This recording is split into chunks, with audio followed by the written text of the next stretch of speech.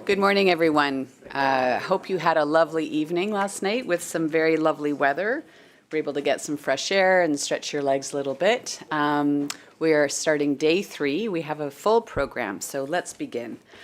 We will start with item 4.1, preliminary report of the end of biennium assessment of the PAHO program budget 2024 to 2025, final report on the implementation of the PAHO strategic plan 2020 to 2025. I would like to bring document 178/13 to the attention of the committee and invite Mr. Roni Maza, Director of the Department of Planning, Budget and Evaluation of the Pan American Sanitary Bureau, to join us at the head table. I would first like to give the floor to the President of the Subcommittee on Program, Budget and Administration to give us a report on the item. Over to you, please, President. Thank you. Thank you, Madam President. I report on 4.1, preliminary report of the end of biennial assessment of the PAHO program budget 2024-2025, final report on the implementation of the PAHO strategic plan 2020 to 2025. Madam President, the subcommittee reviewed the outline of the report on the assessment of PAHO's program budget for 2024-2025 and the implementation of the strategic plan for 2020-2025. The subcommittee considered the proposed outline a sound basis for assessing the implementation of the program budget and the strategic plan and for guiding PAHO's strategic planning for the period 2026 to 2031. The assessment was seen as a means of strengthening transparency and accountability, measuring the progress achieved, and identifying future challenges and opportunities. Delegates highlighted the need to identify lessons learned, best practices, and evidence of impact to inform future strategic planning and resource allocation. It was considered important to improve the quality and accountability and comparability of indicators and to establish indicators that would demonstrate substantive changes. It was suggested that alignment with global and regional frameworks would be strengthened to ensure the consistency of indicators and to facilitate the monitoring of international commitments. Thank you, Madam President. Here ends my report on this item. Thank you very much for that report. I'd like to now give the floor to Mr. Maza to present the item. Good morning, and thank you, Madam President, Director, distinguished delegates. Colleagues, before we go into an update and overview on where we are with this important report, we would like to share with you a video that compiles the achievements and the progress we have made together with member states and the support of our partners, but the hard work of your secretariat here, showing delivery of results, impact in countries, and also how we can move forward with an integrated approach. With that, I'll ask that we play that video.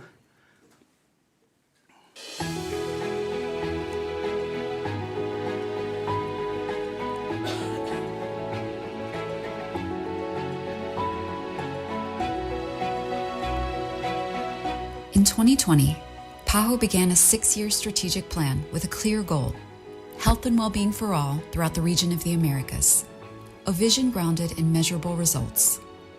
That vision was immediately tested. A global pandemic, the most severe in a century, disrupted lives and put enormous strain on health systems to respond.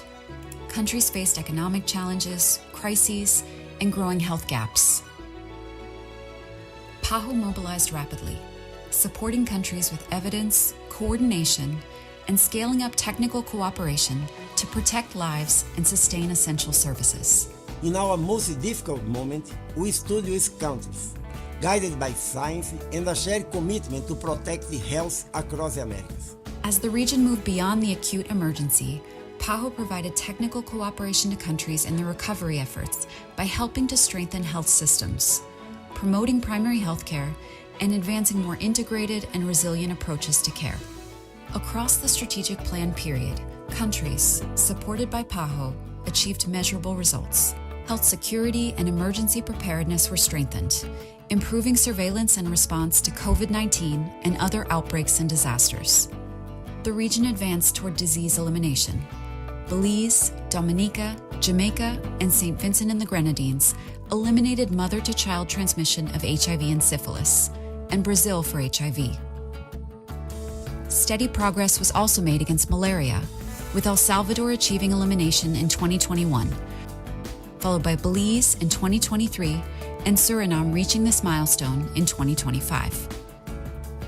In 2024, Brazil was certified for elimination of lymphatic filariasis. Immunization recovered after pandemic disruptions, restoring protection against vaccine-preventable diseases and sustaining regional gains. Primary healthcare was reinforced as the foundation of health systems, improving prevention, expanding access, and reducing avoidable hospitalizations. Access to medicines, vaccines, and health technologies expanded at scale, supported by rapid increase in utilization of the regional revolving funds and increased production capacity. Countries strengthened their response to non-communicable diseases through integrated primary care, reaching more people with services for hypertension, diabetes, and cancer, and addressing the main risk factors through strengthened regulation and legislation. Mental health gained visibility and priority, with expanded community services and renewed political commitment. Digital transformation accelerated, connecting remote communities, enabling telehealth, and strengthening the use of data for decision-making.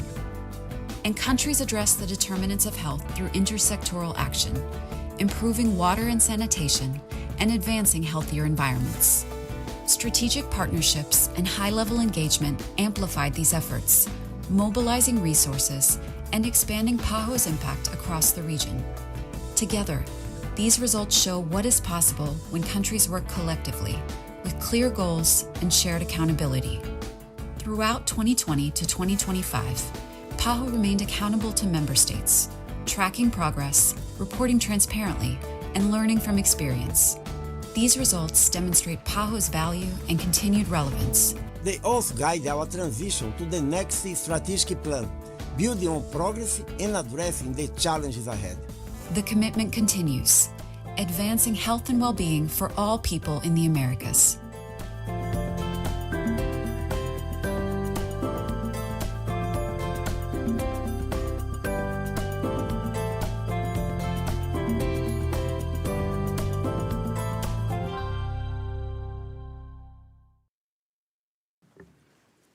Thank you again, and for the opportunity to share that with you and to provide this update to our member states on the collective work. And as the video highlights, collectively together we're stronger and we definitely deliver better.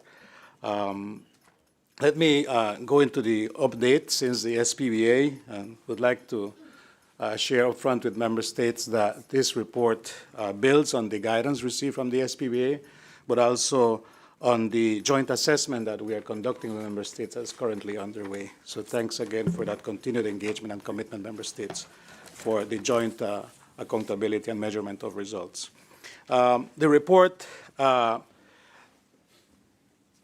captures the collective work done across the region with all member states, with our partners, also the hard work of the Secretariat, dedicated people that work across, or colleagues that work across the countries, the sub-regions, and the region together with you, our member states. And that makes a difference. Despite the challenges, and yes, there were several challenges that have been highlighted before, we can see measurable results, and I'll highlight some of those that are before you in the full draft document. It also reflects the whole of PAHO over the 6 years, and this report closes a chapter of 6 years of a strategic plan that was challenged, but also gives an opportunity to reflect on propelling forward. The implementation also of the strategic plan through its program budgets that you had approved, we will provide an overview of where we stand and also in terms of its financing. And also highlighting where we, the Secretariat, contributed to improving health outcomes. Allow me to just highlight a few points here on the purpose of the report. As has been long established here in our results culture, this report serves as a critical input on accountability and transparency. This is what provides us the opportunity to report to you, as is required by statutory requirement of the organization, that we provide to you every 2 years an update on where we are with the strategic plan and the program budget. And again, as I said before, this closes that 6-year period, not just a biennium. It also allows us to take stock together with member states. As we have done, this is not about the work of the Secretariat, but what we do jointly with your member states. Nothing that we plan here or approve here cannot be done by the Secretariat alone. It needs to be done with the implementation of those interventions by member states that make the difference in people's lives. And also, as highlighted in the SPVA recommendation, we have closely looked at the lessons and opportunities for improvement going forward, and I'm pleased to report that it is not just documenting those, but we have already implemented most of those recommendations and lessons that we have on how to improve going forward, on our planning, on our implementation, but also on our monitoring and accountability. The report before you, the full report, is now a draft report that still has preliminary results, but I want to let you know that this is going to be complemented between now and the Directing Council based on the joint assessment that we're completing with member states. The key sections that are included in the report, financing and implementation, you will see, again, the full information there, not just for 2 years, but over the 6 years, how we did in terms of the budgets you approve and how they were financed. Remembering that budgets here in PAHO are budget spaces, and then they're financed as we implement. Important to note the risk analysis that is fully integrated in the strategic plan and program budgets. We also provide an update on that. Also, the opportunity to highlight to you how we've improved efficiency, transparency, and accountability for the management of our resources, aim, of course, to delivering results, and as I mentioned before, the implementation of lessons and recommendations. At the center of this is the Secretariat and the organization's commitment to delivering results. Results that impact in your countries, in people's lives. And that's important for us to highlight here. And again, not just for us here as a report that we bring to member states, but that serves to document where we had made progress, where we have challenges, and where we can build going forward. In the report, you will see, and as highlighted in the video, that context was important. This was not the usual times. The strategic plan was tested as it was, right, as it was starting implementation. So we went through a period of what we classified as we were writing this report of shocks and transitions. The major shock, of course, of the pandemic, unprecedented impact on the health services systems and the peoples, and all the essential services that are provided to populations. We can see that there was progress. It was uneven. We knew that some of the targets were ambitious, but yet efforts were made. And as you will see in the report, there is progress in some areas, but also we document where we have challenges. One important point, despite all these challenges, there was a sustained commitment to deliver on outputs. And you will see, as I'll share later on one of the slides, is how we fare off when it comes to the outcome and output indicators that over the last 6 years and the last 2 years. And again, the lessons learned that we have documented on how to continue building on maturing our results culture, integrated approach, and accelerated action. The strategic plan already that you approved last September has these recommendations, these interventions, and I want to highlight here the word acceleration. Where there is opportunity to accelerate, we have identified accelerators that can help us to move more rapidly by implementing innovations and new technologies as they emerge, and new ways of working. There was what we documented in the report, and you will see the analysis, that sustained impact depended on that high-level commitment, political, financial resources, engagement, and collaboration. It's not just about declaring or approving the strategy, the policy, but implementing it on the ground that will make the difference. Of course, together with the main actors at country level and with the partners who are always there supporting the implementation of those good strategies and plans. When it comes to the highlighting some of the progress that you will see in the report, we're happy to share with you. This slide tries to consolidate the analysis that we do. It's a robust report, about 50 pages. We try to highlight here on this slide what we consider are the highlights of the report. Consolidation of primary health care. You also saw some examples of that on the report. The disease elimination agenda continues to advance, and we've seen, again, specific examples on how countries are making major efforts in that regard. And then the rebounding of vaccination coverage, which was, as you saw well documented, had made the pandemic really set us back.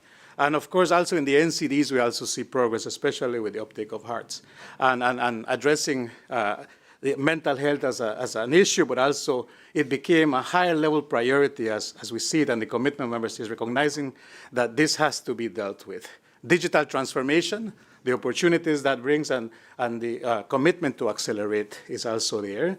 And as you will see throughout the report, we also document where there are the challenges and the opportunities. And I just want to highlight here also number 10, which is, as we work with your member states, we also, the key of building partnerships, lasting engagements, building together, while your secretariat modernizes and transforms also together under your guidance, how we can continue to build on more efficient ways of working, transparency, and accountability. When we look at the impact indicators, and there are 28 of them, as you can see on this pie chart here. That's the highest level of measurement we have, long-term results that require, again, the commitment of member states. The strategic plan, as those of you that have not been involved, the strategic plans at the results chain when it comes to impacts and outcomes especially, are the joint responsibility of member states and the Secretariat. Again, your Secretariat catalyzes, enables, but the results can only be achieved if member states uptake or implement these actions that are required. What we can see here is that, again, the impacts, despite those impacts, we see that about 9 of the 28 indicators were either achieved or we're moving in the right track. There is a table in the report that provides the details on these status, on the examples of what was achieved and what's on the right track. But at the same time, we see that 11 impact indicators stagnated. There was no progress. They remain as is. And again, here, the analysis is there on what were the factors that affected this. Again, not just the pandemic, but other situations, external factors, but also a financial situation that affected the region and also the Secretariat. The wrong track, we're moving in the opposite direction, setbacks. Gains that took decades were affected, of course, by the pandemic, and that we see the evidence there, and that has been documented and shared with your member states. We have also noted in a transparent way that there is ambition to measure 3 new areas that didn't have data, and we're very transparent with you. We didn't have the data over the last 6 years, and we learned the lesson. We have, in the new strategic plan, you will see that those indicators are not brought again, and we included indicators where there's evidence that we can measure and report back to you. Again, on the report itself, you will see the details of where progress was made, where there is no progress, and where we need to pay attention going forward. When it comes to the outcome and output indicators, again, the outcome indicators, the joint responsibility of member states is important here. We see here that about when you look at achieve means that the target that was set was fully achieved by the work done with member states here at the outcome level in improving either health systems, in increasing access, and addressing and building capacity in the countries. We see that when we put together the achieved and partially achieved, it's about 74%. And just to highlight here that the rigor of the methodology requires us that in those partially achieved, sometimes it's one country that did not reach a target, but we have been very thorough here and decided to still rate it as partially achieved. In the partially achieved, there's a lot of progress made by countries, but because of the rigor of methodology, we decided to put it as partially achieved. So about 74, but yet 27 indicators of the 105, the outcome level, or 26%, there was no progress, not achieved. And again, we have looked at those as we prepare the next strategic plan, and we have also reflected on what could be done going forward, either to address the situation or where there's opportunity to accelerate progress. At the output level, we see a higher level of implementation. This is where we developed tools, systems to support, of course, the improvement of the health situation. Here, we see about, when you combine achieve and partially achieve, is about 89%, but yet an 11% that was not achieved. Again, this was affected, again, this is where your secretariat, you will see. When you approve a program budget, it's justified by the biennial outputs that we present to you. And here we can also say to you that while we deliver at a higher level, the impact of the financial situation, the gaps that we had, also affected our implementation and delivering the program budget. Turning to the budget and financing aspects, first, I beg your indulgence here to take a bit of time to explain these graphs. Again, we're covering here not just a biennium, but the 3 program budgets that were implemented during the 6-year strategic plan. The bottom bars are what we call base programs. Those are where the priorities, the core mandate of the organization, the priorities that you approve in the program budget and strategic plan, that's what it reflects. And that's the budget that you would approve for us to fund.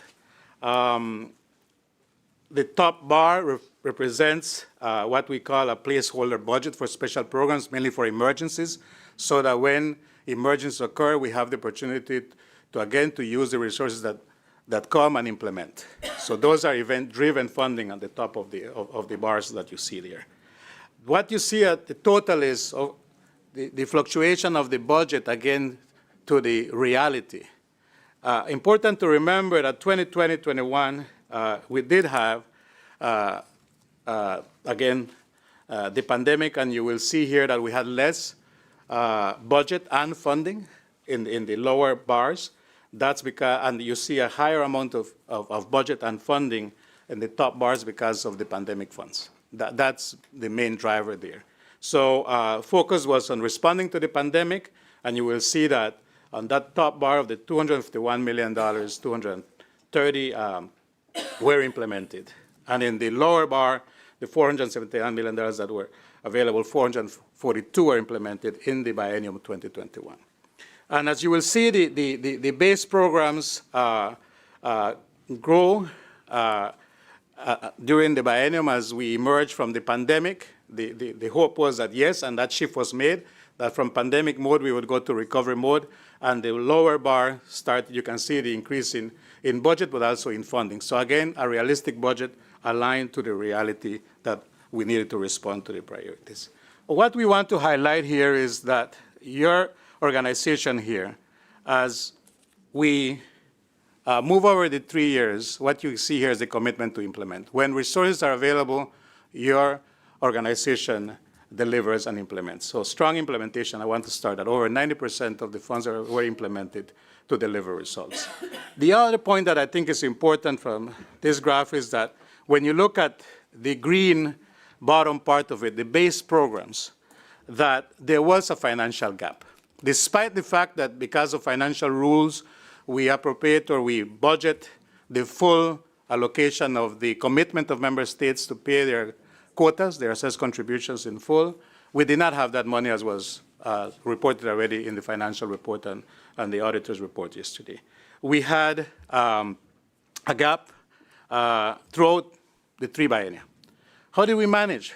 Well, we managed by being prudent, by being responsible, by increasing our resource mobilization, by engaging with new partners as in addition to our traditional partners, cost containment measures and efficiency measures. And you saw from my colleague, Director of Finance yesterday, on the reduction in travel. But let me tell you that the overall cost containment measures amounted to over $25 million just last biennium. The efforts the Director put in place on freezing positions, on reducing travel, reducing the face-to-face meetings, that adds up to more than 25 million. That's how we were able to protect, to some degree, the focus on our priorities. But also the efforts of the staff, the teams across your secretariat, to find innovative ways to work and deliver with high level of commitment. I can tell you that in that, what you don't see in these numbers is the way on how they innovated, to work across programs, to work across countries, to work with ministries to reduce costs, where the ministries also came and said, well, we can offer this option to work with you.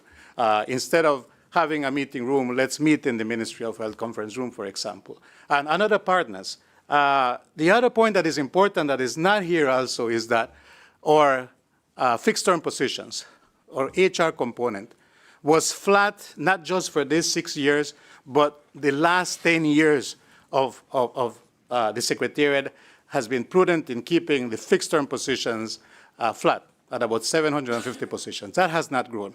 What grew was the level, my colleague, when you see the HR report, you will see, again, how we manage search capacity by hiring consultants. The other, and then interprogrammatic work. Our director has pushed us in this way of working across all programs and all levels, and that has also paid off. But internal borrowing also has been highlighted. We had to take funds to cover with the commitment to respond to the implementing that program budget, the strategic plan priorities that you had approved. I also would like to note here that the point that our director mentioned yesterday and the day before, that throughout this period, the assessed contributions remain at $194 million. That's about 27% of the budget you approved. And that's taking the full amount that member states committed. But when we look at the last biennium, we had 125 million of those 194. There was also a deficit there, and that was managed through the working capital by exhausting and other funds that had to be used. Important here is another important change that was done to manage the situation was between 2021 and 2022-23, is that in the governance reforms of 2020, the working capital was doubled from 25 million to 50 million to be able to manage these shocks. But as we saw yesterday from the financial report, the $50 million was not enough to manage, again, the deficit when quotas are not paid on time. Just wanted to highlight that with you. While you see that overall financing and being able to manage and balance the funding to respond to the priorities that you have approved, it was not equal across programs. This heat map shows you how over the 3 biennia, the funding also fluctuated. And 2 clusters are highlighted here with the least financing, which are the health emergencies and the NCDs and risk factors. That has been chronic. It's really, while we make every effort here to allocate the flexible resources are not enough. So the constant work with donors also to advocate for these resources to align the funding to priorities is important. Also in the health systems area, you will see that the funding also percentage increased as we went from pandemic mode to recover, and we saw it also important to note that that increase is highlighted there, going from 63% to 85% in the last biennium. But still, as you can see here, that is below 90%. We usually look at the funding of any program about 90% to be able to deliver to the commitments that we made. Although we would like to have the 100%, we aim at least of a 90%. And you can see here that most clusters are below that 90%. In terms of going forward, I want to take the opportunity to highlight here that first, where we are with the joint assessment, we are pleased to report to you that to date, 38 of the 51 countries and territories, the assessment is not just done with member states, it's done with the territories as well in the region. 38 of 51 have completed. 10 are underway, they're in progress, and we hope that we will be able to complete those in the next few weeks. So thanks again, member states, for your commitment, for the engagement, the collaboration with the Secretariat, with our country office and our technical teams. We are in the phase of validation. Some of you, and here in this room, we have some focal points who are doing that assessment. where we will be ensuring that what is reported here is according to the evidence and to the measurements, the metrics that has been established to assess the achievement. We will, after the executive committee, we will update the report with the joint assessment. And of course, we will continue to apply the lessons learned and recommendations to continue again responding to the commitments that you have approved and the priorities you have approved in the strategic plan 2026-20. With that, Madam Chair, thank you for your attention. I'm looking forward to address any questions or comments that may come up. Thank you. Thank you very much for that overview, solid presentation, as well as the graphs and charts to give good visual summaries of the situation. Thank you. With that, the Executive Committee is invited to take note of this report, and I now open the floor to plenary for discussion and to provide any comments as members wish to.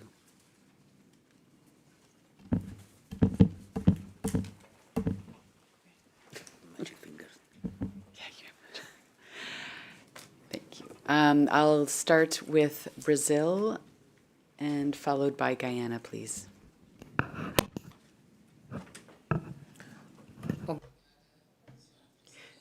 Thank you, Madam President. We're grateful for presentation of the Secretariat's report highlighting the efforts carried out by PAHO member states, being able to see the progress made and identify areas that still require attention. We congratulate PAHO for the high programmatic performance and given the challenges faced in financing and the growing dependence on voluntary funding and transfers from WHO. The final report for implementation of the 2020-2025 strategic plan shows importance in the region, especially in primary health care, expanding access to health technologies in the process of recovery of the health services following COVID-19 pandemic. There have been progress also to address inequalities in health within countries and also neonatal mortality. This shows how important regional cooperation is, but there are still major challenges for consolidation of the program and to decrease disparities in the region. The assessment also shows that there are important challenges to transform programmatic advances into sustainable impacts for the health of the population. Special areas requiring attention are maternal mortality, non-communicable diseases, and strengthening information and health surveillance systems. Brazil, in particular, is concerned by the fact that many of these challenges continue disproportionately affecting the populations of greater vulnerability, strengthening the need for policies based on equity and social health determinants. In this context, I'd like to report that Brazil has completed assessment of the indicators 2024-25 and assessment of the strategic plan 2025-2031 in close collaboration between the Ministry of Health and PAHO Brazil. The process is essential for strengthening technical cooperation and the national capacities in the health sector. The next strategic step will focus on continue giving priorities to the strengthening of universal health care, primary care, development, and to deliver health technologies throughout the region, as well as the response to health emergencies. Lastly, we reaffirm our commitment to regional cooperation. PAHO is a strategic partner to promote health and equity in the Americas. Thank you. Thank you. I'll turn to Guyana, followed by Canada. Thank you, Madam President. Estaba pensando en hacerlo en español. I was thinking of giving my presentation in Spanish, but I'll refrain from doing that. Preliminary report on the end of biennium assessment and the final report on the strategic plan 2020-2025. We commend the Bureau for its transparent results-based overview. Generally, Guyana strongly supports this report and appreciates the Director's disciplined focus on institutional accountability during a period of unprecedented regional challenges. We celebrate the significant achievements recorded, particularly the consolidation of primary health care as the bedrock of health resilience, the expansion of the Hearts Initiative, and progress in multiple disease elimination strategies. In Guyana, these regional strategies directly mirror our national investments. We are aggressively transforming our primary healthcare infrastructure, expanding digital health information systems, and upgrading our national laboratory diagnostic networks, including the modernization of our National Public Health Reference Laboratory in collaboration with partners such as the World Bank. These actions show a practical alignment with PAHO's strategic outputs. However, a critical review of the report reveals stark areas of concern that require our urgent collective attention. Critical regional impact indicators, notably in maternal mortality, non-communicable diseases, and routine immunization targets, have stagnated. While we acknowledge the administrative complexities highlighted in the report, Guyana emphasizes that true regional sustainability is achieved when technical frameworks are translated into scalable national interventions. In this regard, Guyana has made significant strides in three core areas highlighted by the Bureau. First, the institutionalization of robust surveillance and border health containment protocols. Second, the aggressive decentralization and integration of mental health services into our primary healthcare network. And third, the acceleration of multi-disease elimination campaigns targeted at communicable threats. For smaller and developing economies, structural bottlenecks like the severe shortage and migration of specialized human resources for health and persistent data gaps continue to hinder real-time epidemiological course correction. While we appreciate the vital role of the PAHO Regional Revolving Funds, smaller states remain highly vulnerable to supply chain disruptions. We must therefore bridge the gap between regional technical documents and practical country-level operationalization. Moving forward, Guyana fully endorses the report's recommendations. We specifically support PAHO's commitment to developing comprehensive theories of change with clear causal pathways that respect varying national capacities. We also agree that emergency response capacities must be integrated into permanent public health functions. For Guyana, this means strengthening real-time surveillance, border health, and port of entry screening protocols to sustain regional health security against emerging global threats. In conclusion, Guyana thanks PAHO for its unwavering partnership. We look forward to translating these critical lessons into sustained, measurable health outcomes for the peoples of the Americas. Thank you, Madam President. Thank you very much. I'll turn to Canada, followed by Haiti.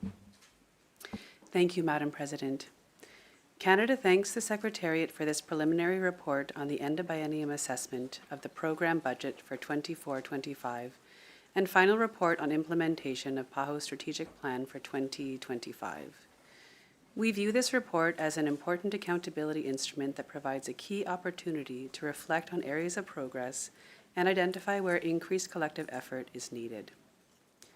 Acknowledging the significant impacts of the COVID-19 pandemic, we note that performance across impact indicators and outcomes for the last strategic plan was uneven. While we welcome improvements in areas such as neonatal mortality, we remain concerned by stagnation in the maternal mortality ratio and regression in indicators such as the mortality rate due to suicide, which require increased attention.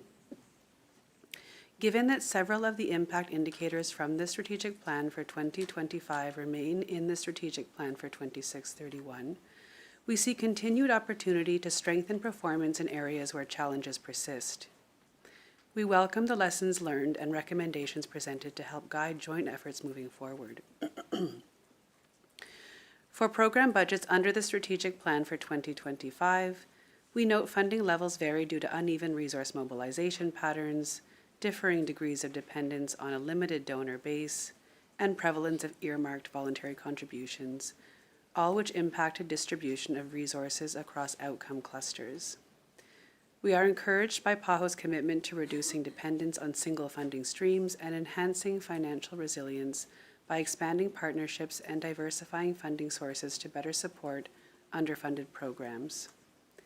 Finally, we appreciate that findings from this assessment have already informed refinements in PAHO's results framework, theory of change, and target setting approach to better position the organization to accelerate progress under the strategic plan for 2631. Canada looks forward to reviewing the final report for the end of biennium assessment and continuing to work together to ensure the region keeps moving in the right direction to achieve the best possible health outcomes in the Americas. Thank you. Thank you. I'll turn it now to Haiti, followed by El Salvador. Madam President, Haiti is grateful to the Pan American Sanitary Bureau for presentation of the preliminary report of the end of biennium assessment of the PAHO program budget 2024-2025 and the final report of the implementation of the PAHO strategic plan 2020 to 2025. We appreciate the progress made by member states, in particular with the strengthening of health systems, preparedness and response to emergencies, and improvement of access to essential services. For Haiti, this report highlights a fundamental reality. Resilient health systems depend on solid primary health care, competent human resources, performing supply chains, and information systems able to support decision-making based on data. We welcome the efforts to strengthen the countries and promote greater equity in the assignation of resources. Nonetheless, there is continuing challenges affecting the most vulnerable countries in the region. Recall how important it is to have flexible, lasting funding. We also want to underscore the importance of effort of the basic health systems in the context of many shocks confronting Haiti in recent years. This assessment is a strategic tool that is essential to identify priorities, guide reforms, and give better direction to national and international efforts while strengthening with sustainability the resilience of the Haitian health system. With a new strategic plan, we encourage PAHO to continue its efforts to reinforce local capacity, reinforce health sovereignty, thus improve the lives of all the populations in the Americas. Thank you. Now to El Salvador, please. Thank you, Madam President. El Salvador welcomes this preliminary report that has been so well drafted and presented by our colleague Ronnie Massa, which describes in detail the path followed by PAHO together with member states to develop this strategic plan and obviously this program budget. El Salvador is also grateful that the primary level has been a strategic axis for the plan. This has enabled us to strengthen and build resilience in the primary healthcare level, thus providing greater coverage to our population. In addition, it has allowed us to scale up the vaccination program, the immunization program, in other words. This has been strengthened, and today we are reaching optimal levels, showing that it is possible to eradicate diseases such as the human papilloma virus, and that is thanks to vaccines. In addition, we have reached historical milestones with the HEARTS program that we were one of the last to launch, but we are attaining good levels of implementation and outcomes, able to deliver medicines that could not be obtained in the past but through the national health system of El Salvador. It has also been interesting to co-create areas for digital transformation. We have implemented what we call the 911 for our medical emergency system. This was done jointly with PAHO. It has been fascinating to see the result of the work of the two institutions can achieve something that is usable by other member states also. Thank you very much. Thank you. I'll turn to Dominican Republic, followed by the United States.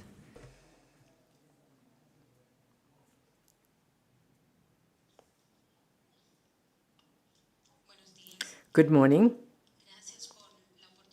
Thank you for the opportunity to hear about the report, and thank you, Ronnie, for all the effort that has been done. In the Dominican Republic, we understand the effort behind or preparing this report, and especially to present its advantages in a context marked by limitations encountered due to the drop in contributions by countries and the effects of the pandemic. But in particular, we recognize the reinforcing of primary health care and recovery of immunization programs in the Dominican Republic. Good progress has been made in this process, plus scaling up the access to health technologies and the promotion for digital transformation. We appreciate progress in controlling NCDs. The Dominican Republic has made significant strides in implementing the HEART strategy. Right now, we are in the process of implementing and testing networks jointly, and we understand that this effort and the exercise being conducted with support by the PAHO Country Office will translate in significant results for our population. The report highlights major challenges, in particular, though, in those indicators that are stagnating, as well as those showing low progress. We understand that these effects are due to factors, and we need to continue reinforcing the capacity of health systems precisely to be able to translate this progress in sustainable matters for our countries, and the transformation of data systems for decision-making in the Dominican Republic. There are still major limitations when it comes to analysis of data. We need to review the indicators that are stagnating, and for that, we actively participated in the review of indicators and presentation of outcomes. We truly appreciate that the exercise has been conducted jointly, not only with the look of the Secretariat, but also a review by the office to the Ministries of Health and from the Ministries of Health and within each country. This isn't only a report for PAHO, but it is something that has allowed us to focus on the indicators that we need to look at internally within our country and to strengthen with national efforts. Once again, we thank you for the report, and we hope that in future exercises, these outcomes that we've seen thus far will be able to be taken into account for future exercises. Thank you. Thank you very much. I'll turn it now to the United States. Thank you, Madam President, and good morning, colleagues. The United States welcomes the end of biennium assessment of the PAHO program budget 2024-2025. We underscore the importance of a rigorous, results-based evaluation that clearly demonstrates how resources were utilized and what measurable public health outcomes and impacts were achieved in alignment with PAHO's core mandate and member states' priorities. We all can agree that a transparent assessment of progress, performance gaps, and remaining regional health challenges is essential for accountability and fiscal responsibility. This assessment should provide public health evidence of impact, identify lessons learned where indicators have not been achieved, and inform resource allocation and implementation strategies as PAHO advances into the 2026-2031 strategic plan cycle. The United States supports the 2026-2031 strategic plan's emphasis on evidence-based actions to safeguard health and well-being across the Americas, and its focus on addressing root causes of disease, strengthening primary health care, improving child health, and promoting healthy diets grounded in evidence. Additionally, in this context, the United States does want to reaffirm that national sovereignty is the foundation of the international system. International organizations serve as an important framework for voluntary cooperation among sovereign states, not as a governance mechanism. The joint assessment by the Pan American Sanitary Bureau and member states appropriately reinforces member states' central role in evaluating performance, validating results, and ensuring implementation reflects nationally determined priorities. The United States maintains that it is essential that PAHO and our fellow member states use clear and definitive definitions for biological men and biological women, recognizing their distinction and the need to accurately prescribe health outcomes to each biological sex. Additionally, the United States perspective that any continued inclusion of climate-related issues in PAHO's strategic plans will continue to waste the organization's time and resources. Finally, so-called social determinants of health amount to the application of diversity, equity, and inclusion ideology to health policy. This misguided framework prioritizes income, race, and social background over measurable health outcomes and impacts and personal responsibility. We are looking ahead with optimism to 2026-2031's plan, which is in line with the priorities of the United States to advance health in the Americas. Thank you. Thank you. I will now give the floor back to Mr. Meza to respond to any comments. Thank you.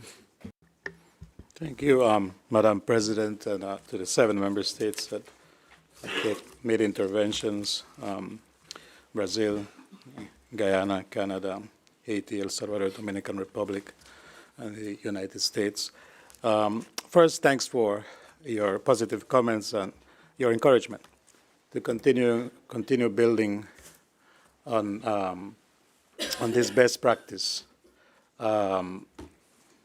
that we have developed with your member states over the years.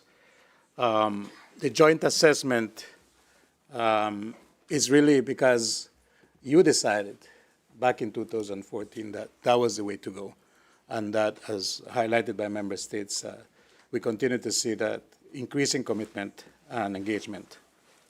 And that goes to prove that a best practice can only continue to be strengthened with that commitment that you have. I'd like to highlight a few points on the opportunities that we have, as the report does document clearly the challenges, but also on moving forward, which I think is important through the new strategic plan. I'm also very happy to note here that when we did the analysis of the strategic plan and the input that when we reviewed the national plans and our country cooperation strategy, there was a very good alignment here with what was being planned by countries and what is reflected, of course, in the strategic plan, because that is the joint work that we do with you, member states. Building capacity at country level continues to be a core. And that is what really makes a difference. So we're happy to hear that, as member states highlight, that this is the opportunity to implement, and as going forward, also it's not just about this regional view, but country by country on where the challenges are is going to make the difference. And we have also done that as we were doing operational plans for the current biennium. We have also looked into that and where the opportunities country by country on where to address challenges, but also opportunities to accelerate. And our technical teams have also looked at accelerators on where, again, something that was lagging or going backwards can also, we have the opportunity to intervene. Those interventions are in the strategic plan. And of course, as we implement the new strategic plan and we monitor, we will see where new evidence comes up, where new practices, new interventions for the opportunity to implement and move forward. The other point that I think is important to highlight here is the challenge indeed. And we wanted to make sure that that was well documented. This was, as noted in your interventions also, thank you for acknowledging that it was indeed an unprecedented times.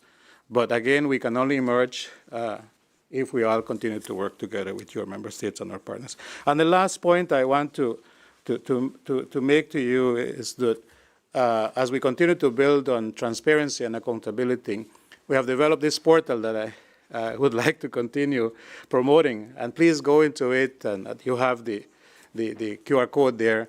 And also, it will be made available to. We have prepared some briefing material that will continue to promote so that, and again, any suggestions are welcome as we continue to make sure that we document, but not just document, that we act upon the lessons and the recommendations. Thank you again, Madam President and Member States. Thank you very much. Dr. Barbosa, did you want to make any comments? Yes, thank you. Thank you, Madam President. First, I want to thank the Member States for their comments about this report. Of course, that we are still working to present briefly a more new version, finalized version. But I think that is very clear what is stated in this report. We are reporting a strategic plan that I don't need to remember you how challenging was this period, because you had the most dramatic public health emergency in 1 century. We had not only the deaths directly related to the pandemic, but also the mortality excess in almost all causes that you have for cancer, cardiovascular diseases, because people were not able to go to the hospitals and health centers, or they were afraid during the peaks of transmission, or the health services were closed. But after the pandemic, the disruption produced by the pandemic in the societies, the economic loss in the countries also impacted some negative impacts on the health sector. So I think that it was really a challenging period, but it's important to see that despite all these challenges, we continue making some progress, relevant progresses in the region. So it's important to build on this progress, at the same time to identify where we are lagging behind, where we really needed to think how we can, working with our member states, to improve the way that we are responding to the main public health challenges that you have in the region. It's very important to also that in the new strategic plan, that we needed to, we have identified the need to implement the lessons that we learned from the pandemic. Let me tell you that the one first lesson was to review how was our response. And I want to thank our my predecessor, our Director Emeritus, Carissa Etienne, because after the pandemic, she immediately convened an external evaluation of the Secretariat response to the pandemic. This report is available to our member states in a totally transparent way. We established a working group with clear indicators and goals and timeline to implement all the recommendations that came from this report, so the Secretariat will be better prepared to deal with a new public health emergency like the pandemic. At the same time, the pandemic also highlighted some priorities that you have mentioned during your intervention that now are part of the strategic plan and were approved by our member states to improve our capacity to respond and to adapt to this new situation that we have. We are clearly now better prepared and working better with our member states to strengthen national health capacities, because you know that if we don't have at the country level all the capacities to prevent early detection and response to public health emergency, we will not be protected. And I'm not talking about the future. I'm talking about the present, about the dengue fever outbreaks, about chikungunya, about Zika, about yellow fever, about the hantavirus in a cruise ship. So we are talking about the present threats that we really need to be better prepared. Another lesson was that if you don't have a strong primary health care, we cannot have a resilient health system. A very important part of this excess of mortality, of the indicators like the maternal mortality that increased almost 100% during the pandemic, is because at that time primary health care was not able and prepared to continue providing care during a public health emergency. So as a result of this lesson, now we have a strong primary healthcare alliance in the region, and we are working together with several countries to renew and strengthen primary health care. The third is digital transformation. Almost, I don't remember a conversation with a Minister of Health before the pandemic that digital health was part of the conversation. After the pandemic, I don't remember one single conversation with a Minister of Health that they are not asking us to expedite the support to improve the quality of data, and at the same time to support them to use all the tools that are already available, telehealth, telemedicine, artificial intelligence, to improve the quality of care, and at the same time to remove barriers and to increase the access, including promoting a stronger primary health care through digital transformation. The other priority that clearly emerged from the pandemic is that we need to reduce the vulnerability of our region. So for this reason, it's part of the new strategic plan that you approved last year, that we needed to strengthen the regional production.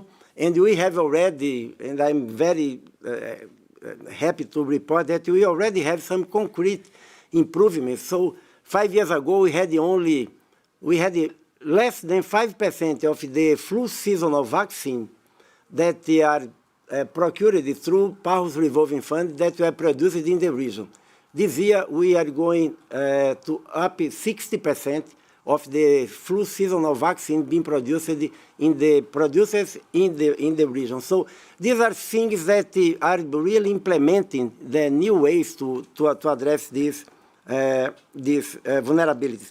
Mental health, that also emerged as it was there, but I think that it was sometimes hidden, the discrimination, the stigma, but the public health, the pandemic has already told us that we cannot accept that the region of the Americas is the region with the highest rate of suicide in the world.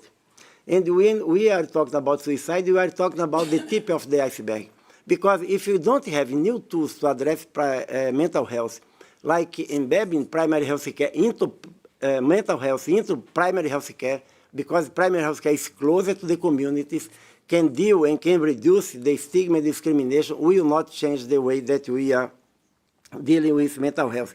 And finally, immunization, because we know that during the pandemic, 24% of children were not able to get the vaccines, the routine vaccines that they needed, but also the Americas showed a very strong capacity to recover. We are the region that are recovering faster in the world. We now are at the same level that we were before the pandemic. But it's not enough, as you know, because to control the outbreaks of measles, we need to continue this kind of strengthening. Finally, Madam President, and thank you for your indulgence, I think that the pandemic also told us that we need to work better to improve the way that we work in some aspects, strengthen the interprogrammatic approach. So now, two of the initiatives that were approved by our member states, the elimination of disease initiative that are progressing. The Americas is a leader in public health in the world, and we continue every year with new countries being certified to have eliminating diseases. The progress in this region is so important that we are pushing WHO to establish some standards, because for some diseases, we are the first region to eliminate, and we don't have a global standard, so we are developing a regional standard and offer to other regions to use a scientific-based criteria to assess elimination. But elimination is a very important example in the Secretariat, that we are bringing together several different departments working in an concrete interprogrammatic way to improve and to produce a more efficient technical cooperation to our member states. And also the reduction of the preventable deaths related to non-communicable diseases.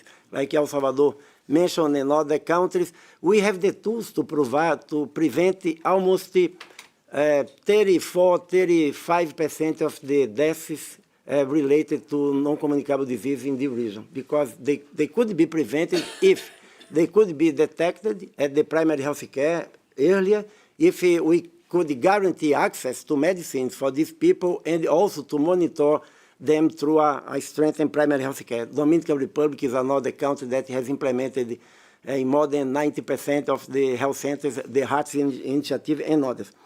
Finally, I think that also we implemented one important lesson that you learned during the plan itself, the strategic plan itself, that you need to be more focused. The strategic plan 2025 had 29 priorities. When we had 29 priorities, it is difficult to identify what are the priorities. For this reason that you needed to put some of these indicators together and call them clusters. This lesson was learned. When we look to the new strategic plan that you approved last year, it's a strategic plan that is real strategic, is real, point out to the Secretariat what are the priorities that you want us to concentrate in these next 6 years.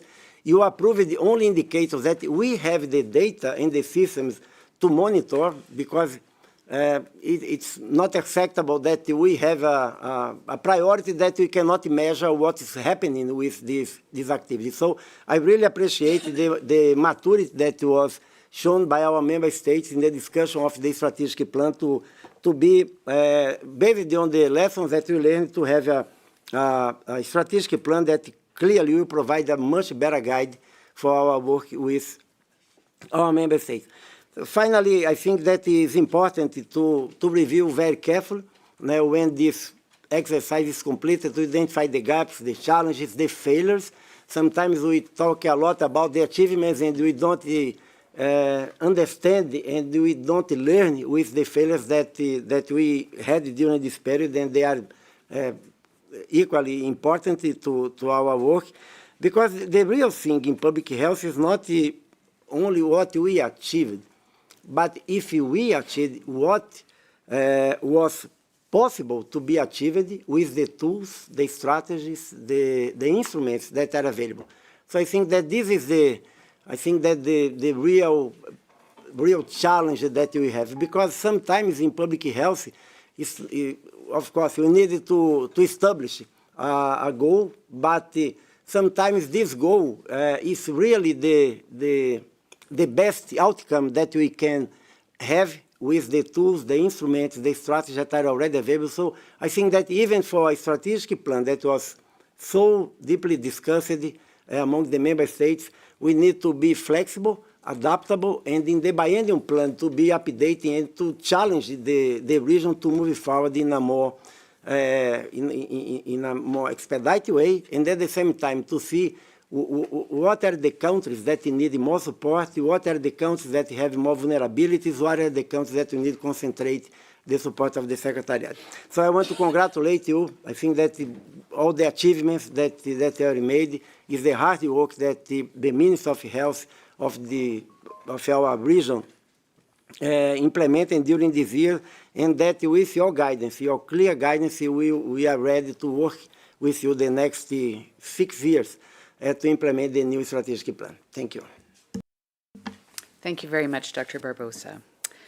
With that, I'd like to inform the committee that the discussions will be reflected in the final report, and that closes this item. Thank you very much.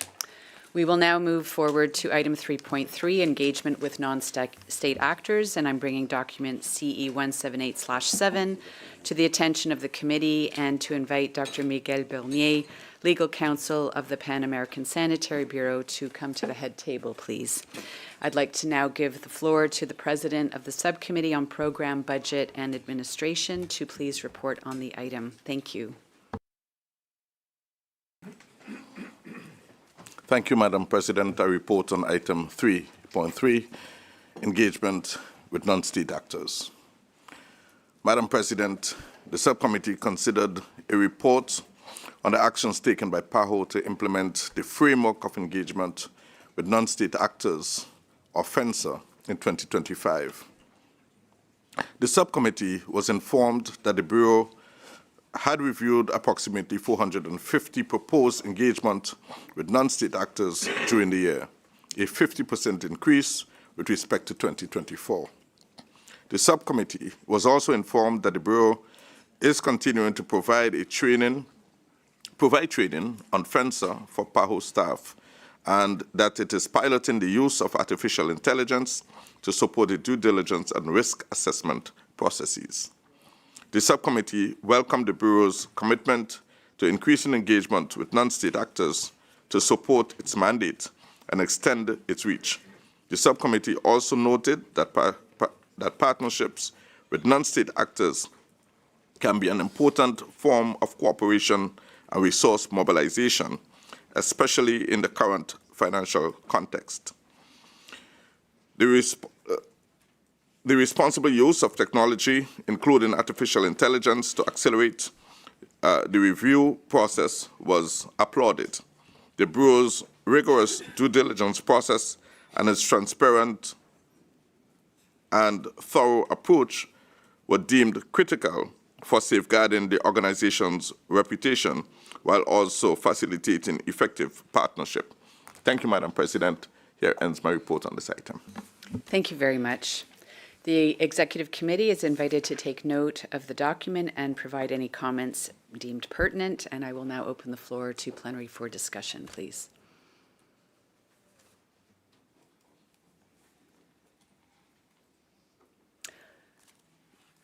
Guyana, please go ahead. Thank you, Madam President. Guyana welcomes this 10th annual report on the implementation of the Framework of Engagement with Non-State Actors, FENSA. We commend the Pan American Sanitary Bureau for its transparent management of risks in an increasingly complex global health architecture. Generally, Guyana supports this report and its conclusions. We welcome the operational efficiencies achieved in 2025, particularly the delegation of low-risk reviews to country office coordinators. This is a practical step to avoid administrative delays on the ground. We also note the significant approximately 120% increase in attendance by non-state actors in official relations at PAHO's governing bodies, which reflects a healthy, inclusive governance model. For Guyana, multi-sectoral partnerships with the private sector, academia, and civil society remain vital to complement public resources and accelerate health technology transfers. However, we must at times exercise caution. The report candidly highlights that a rising volume of reviews is straining the Bureau's capacity for essential training and oversight. For small and developing economies, this bottleneck introduces a practical risk. Operational delays in due diligence can stall critical public health projects on the ground.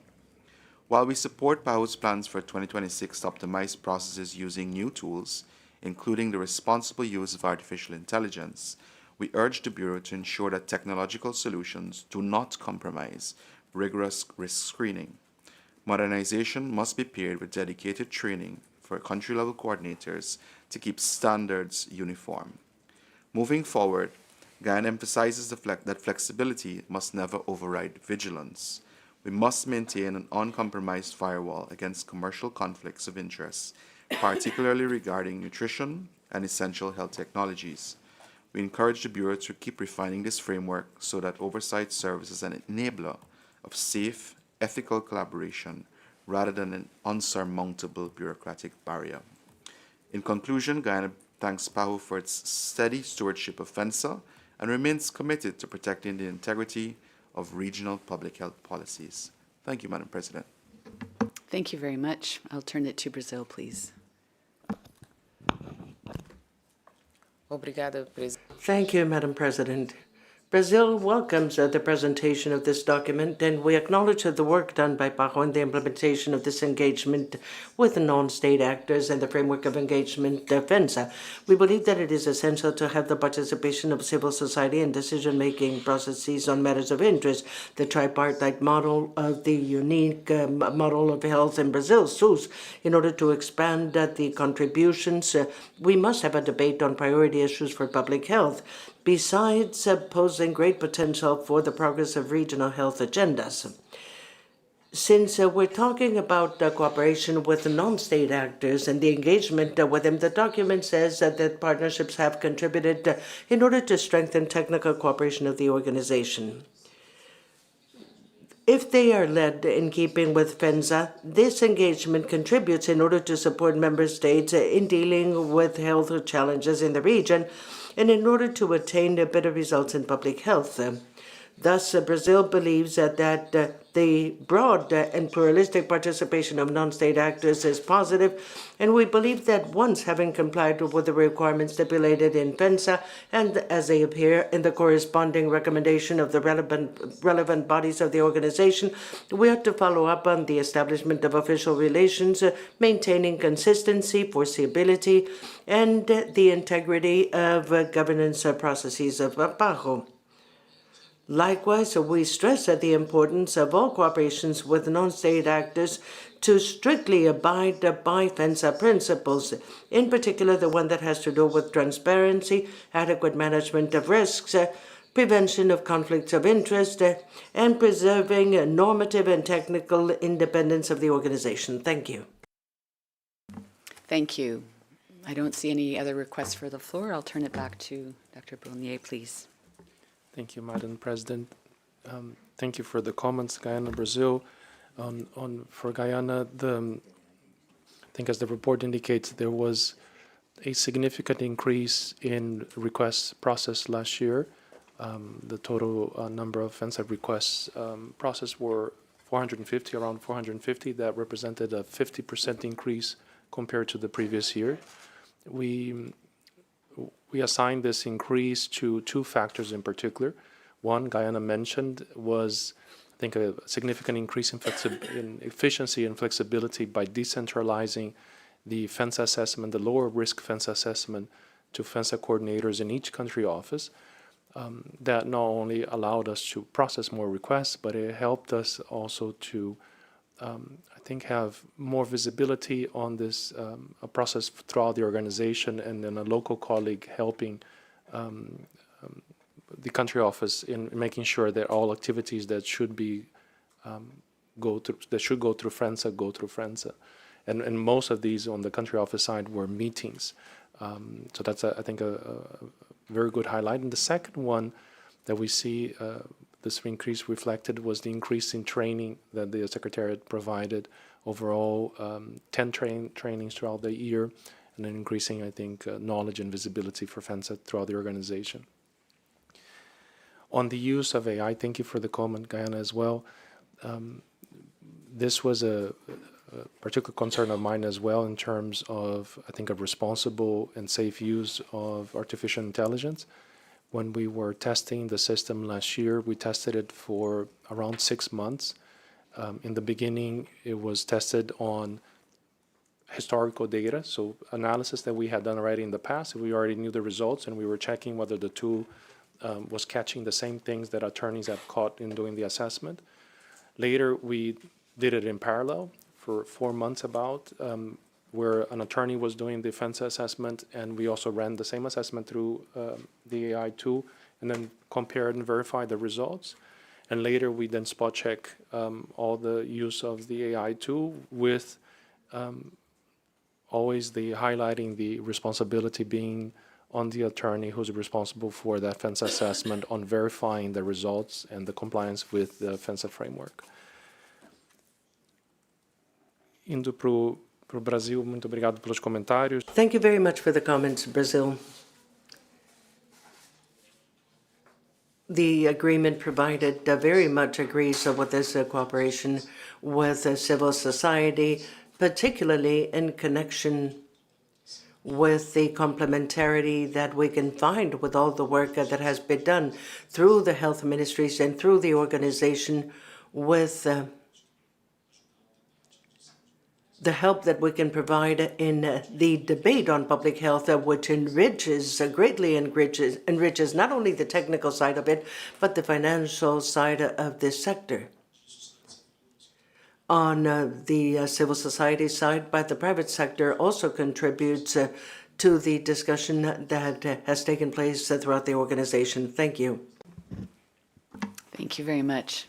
Dr. Barbosa, did you have any comments? No. Okay. Thank you very much, all. With that, I'm informing you all as the committee that the discussions will be reflected in the final report. And that concludes this item. I will now suggest that we will take our coffee break and let's reconvene. Well, let's make it 11 sharps. Then we'll start sharp at 11 o'clock. Thank you very much.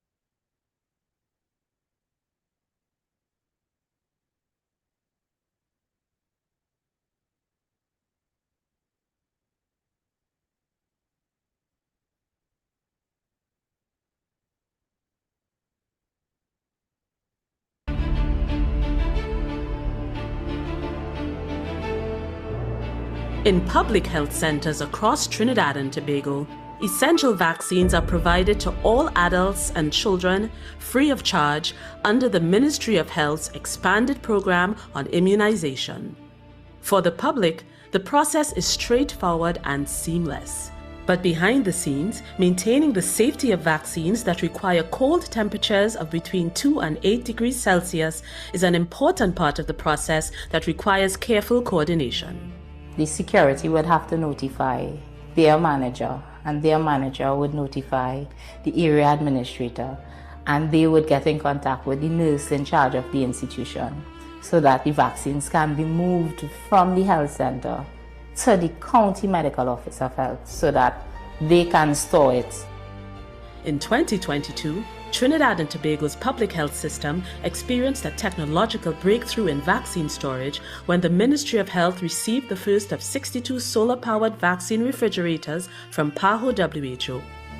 What we do is support the countries to procure not only all the vaccines that actually are given here to the population, also procuring some supplies for the cold chain to provide the vaccination throughout the country, and also training the health personnel to be able to accomplish this.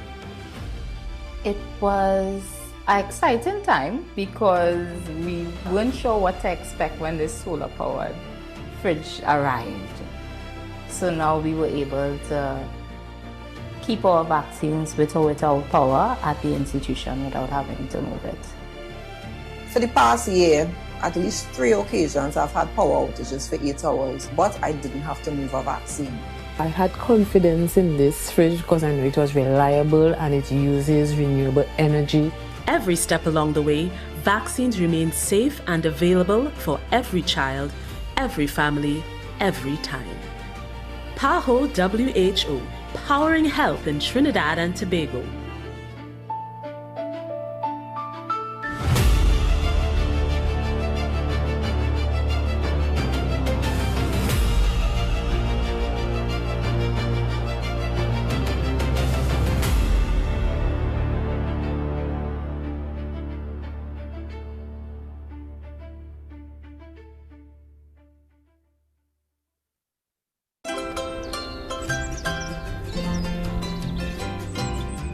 Ya felizmente hemos avanzado con las evaluaciones rápidas de tracoma en los 12 municipios seleccionados en El Salvador.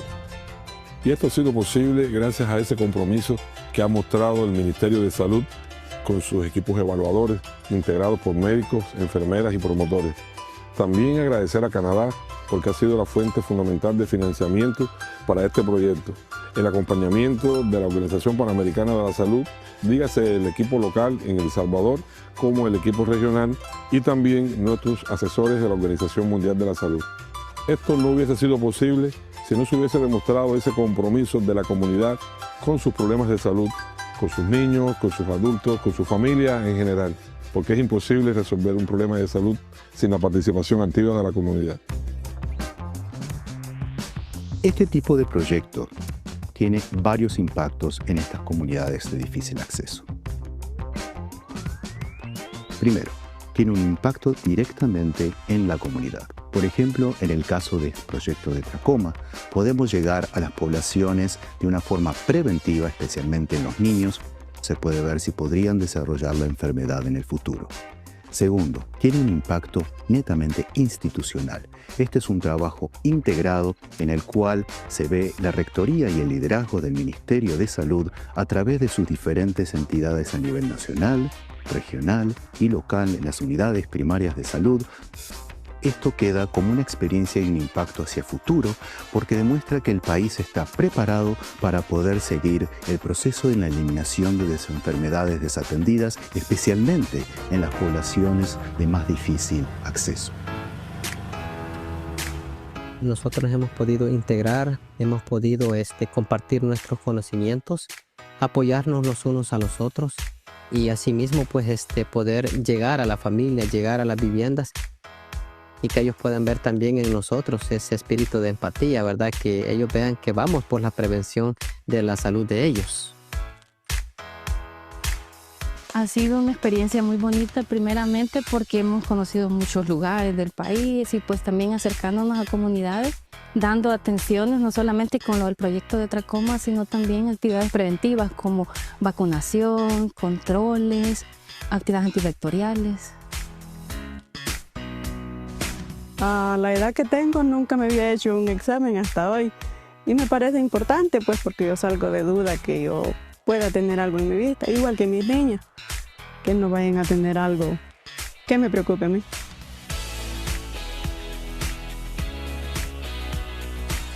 Muchas familias no tienen la oportunidad de ir donde nos dan esas consultas. Tal vez algunos sí tienen la oportunidad de ir así una vez al año, pero muchas familias no tienen esa oportunidad, más en estas zonas rurales acá.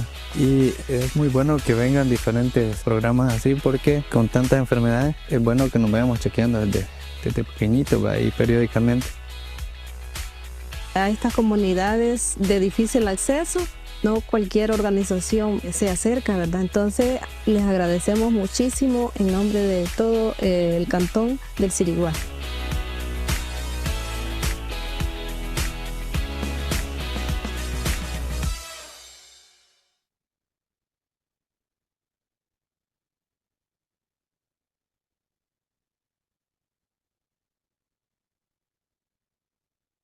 Descobri, deu aquele desespero, porque assim, meu sonho sempre foi ser mãe.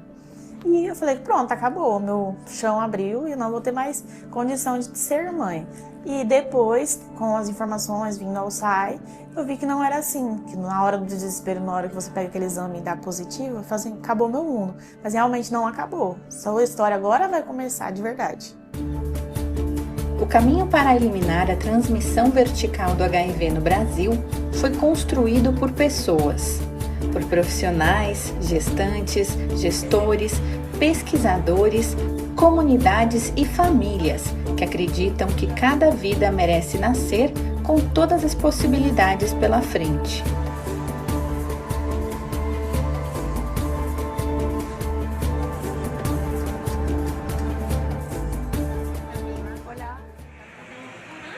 Toda gestante, quando ela chega na consulta de pré-natal, ela passa pela consulta e durante a consulta é realizado o teste rápido. Teste rápido realizado contra HIV, sífilis, hepatite B e hepatite C.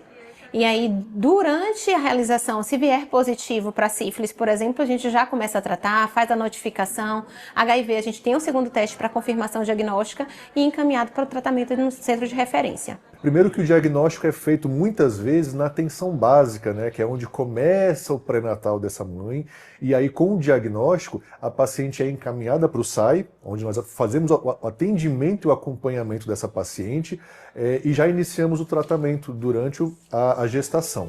Eu vim aqui, fiz exame de sangue, deu positivo, marquei o infecto, no outro dia eu consegui, o dia mesmo, aqui no dia, no outro dia eu vim, já me deu esse remédio, ele conversou comigo, me explicou como é que eu tenho que tomar, tudo certinho. Eu vim, peguei remédio aqui na farmácia, tomei, tudo certinho, depois deu indetectável. Quando eu fiz o segundo exame de sangue, já deu detectável. Com uma vigilância ativa no país, cada teste positivo abre um fluxo articulado entre serviços, garantindo que nenhum cuidado se perca no caminho. O fluxo de notificação dos agravos de notificação compulsória, HIV, sífilis e demais agravos no município de Cacoal, ele começa lá na unidade de saúde, seja ela pública, particular, clínica e até laboratório. Então, com essa notificação de algum caso suspeito, até confirmado de laboratório, nos ajuda muito a buscar o caso suspeito. Todo o meu acompanhamento, né, meu pré-natal, eu posso dizer que foi assim excelente, porque foi feito um acompanhamento bem detalhado, fui muito bem orientada, foi feito os testes em mim, meu esposo.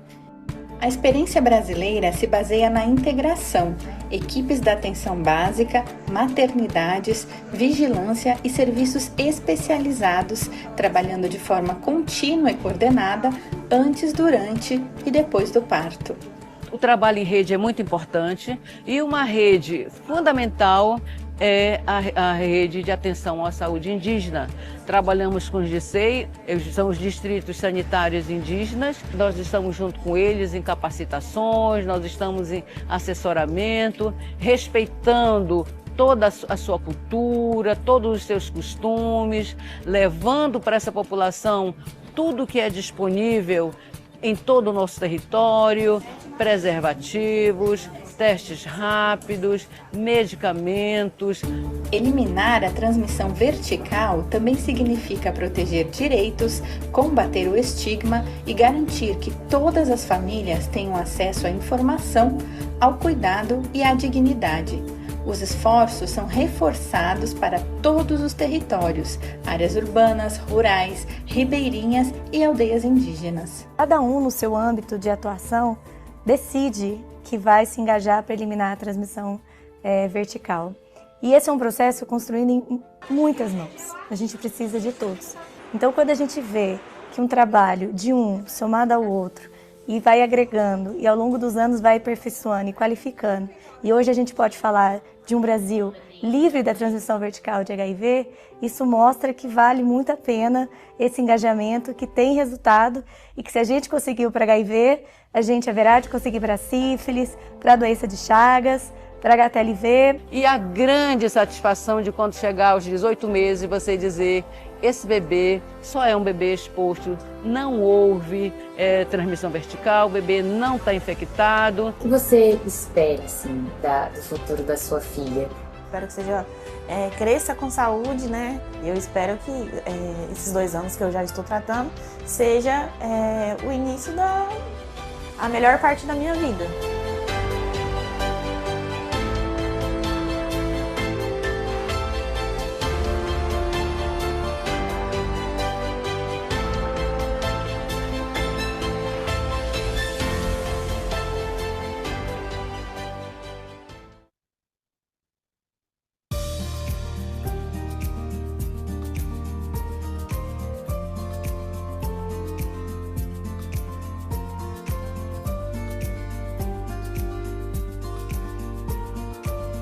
El proyecto Extensión del acceso y cobertura en salud materno-infantil a zonas rurales dispersas, comunidades indígenas y territorios fronterizos del Chaco paraguayo fue concebido con un propósito profundamente humano: acercar servicios esenciales de salud a quienes enfrentan las mayores barreras para ejercer su derecho a la salud.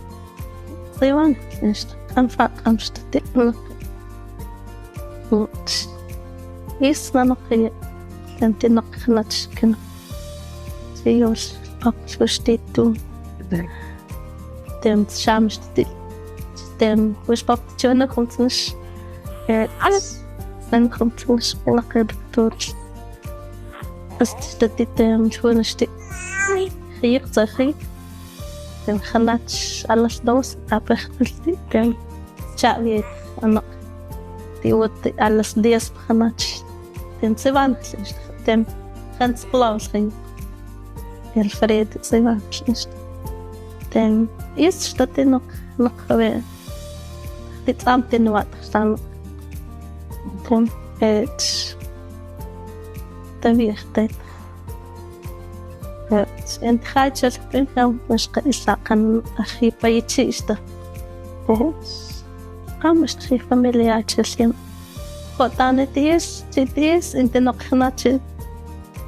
Gracias al proyecto se están acercando más mujeres para tener parto en la USF por la confianza que le tiene al personal de salud, a la USF, a la doctora, al obstetra, y por eso quieren tener parto en la USF. El proyecto llegó a más de 68.000 personas en el Chaco paraguayo, fortaleciendo 4 microredes de salud, beneficiando a 93 comunidades indígenas y 3 ejes fronterizos. A través de equipos humanos con mejora en sus competencias, equipos básicos para la atención, una ambulancia fluvial y salas de parto mejor equipadas, la salud materna e infantil se volvió más cercana, más humana y más segura. Antes de la llegada de la ambulancia, enfrentábamos desafíos bastante grandes para brindar atención especializada y oportuna, especialmente a pacientes que presentaban emergencias y o urgencias.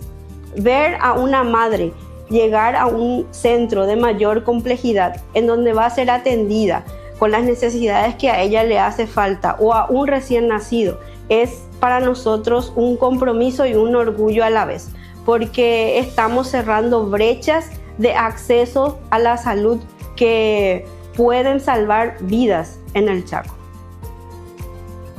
El proyecto Extensión del acceso y cobertura en salud materno-infantil a zonas rurales dispersas, comunidades indígenas y territorios fronterizos del Chaco paraguayo ha sido posible gracias al compromiso del Ministerio de Salud Pública y Bienestar Social, con el apoyo técnico de la OPS-OMS y el financiamiento del Fondo India-ONU.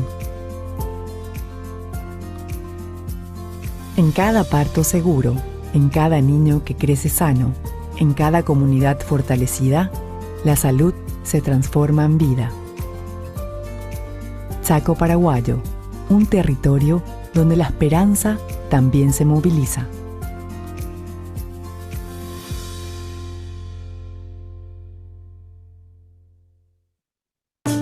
La selva no siempre habla en voz alta.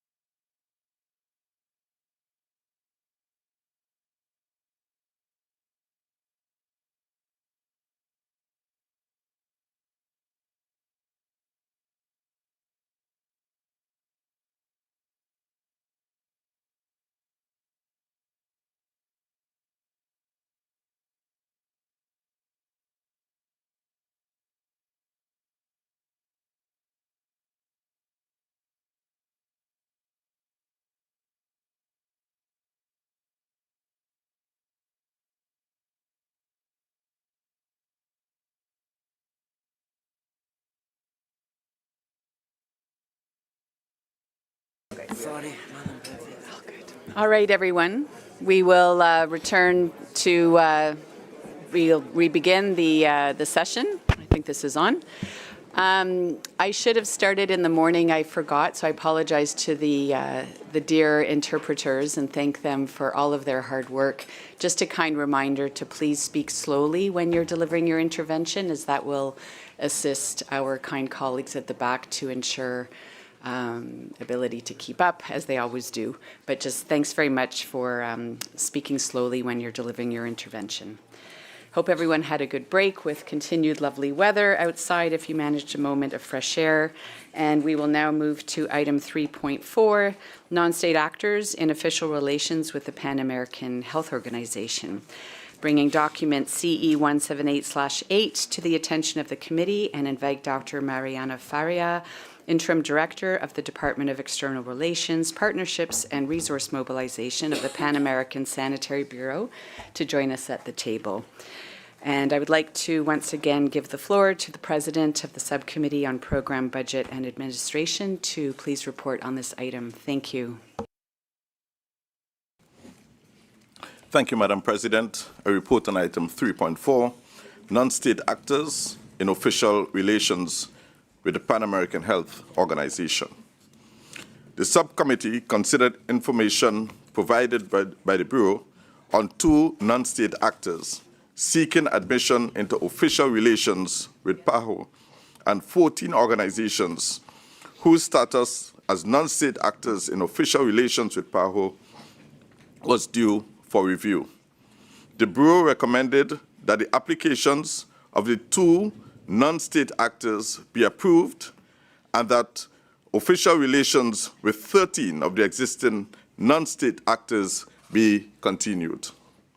The Bureau also noted that it further strengthened transparency and accountability through the launch of a dedicated public portal on non-state actors in official relations with PAHO, providing member states with direct access to information that was previously available only through background documents. After considering the information provided by the Bureau, the subcommittee recommended that Executive Committee approve the admission of the Clean Air Institute and the Unite Parliamentarian Network for Global Health in official relations with PAHO. The subcommittee also recommended the continuation of official relations between PAHO and following 13 non-state actors for a period of 3 years: American Heart Association, American Public Health Association, American Society for Microbiology, Basic Health International, Clinical and Laboratory Standard Institute, Coalition for America's Health, Global Oncology, Inter-American Association for Sanitary and Environmental Engineering, International Diabetes Federation, March of Dime, Pan American Federation of Association of Medical Schools, Pan American Federation of Nursing Professionals, and United States Pharmacopeal Convention. The subcommittee was unable to reach consensus on the renewal of official relations with the World Health Organization on sexual health, and therefore recommended deferring the decision on the continuation of official relations with that non-state actor to the Executive Committee. Thank you, Madam President. Here ends my report on this item. Thank you very much. The Executive Committee is invited to take note of this document and provide any comments deemed pertinent. The discussion on the proposed resolution presented in Annex C will take place once the rapporteur has read the proposed resolution. I'd like to now open the floor to plenary for discussion on the document presented, please. Canada, please go ahead. Thank you, Madam President. Distinguished colleagues, Canada values FENSA, the Framework of Engagement with Non-State Actors, as an important tool in guiding PAHO to meet its mandate, bringing consistency, transparency, and rigor to decisions made regarding the organization's engagement with non-state actors.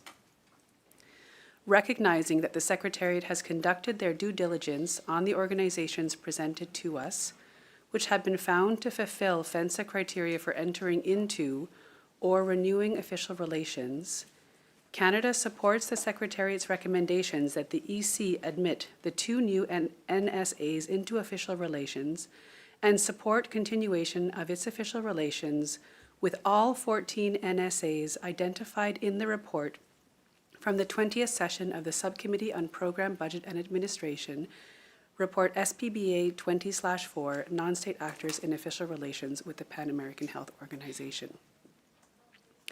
It is crucial that the EC continue to support the Secretariat's advice and recommendations regarding PAHO's relationship with non-state actors, as their recommendations serve as the common basis for our decision-making, built on their judgment of what is in the best interest of PAHO's work on public health. PAHO's critical work in the region, including delivering on the Strategic Plan 2026-2031, is facilitated through its partnerships with NSAs. Governing these partnerships, FENSA is critical in safeguarding the organization's integrity, independence, and reputation. Thank you. Thank you, Canada. I will give the floor to Brazil.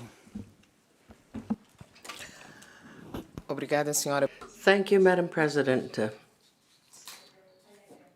We welcome the document presented, and Brazil would also like to express its full support for the position presented here by the Canadian delegation on the basis of the comments that our delegation has already submitted in the course of the discussion on Agenda Item 3.3, and taking into account our participation as member of the SPBA and the recommendation of the Pan American Sanitary Bureau in order to maintain official relations with the 14 organizations at the meeting in March of 2026. And amongst these, we have the World Association for Sexual Health, the WAS, as well as the establishment of official relations with the Institute, the Climate Institute, and the Unite, the Network of Parliamentarians for Global Health, and the Clean Air Institute. Brazil supports these relations, both the renewal of WAS as well as the admission of the Clean Air Institute and Unite Parliamentarians Network. Thank you. Thank you very much. I'll give the floor now to the United States, please. Thank you, Madam President. The United States highly values non-state actors, which play a crucial role in advancing public health in the region, and we believe FENSA has made a positive difference to facilitate necessary health programs in our region. We were pleased that the Subcommittee on Program, Budget, and Administration did not recommend renewing PAHO's official relations with the World Association for Sexual Health, which advances gender ideology and sexual reproductive health rights. In rejoining the Geneva Consensus Declaration, the United States has demonstrated our commitment to women's health, the protection of life at all stages, and the defense of the family as the fundamental unit of society. The United States cannot endorse PAHO working with a non-state actor that promotes gender ideology and advocates for abortion. We also cannot support admitting the Clean Air Institute and Unite Parliamentarians Network for Global Health into official relations with PAHO. We are disappointed that the subcommittee recommended their renewal to the Executive Committee. The Clean Air Institute's mission is in direct opposition to President Trump's very clear message that the United Nations and so many nations of the world have gotten wildly off track, exaggerating climate change into the world's greatest threat. Unite's alignment with the 2030 Agenda for Sustainable Development and Sustainable Development Goals supports an initiative that impinges upon state sovereignty as a soft form of global governance, and we no longer reaffirm them. We respectively urge our fellow Executive Committee members to join us in declining the admission of the Clean Air Institute and Unite by keeping our partnerships strictly focused on areas of unified consensus rather than divisive ideological mandates or mechanisms of global governance. we can ensure PAHO remains a strong, effective, and unifying force for health in the Americas. Thank you. Thank you, United States. I don't see any other requests for the floor. And according to Rule 27 of the Rules of Procedure of the Executive Committee, non-state actors in official relations with the organization may attend sessions of the committee, and they may make a brief statement of an expository nature on an item before the session. I now give the floor to the Latin American Society of Nephrology and Hypertension, a non-state actor in official relations with PAHO, who has requested to make a statement under this agenda item. Please go ahead. Señora Presidenta. Madam President, distinguished Director, distinguished members of the Executive Committee of the Pan American Health Organization, with due respect and consideration, I greet you from the Latin American Association of Nephrology and Hypertension. As you know, chronic kidney disease is a destructive disease that affects thousands, reducing its productive capacity and quality of life. However, the good news is that the World Health Organization in 2025 approved a historic resolution that gives a priority to this kidney disease and recommends that governments implement measures that will enable us to deal fully with this situation. In order to contribute to the historic moment, ESLAN has prepared a strategy and plan of action in order to implement this resolution in the Americas.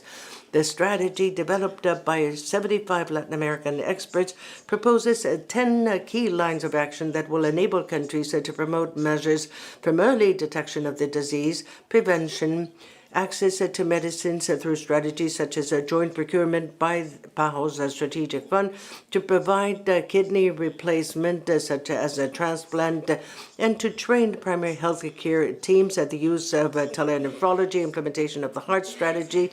And this strategy and plan of action will be published in the Pan American Magazine on Public Health. And within the work program PS SLAM, we will propose the relevant measures in order to implement it. As you all know, this resolution was proposed by Guatemala, a small country in the Americas. As a Guatemalan and as a nephrologist, and I closely deal with the kidney disease, both because of traditional causes of diabetes, hypertension, obesity, but also looking at the effects that we see in many communities in Central America, where many agricultural workers are being exposed to this problem linked to the heat waves. I'd like to invite you to get together so that we can walk together for the best kidney health for everybody, wherever this may be. Thank you. Thank you very much. I'd like to now give the floor to Dr. Faria to respond to comments, please. Thank you, Madam President. Just to thank member states for their support to the work of the Secretariat, and to say that PAHO will continue to work with non-state actors in the best way to continue to promoting public health in the region of the Americas. Thank you so much. Thank you. Dr. Barbosa, did you make any comments? Yes, Madam President. Thank you. Very, very brief. Just to reiterate that it's important for PAHO to have several non-state actors that are working with the organization, like this intervention about this very important topic related to chronic diseases that are supporting our work, and to reiterate to our member states, of course, that we take note of your concerns, of your observations, of your position. But remember is also that our work is guided by your decisions. So it's the resolutions that you approve that clearly provide the guidance to the Pan American Health Organization to work and to ask collaboration for non-state actors to work on the priorities that you have decided. So the Secretariat is making no decision different from the decisions that you have approved when you approved the strategic plan, when you approved a resolution during our direct council. I can guarantee you to that, and you'll be very cautious to work with the non-state actors and to have their support, is a fundamental support in some cases, to develop and to implement the priorities that you have established. Thank you, Madam President. Thank you. I'd like to now ask the rapporteur to please present the proposed resolution for consideration by the Executive Committee.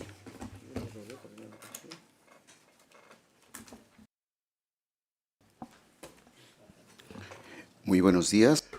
Very good morning to all of you, Madam President. Good morning. I will now read the proposed resolution, non-state actors in official relations with the Pan American Health Organization.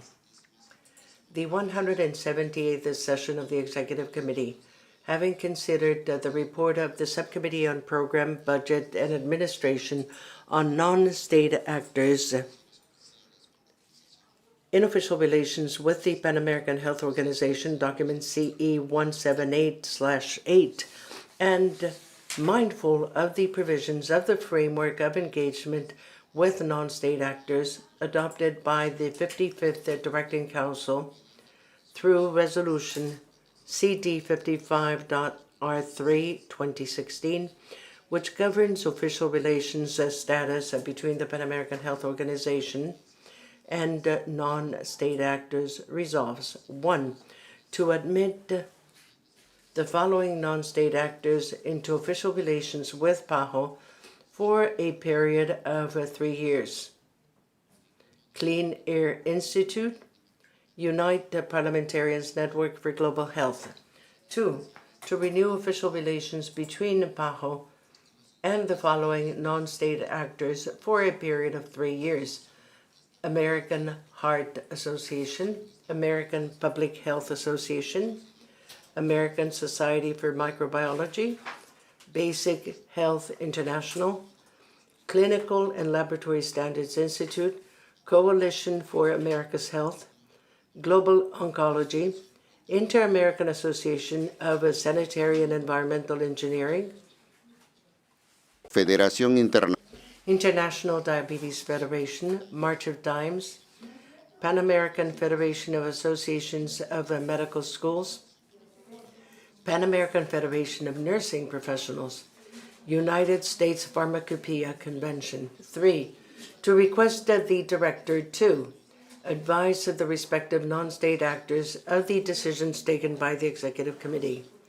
Continue developing dynamic working relations with inter-American non-state actors of interest to the organization in areas that fall within the program priorities that the governing bodies have adopted for PAHO. And continue fostering relationships between member states and non-state actors working in the field of health. That is all, Madam President. Thank you very much. As the subcommittee did not reach consensus on the renewal of official relations with the World Association for Sexual Health, consideration of this non-state actor was deferred to this executive committee. For clarity, this non-state actor is not included in the list of entities for which renewal of official relations with PAHO is recommended in the proposed resolution. So to make that clear. However, this executive committee has the responsibility to come to a decision on the status of this non-state actor. I'd like to now open the floor for plenary to begin discussions on the proposed resolution, please. El Salvador, followed by Canada. Thank you, Madam President. El Salvador. El Salvador wishes to stress its priority, which is family and life, and we agree in not including this non-state actor such as WASH. Thank you. Thank you. Canada, followed by Brazil. Thank you very much. As mentioned, Canada supports the Secretariat's recommendations that the EC admit the 2 new NSAs into official relations and support continuation of its official relations with all 14 NSAs identified in the SPBA report, so that would include the World Association for Sexual Health, and would like to see this reflected in the resolution. We continue to recognize the due diligence that the Secretariat has done on the organizations presented to us, for which they have been found to fulfill FENSA criteria for entering into or renewing official relations. Thank you. Thank you. I'll turn it to Brazil, followed by Colombia. Obrigada. Thank you, Madam President. Brazil would like to stress the position that we've already expressed during our debate. That corroborates the decision which took place during the SBBA to accept the inclusion of these two new non-government or non-state actors, and also the renewal of the relation between PAHO and the other organizations. We understand that this is a place to deliberate a situation. This is a decision-making body of PAHO. And once we've already been given or bestowed upon us that responsibility of making a decision that we were not able to make during the SPBA. Now we have to come to an agreement.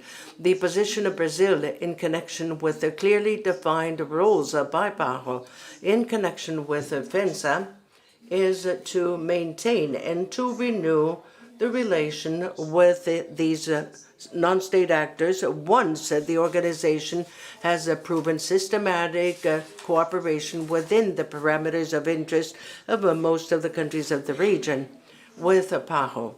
This is in connection with WAS, the World Association for Sexual Health. And in that sense, I would like to have the Brazilian position reflected in the resolution. Thank you. Thank you very much. We'll turn it to Colombia, please. Gracias, señora. Thank you, Madam President. Colombia reaffirms its support for FENSA as an essential tool in order to ensure that cooperation with non-state actors contributes to strengthening public health and preserving independence, integrity, and the technical nature of the organization. Also, we reiterate our position in favor of broad, full, and significant participation of civil society and other relevant stakeholders in multilateral health processes for the benefit of a more inclusive and informed decision-making process. In this regard, and in keeping with our feminist foreign policy, we support the interventions made by Canada and Brazil to renew official relations with the 14 entities mentioned, as well as to establish official relations with the Clean Air Institute and Unite Parliamentarians Network for Global Health. As a country hosting the Second World Conference on Air Pollution and Health, Colombia attaches great value to the contributions made by the Clean Air Institute on policies based on evidence in order to deal with the impact of air pollution on health. Because of the above reasons, Colombia supports the adoption of the resolution, including the renewal of relations with the World Association for Sexual Health. Thank you. Thank you very much. I see no other requests for the floor. Therefore, I would like to proceed in indicating that we have heard from El Salvador that there is a wish to have the list remain at 13 with the World Association for Sexual Health remained off. We've heard from 3 other members of the committee that they would like to have the resolution move forward with the list of 14 with WASH included. I'd like to now just see if there's any other interventions. And without any other interventions, this executive committee can actually approve the resolution by majority. And therefore, we can proceed with the list of 14 with WASH included because there is a majority.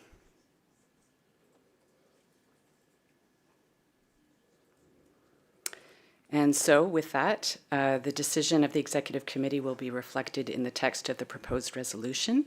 We will now take a few minutes to allow the Bureau to reflect the decision in the proposed resolution, and then I will ask the rapporteur to present the decision of the Executive Committee. So we will take a pause for 2 minutes. Thank you.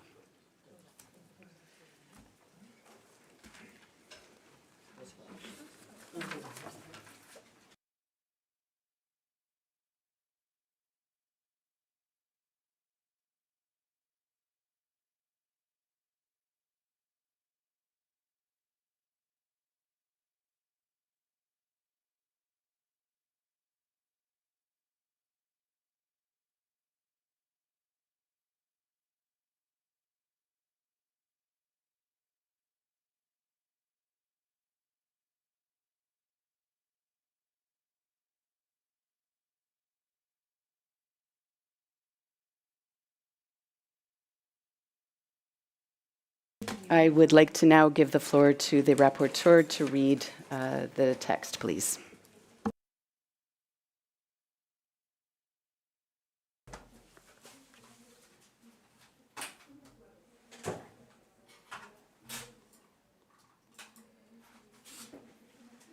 Okay, so when you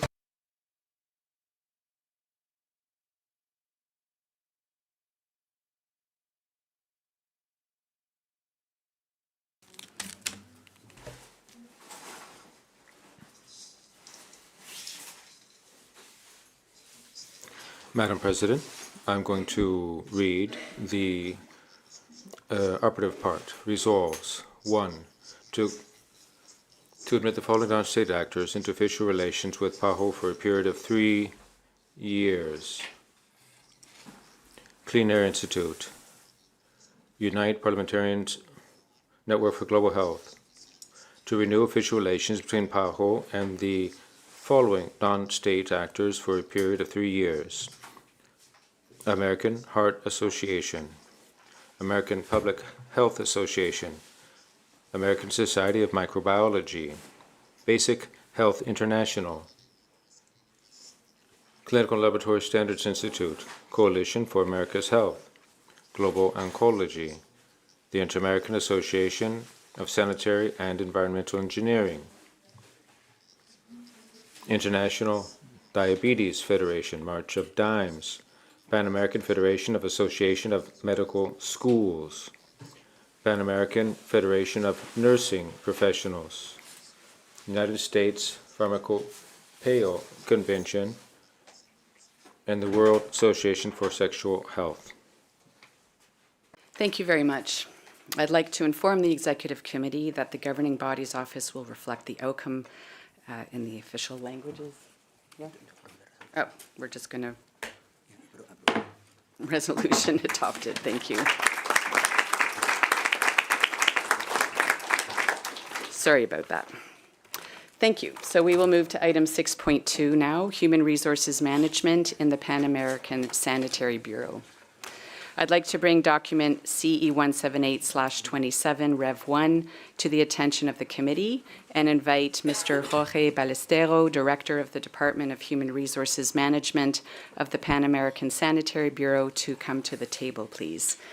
And I'd like to give the floor once again to the President of the Subcommittee on Program Budget and Administration to please report on the item. Thank you.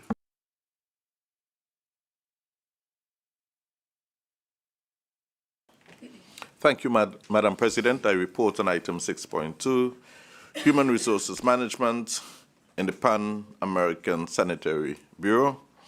The subcommittee received an update in March on the implementation of the Bureau's revised human resources strategy and on staffing statistics and efforts to ensure integrity, respect, and accountability in the workplace.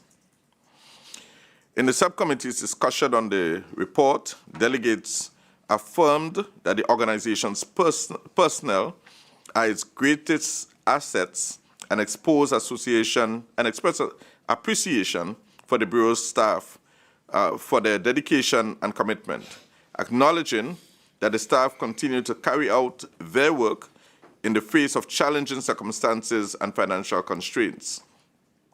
Some human resources management was seen as a fundamental pillar of institutional strengthening, and the steps taken to continue working or moving towards a more strategic, efficient, people-centered, and result-oriented management approach were applauded.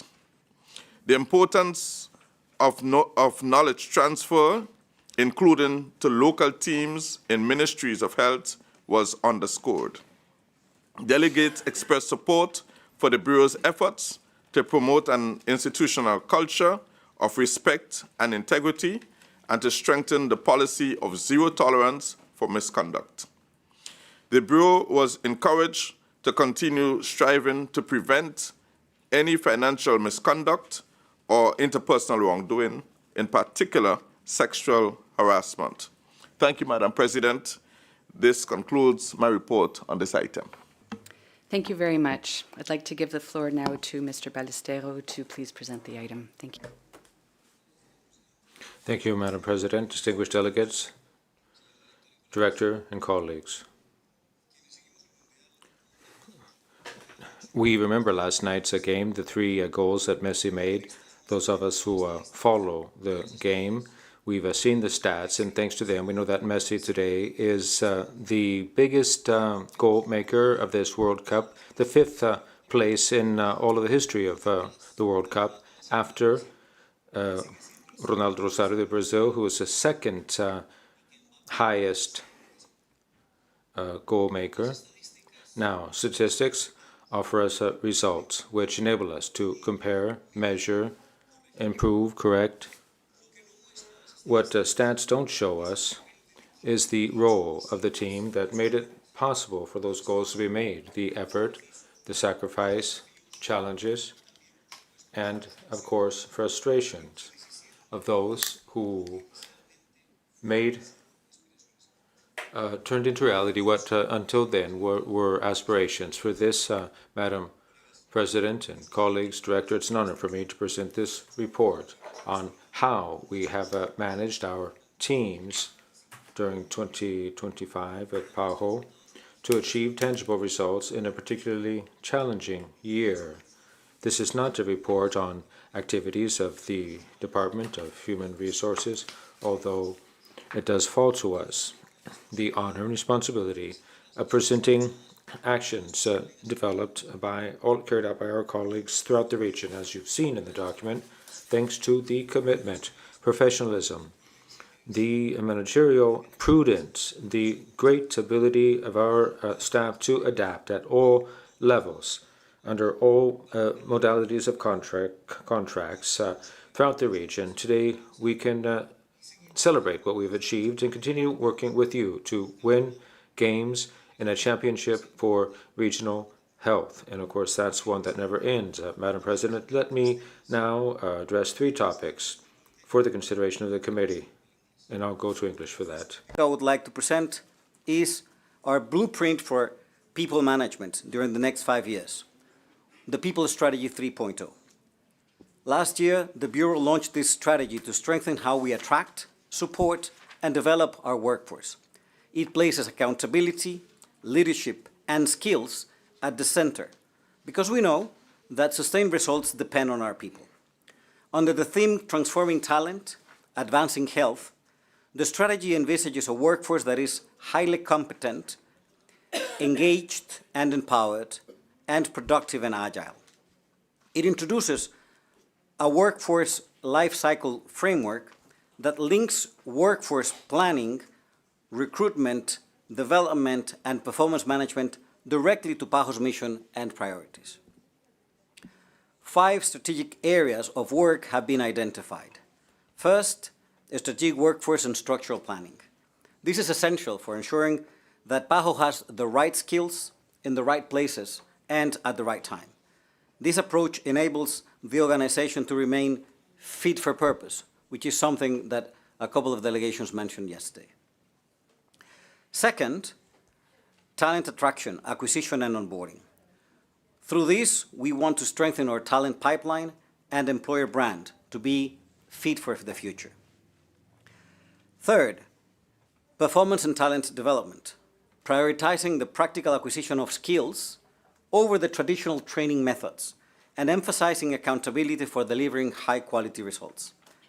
This allows us to ensure that the organization remains fit for results.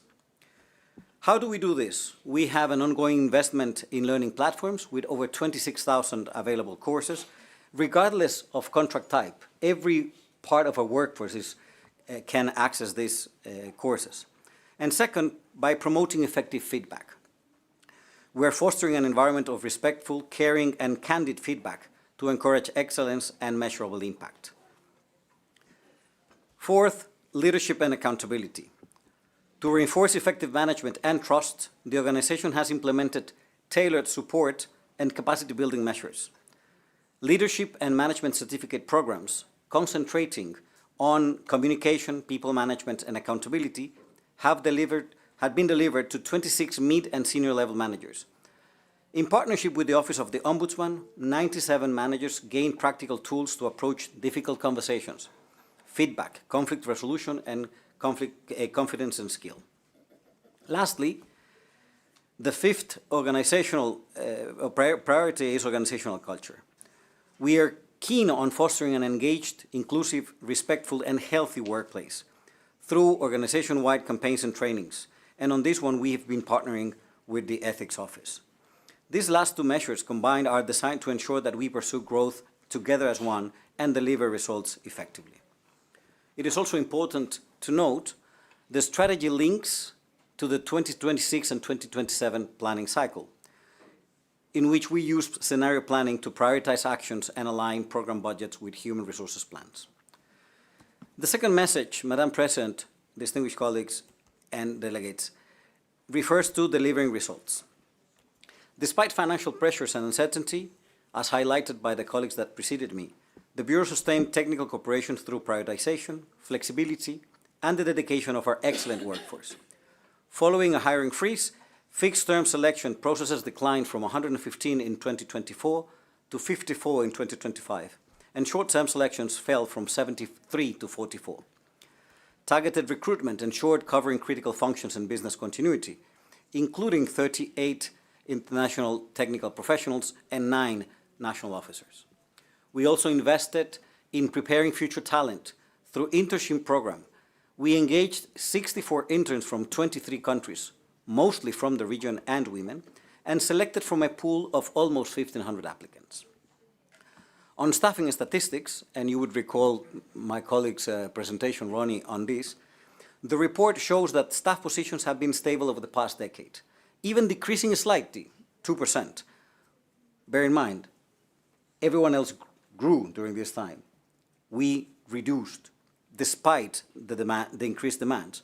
So we decreased from 855 staff in 2015 to 839 in 2025.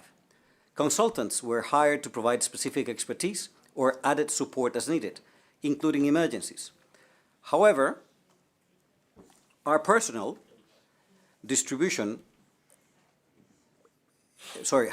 their number also decreased in 2025, reflecting prudent and responsible workforce management. Our personnel distribution by sex has also been stable, with women representing 60% of our workforce, like in 2024. Among professional staff, we maintained parity.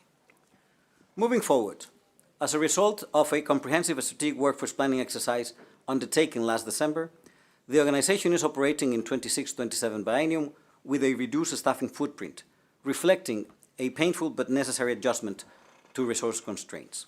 The organization is managing the human impact of these changes responsibly. Of the fixed-term positions being abolished, a portion are currently occupied, and affected staff are supported through established mechanisms, including voluntary retirement incentives, reassignment opportunities, and separation arrangements in full compliance with applicable staff rules. As the Director noted, we have even gone beyond the mandated requirements. Madam President, the third and last message I would like to share refers to how we deliver. We are a results-driven organization, but we do that with integrity. The report reaffirms that PAHO is committed not only to achieving results, but to doing so with integrity, respect, and accountability. Our methods matter as much as our outcomes. In 2025, PAHO advanced its mental health and well-being work plan. This included promoting the Employee Assistance Program, providing counseling, group and individual support, building resilience, and offering help after critical incidents. In support of a respectful work environment, the organization continued strengthening its culture of respect, integrity, and accountability. And as I noted before, in coordination with the offices of the Ombudsman and Ethics, respectful workplace learning platforms and activities were leveraged to reinforce shared values, expected behaviors, and mutual respect.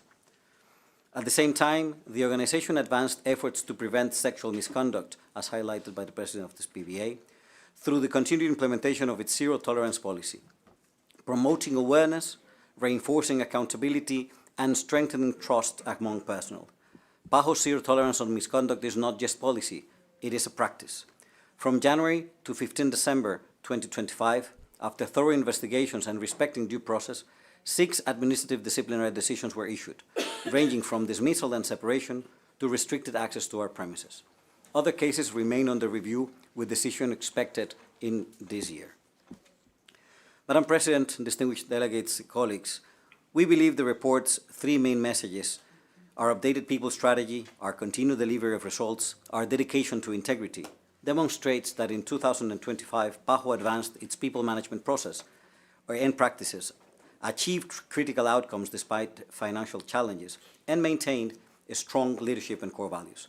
I thank you for your support and certainly welcome your feedback and guidance.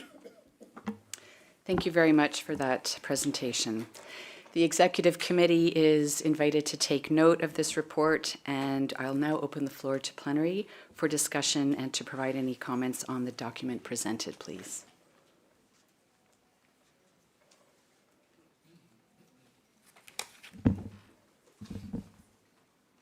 Mexico, please go ahead. Thank you, Madam President. The delegation of Mexico would like to express thanks for the presentation of this document. We celebrate the actions undertaken to modernize processes of talent management and to broaden professional development opportunities. Endowing staff with the tools for them to grow, lead in this organization is an investment with returns that can be measured in the quality of technical assistance that the organization can offer its member states. This strategy represents strides forward in how PAHO understands its relationship with its staff, proposing a comprehensive model that's future-focused. In a context of financial straits, we do think it's important for any transformation process in the organization be carried out with the greatest possible transparency, with clear mechanisms of communication for the staff in order to preserve technical capacities which are the backbone of this organization. Thank you. I'll give the floor to Brazil, followed by Canada. Thank you, Madam President. Brazil would like to express thanks for the presentation of this report on the management of human resources of the Pan American Health Bureau. We believe that the staff are the true assets of this organization. We recognize all of the professionals of PAHO by the essential work that they carry out here at headquarters and in the country offices and in the different Pan American centers.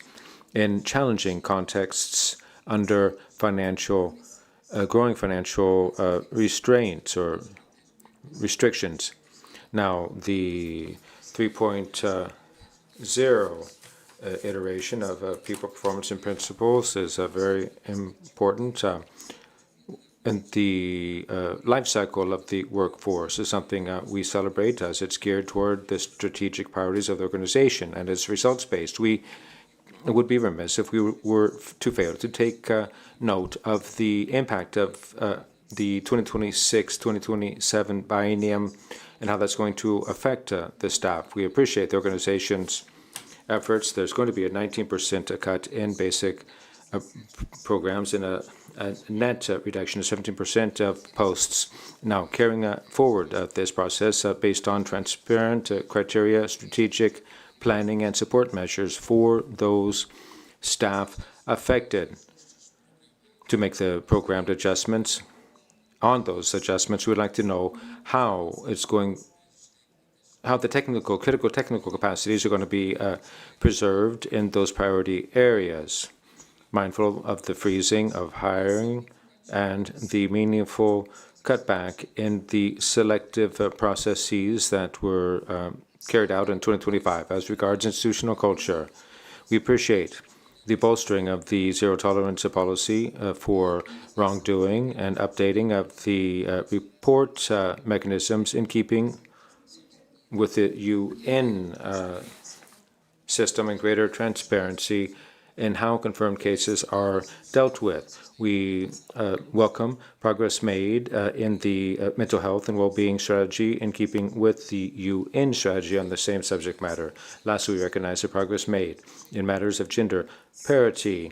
We celebrate and are very pleased to see that we are keeping numbers close to parity or above parity, especially in the upper ranks. Thank you. Thank you very much. I'll give the floor to Canada, please. Thank you very much, Madam President. Canada thanks the Secretariat for this report and extends its appreciation to all PASB staff and personnel for their continued commitment to the organization's work.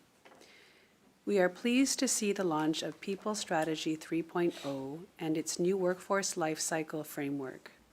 Canada commends PAHO's efforts to advance a people-centered approach to HR management that reflects the full staff experience with the organization. We acknowledge that the 2026-27 HR planning cycle unfolded in a challenging context, and we welcome PAHO's evidence-based decision-making approach focused on prioritization and the optimized use of limited resources while safeguarding core functions. In light of financial constraints, Canada encourages PAHO to review its policies related to consultancies to enhance flexibility, improve efficiency, and ensure that their functions are strategic, transparent, and aligned with the delivery of the organization's core mandates. We welcome continued updates from the Secretariat on the HR situation and the implications and challenges on the organization's overall capacity and operations, both at HQ and in country offices. Thank you. Thank you very much. I'll give the floor now to the United States, please. Thank you, Madam President. As we have stated previously, the United States does not support DEI-related practices or divisive gender ideology language, policies, or programs. These bring down organizations and limit effectiveness. As such, we strongly urge this and future HR reports replace the word gender with the word sex. Also, while we support building an engaged and healthy workforce, we strongly urge that the word inclusive be removed, as these decisions should be based on merit and not other factors.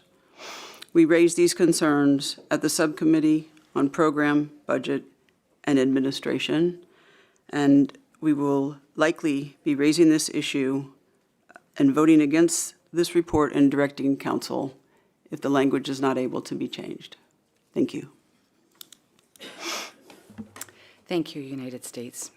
I'll give the floor, please, back to Mr. Ballestero to respond to comments. Thank you. Thank you, Madam President. We happen to be very lucky because one of the leaders of the People Strategy 3.0 is in the room. My predecessor, Lucy Varillas, who's now acting as the ethics director, is to be given credit for spearheading this initiative, which you have so generously welcomed. Let me thank all the delegations that have taken the floor to comment and start responding to them. Mexico, gracias por el apoyo. Thank you, Mexico, for your support. Transparency is equally important to us, and I would like to tell you that we have, as a part of that transparency, the dialogues with the director, which he referred to in his presentation, where everyone's questions are answered, and those questions can also be asked with or anonymously. We also have the EXM town halls, and we do keep open channels of communication with the affected parties. As regards Brazil, I don't speak Portuguese, I apologize, but thank you. Indeed, the life cycle is very important to us because that's what enables us to understand that the short term doesn't really serve us when dealing with human beings. So now, how do we keep up capacity, skills? The hiring freeze of last year was lifted at the end of last year in December. We took stock of the entire structure and all of the different entities, and we determined what the priorities would be based on the available resources. And so we decided then, based on that, which positions would continue and which were the ones for which we would be recruiting staff. under the model of prudent financial management, which is the principle that we follow in handling and managing vacancies. Some of that was done in December, some in June, and all that keeping in mind the balance between output and deliverables. And the recognition that we are working on data-driven decision-making. We take note of the recommendation on consultants, and we will keep you up to date. We will work on this. It's part of our priorities. On the USA, thank you. We took note of your concern. Let me reassure you that merit continues to be our most important element for selection and promotion. This is clear in our policies, our practices, and our training. On gender, just for clarification, PAHO reports workforce composition using the variable sex, which is consistent with the data collected by PAHO's human resources system. This is the approach that ensures that data integrity, comparability, and consistency with underlying personal records. At the same time, in reporting to governing bodies and in alignment with the UN system, PAHO adopts the terminology of gender parity when presenting and interpreting this data, reflecting the normative and policy language used across the UN system. Thank you. Thank you very much. Dr. Barbosa? Gracias. Thank you, Madam President. I would like to start by expressing thanks for the comments made by member states on a topic that is very important to us.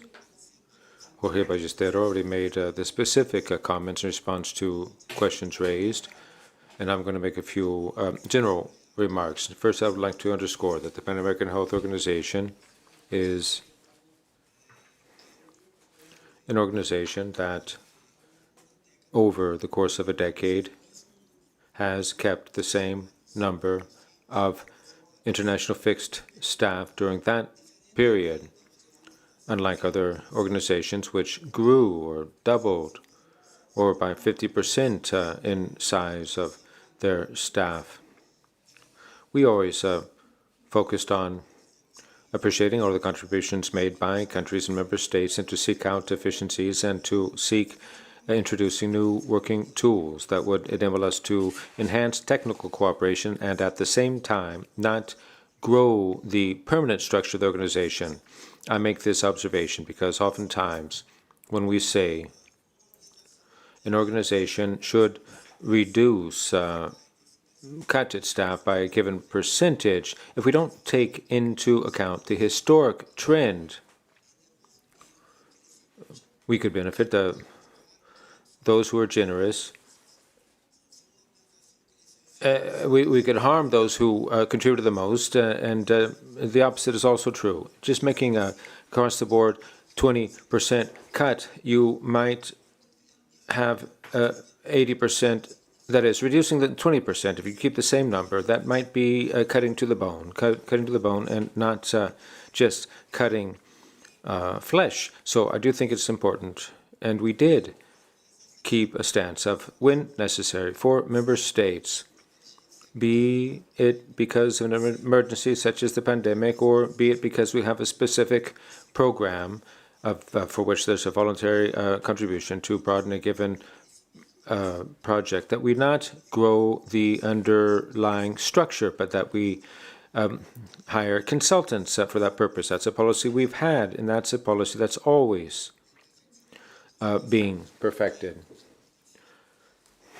That's worth noting. I would also like to stress the effort that we have made to keep this organization as a workplace a respectful place. We've broadened and enhanced channels for reporting,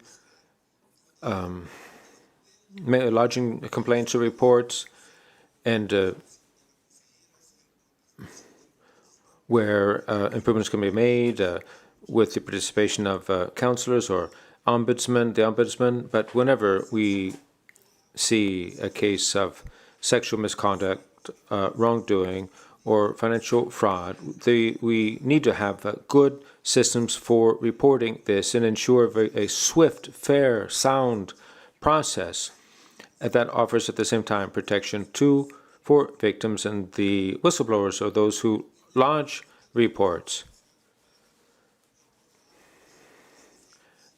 Now, the process for approving the HR plan for the biennium, it's a very detailed work plan, and I'm very grateful to all of the members of PAHO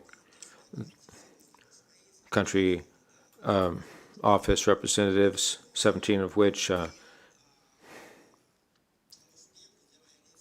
the members of the executive management, because this was a process that we thoroughly looked through. Each one of the 70 centers of or core centers that we have to prioritize, making the necessary cuts which we had to do in this belt tightening process, but without that leading to a negative impact or undermining our ability to carry out our technical advisory role. So first we want to protect the country offices and then to protect the technical cooperation positions such that there not be a negative impact in technical cooperation capacity during this biennium, offering at the same time support to people, as I've already said, I think it was 2 days ago, all of those positions that were terminated were done in a respectful, transparent way, and as soon as the decision was made, the affected party was informed by rule. We only have to give that person 9 months advance notice, but we're doing so 1 year in advance of that person's separation or release, in which time period within which we offer counseling and help that person in their, or be it enhancing their LinkedIn page or seeking out other work opportunities outside of PAHO. We assist them in that process. So as Jorge Ballesteros said, we are in the process, and this is being done in a very judicious way, seeking to fill those positions that were approved such that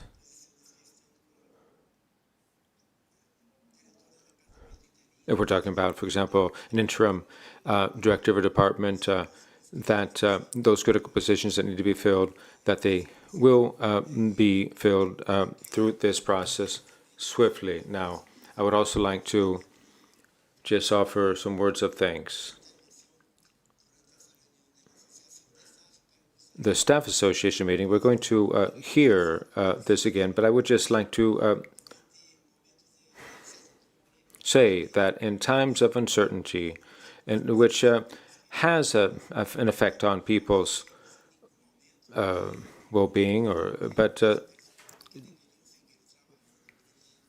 there's no doubt that we have to continue throughout this process offering the support we give to countries and to always seek out opportunities to enhance the efficiency of the work this organization does. So I just want to recognize, acknowledge the work done by each one of the staff members of this organization. Thank you, Dr. Barbosa. I'd like to inform the committee the discussions will be reflected in the final report, and this concludes this item. We will now move to item 6.3, update on preventing and responding to sexual misconduct in the Pan American Health Organization. Bringing to your attention document CE 178/28. And I'd like to invite Ms. Althea Jimenez, Senior Advisor of the Ethics Office of the Pan American Sanitary Bureau, to join us at the table. Please, if you'd like to present your report. Thank you.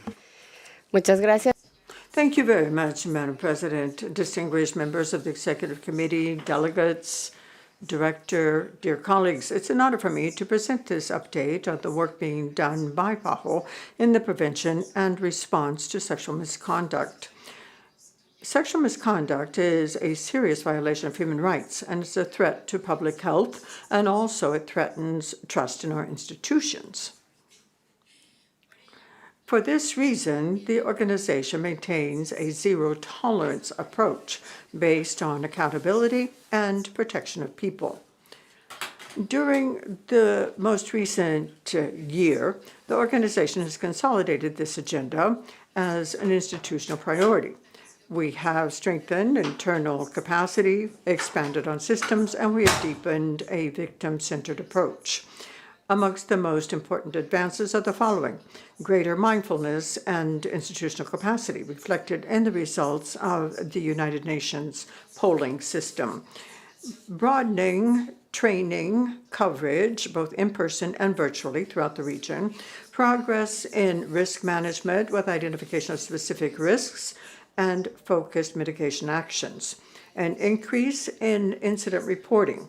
And this is something that we see as a positive because it shows that there's greater trust in existing mechanisms and also reflects the coordinated work carried out between the Office of Ethics, the Department of Human Resources, the Office of Legal Counsel, the Investigation Office, the Ombuds, and all of this to strengthen our institutional response. Another key accomplishment has been the progressive integration of prevention and response in emergency operations by having shared safeguarding. Safeguarding refers to the measures implemented by our partners aiming at jointly preventing damage or harm, protecting persons, so we have moved from a reactive to a preemptive modality.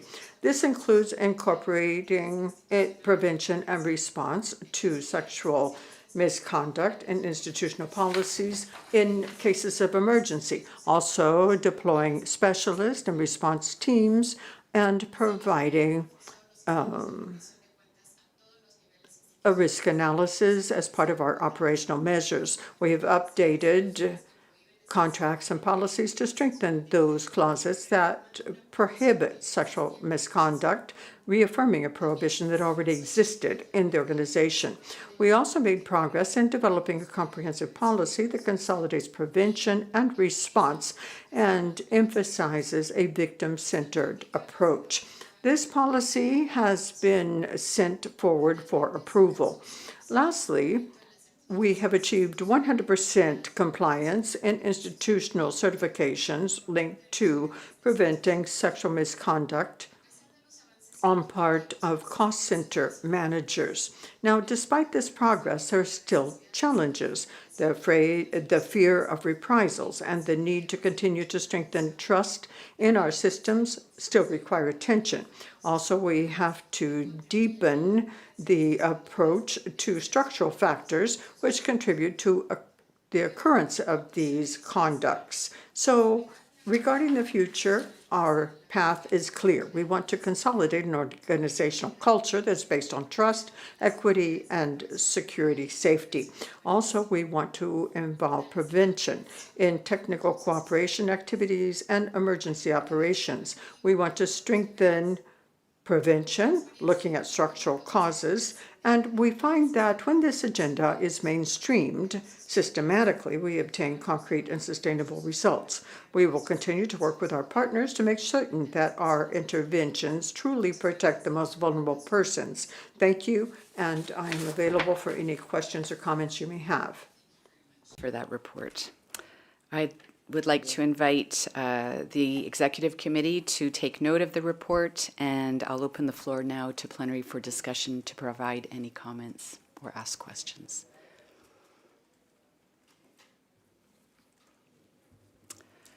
Mexico, please go ahead, followed by Canada.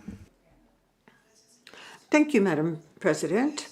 The delegation of Mexico appreciates the presentation of this update, and we recognize that sexual exploitation, abuse, and sexual harassment are not isolated events. These are violations of not only the code, but of human rights. When this occurs, this affects the well-being of persons, and it takes on a very serious dimension because it shows the difference between what the organization stands for and what happens within the organization. Mexico appreciates and welcomes the sustained actions on the part of PAHO in terms of its zero-tolerance approach. Now, having an inclusive, fair working environment affects not only human resources, but also the formal reporting mechanisms. Everyone has to help guarantee the institutional culture.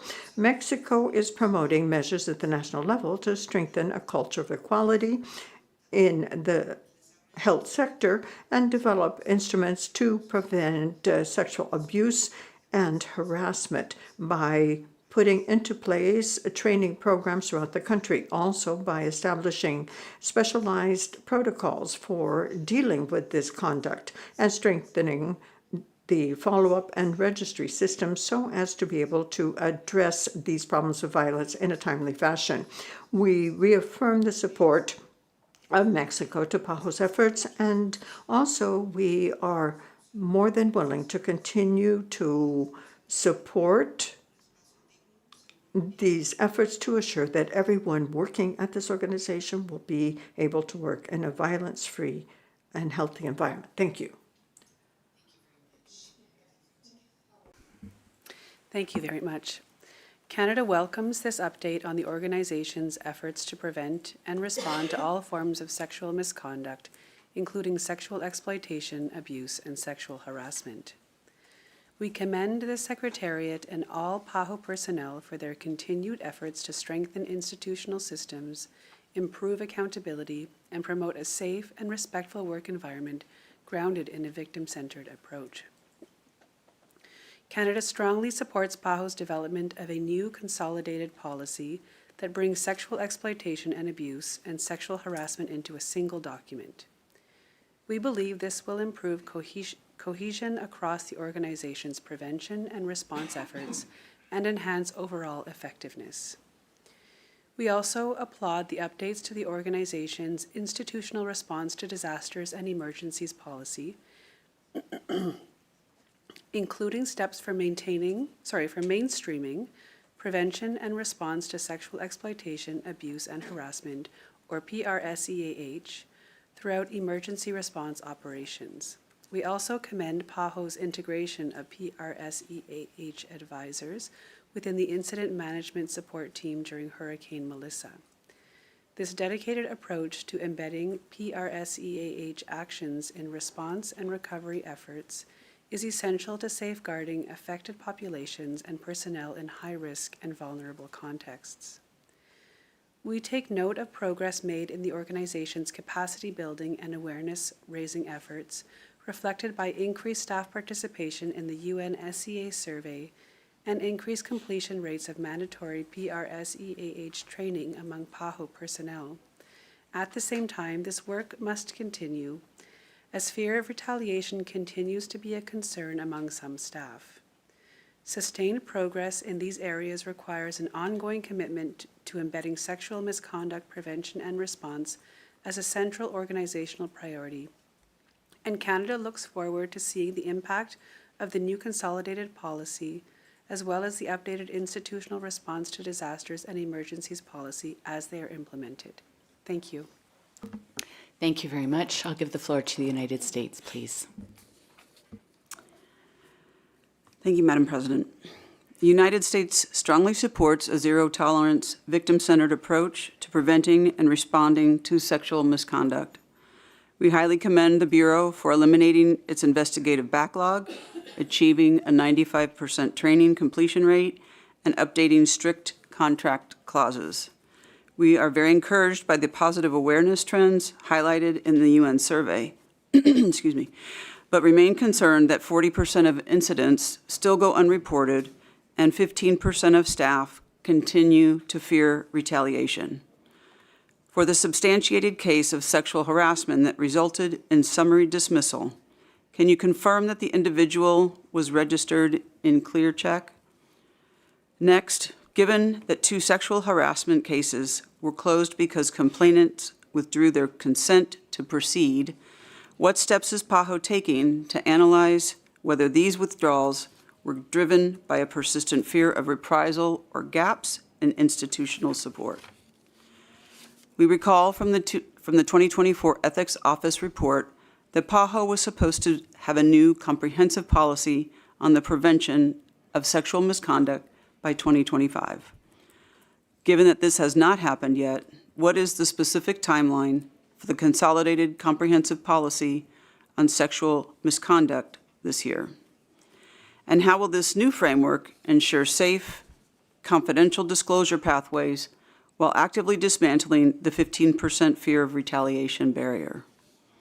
Finally, we strongly endorse the collaborative joint operations initiated with the Ministries of Health of Brazil and Haiti to build shared accountability protocols.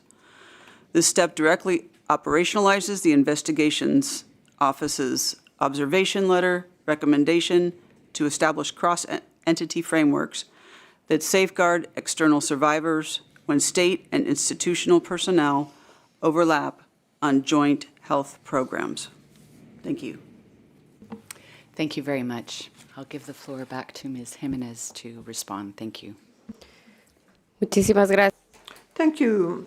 I thank all the member states for their comments. Now, I'll begin with Mexico. Thank you, Mexico.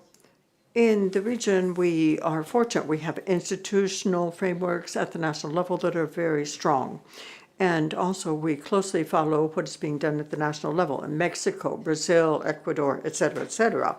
And that, too, helps us support our protocols and maintain our standards at the international level. So that is something that we follow very closely. And your support in the improvements that we have tried to institutionalize. To answer the questions from the United States, let me start with the policy, and I think my colleagues can confirm the clear check question and the issue on sexual harassment. The policy, and I think the answers to the policy will address some of your questions. The idea of the policy review was for us to look at what were those gaps and what were the challenges of people to report, what were people struggling with when it came to the procedures or withdrawing complaints, etc. And the process actually started in 2025 with the thorough assessment of these gaps. The UN SCA survey, the Ethical Climate Survey, and the consultations that the Ethics Office has were all systematically analyzed. So that was the first part of the process, and we did make substantial progress in 2025 because we wanted a policy that addressed the existing gaps within the organization. So that was the first part. And the second part was looking at what are the best practices. We were very lucky that at the time we started actually drafting the policy, the Joint Inspection Unit report on best practices, on practices across the UN system on SCA had been completed.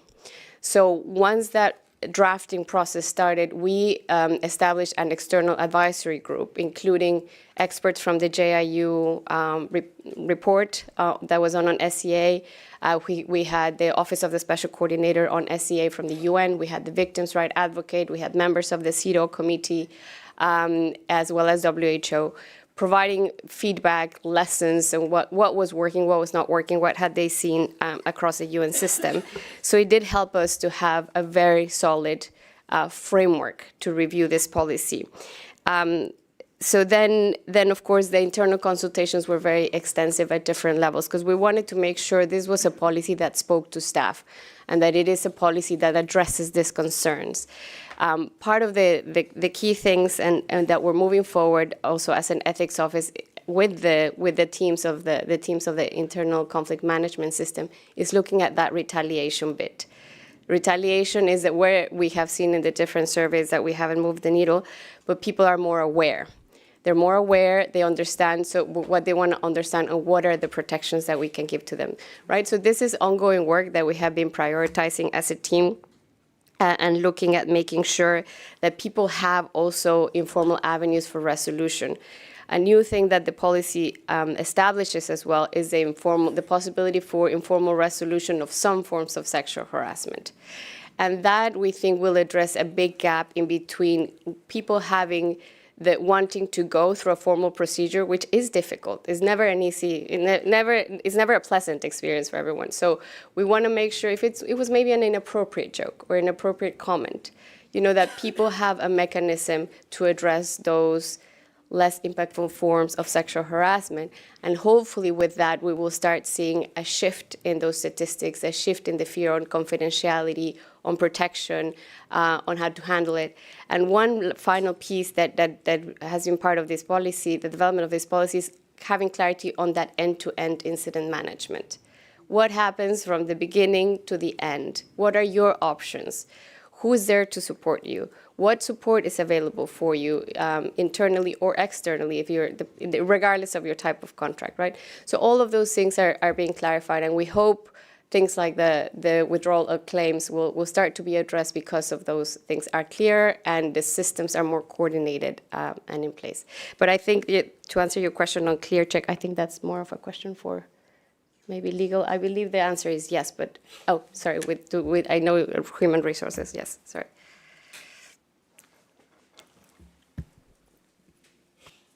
If I may, Madam President. Yes, the answer is we report to ClearCheck all the sanctions as soon as they are imposed on sexual harassment or sexual misconduct. And on the second part of the withdrawal of the complaints, we want to make sure that we avoid double victimization, because it is part of what the victim-oriented approach. But we also want to make sure that it is not because of fear of retaliation or that something happened that, so within the limits of the resources we have and the rights of the victim, so we follow up, and so far the information we have is there's no retaliation. It's a decision made by the colleagues. Thank you very much. Dr. Barbosa, did you wish to make a brief comment? Thank you, Madam President. I'll be very brief. I think that Ms. Aletea Jimenez responded to all the questions, and also Jorge Balesteiro. I just want to first to thank our member states. I think that we take note of your comments, of your questions, of your observations very seriously. I think that from the report that Mrs. Jimenez presented, it's clear that you are making progress, but we still have room to improve. And I think that just to highlight, because Mrs. Jimenez stressed also this topic, that how we can first to ensure that the policy to respond to sexual misconduct is not a problem or a matter that is handled by one specific office in the organization. This office is crucial because it's proposing policies and is all the time reminding us that how important it is that we need to address, but this is a responsibility that is shared by all the managers in this organization. So I am always very clear when we have the dialogue with all the staff that we have in PAHO, 300 in this room, more than 1,000 connected through Zoom, but also with the meetings that I have with the manager, to clearly state that it's their responsibility to work on prevention, to identify if there are people, especially those in the most vulnerable situation. Contingent workers that sometimes they depend on the supervisor to renew their contract, so they are more vulnerable to be a victim, but at the same time, they are the ones that probably will fear retaliation, and they will not report, so they need to receive an immediate support from the manager. So I think that this is a policy that is very important for the organization as a whole, that every manager is responsible and is accountable to implement this policy, and working together. I think that we are making progress in addressing these gaps that we still have, and that for sure that we can improve and make this organization that the zero tolerance is working better if we address the two pillars. First, the prevention, to prevent, but recognizing that this unfortunately can happen, that the organization will provide a rapid response that will protect the victim, and at the same time that will make the perpetrators accountable for their misconduct. Thank you, Madam President. Thank you very much, Dr. Barbosa. Thank you, Ms. Jimenez. The discussions will be reflected in the final report, and this concludes this item. We will move to our final item before we break for lunch. Item 6.4, statement by the representative of the PAHO WHO Staff Association. I'd like to bring document CE 178/29 to the attention of the committee and invite Ms. Pilar Ramon, Director General Secretary of the PAHO WHO Staff Association to please come and give the presentation, or from wherever. Yes, hello. Thank you very much.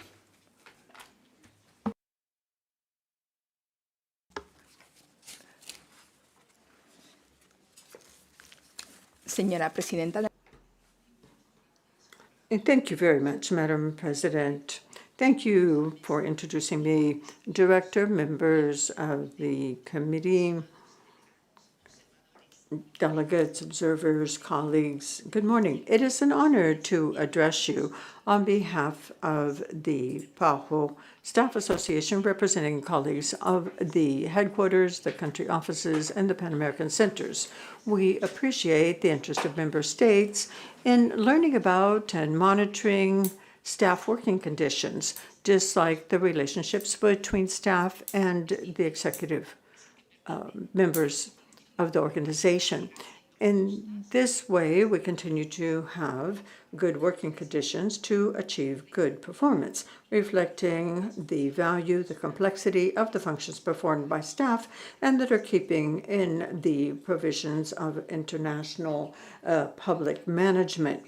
Allow me to emphasize the firm commitment of the staff with the mandate of this organization in a global, regional, national context where they're changing priorities, increasing demands placed on the healthcare systems, and for technical staff that continues to provide technical cooperation with professionalism, dedication, and a profound sense of public service. The Staff Association recognizes the prudent efforts made by management to contain costs. That is something that was mentioned this morning by the director of BBM when he talked about travel expenses, freezing recruitment, also reducing the number of in-person meetings, and also efforts to strengthen the efficiency, the transparency, and accountability. All of that through things like shared services to modernize processes and to optimize institutional resources. However, it is important to highlight the human and operational implications of recent measures. The elimination of posts, the non-renewal of contracts have reduced the operative capacity, while programmatic prospects are still high, and that creates significant pressure, and it is a structural challenge. The need to align mandates and priorities with the resources that are truly available. This situation has created a reality of doing more with fewer people, with greater requirements on staff at different levels of the organization. So in sum, we would like to say that the sustainability of the institutional transformation depends in the final instance on a principle. It is impossible to maintain sustained results without an adequate underpinning of financial and human resources. It is essential to have a respectful workplace for institutional performance. However, the current context is having a decisive impact on the well-being of our staff. That well-being is not only something that is internal, it is something that is central and affects technical cooperation rendered by the organization to member states, to you. That increase in the workload, labor uncertainty, and the ongoing changes in the organization have contributed to high levels of stress, and that is something that we saw in a recent poll carried out by the Staff Association, looking at the level of stress and also the use of different resources available to the institution for the well-being and for conflict dispute resolution. We see that a lot of the people that answered that survey are under high levels of stress, and more than two-thirds of the respondents say that this has affected their work performance. So a significant number of the staff is under a high level of stress because of the workload, because of labor uncertainty, and the ongoing processes of change. Although we recognize institutional efforts to strengthen the settlement of disputes. That would be counseling, the ombudsperson, and also we see that there is tension created by reviewing policies, mechanisms that are available, and the perception of the real impact on the part of staff. This simply supports the need to continue to broaden and to reinforce different executive mechanisms that are part of our internal system of justice, formal, informal procedures to respond to the increasing demand and to guarantee access in all offices. Along these lines, we would like to recognize the value of the initiative and the recent progress that has been made through the internal campaign that was carried out at the encouragement of the director to allow staff members to have access to resources to settle disputes in the workplace. All of that is based on integrity and conflict measurements. And here the organization participates alongside the ombudsperson, the Human Resources Department, and also the Ethics and Investigation Departments. Despite this progress, there are still challenges in terms of the speed of the process, the quality of procedures, so it is essential that we tackle these matters to assure a transparent and fair workplace. The Staff Association fully supports the efforts to modernize the organization, including the digital transformation and the responsible use of AI. In this connection, we appreciate the incorporation of these topics in the new Code of Ethics of the organization. However, it is essential to reiterate that these processes need to strengthen and not substitute human capacities. So institutional knowledge, the technical expertise of staff are essential to achieve results in public health. A truly transformation would combine innovation with a person-centered management. Likewise, the stability of the labor force is closely tied to financial sustainability. In that connection, the timely contribution of member states is essential to assure the continuity of basic functions, to maintain the institutional memory, and to assure that the organization will have the capacity to deliver on its mandate. In conclusion, the Pan American Health Organization continues to operate in an ever more complex and demanding environment, and the staff continues to be the most valuable asset of the organization. The Staff Association reiterates that a sustainable transformation has to be person-centered, and it has to balance institutional efficiency with the well-being of its staff.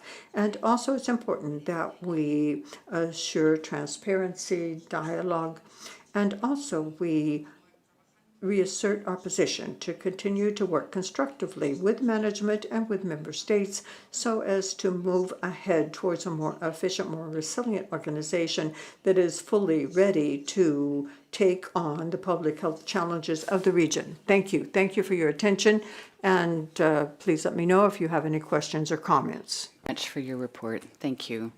The Executive Committee is invited to take note of this report, and I will now open the floor to plenary for any discussion.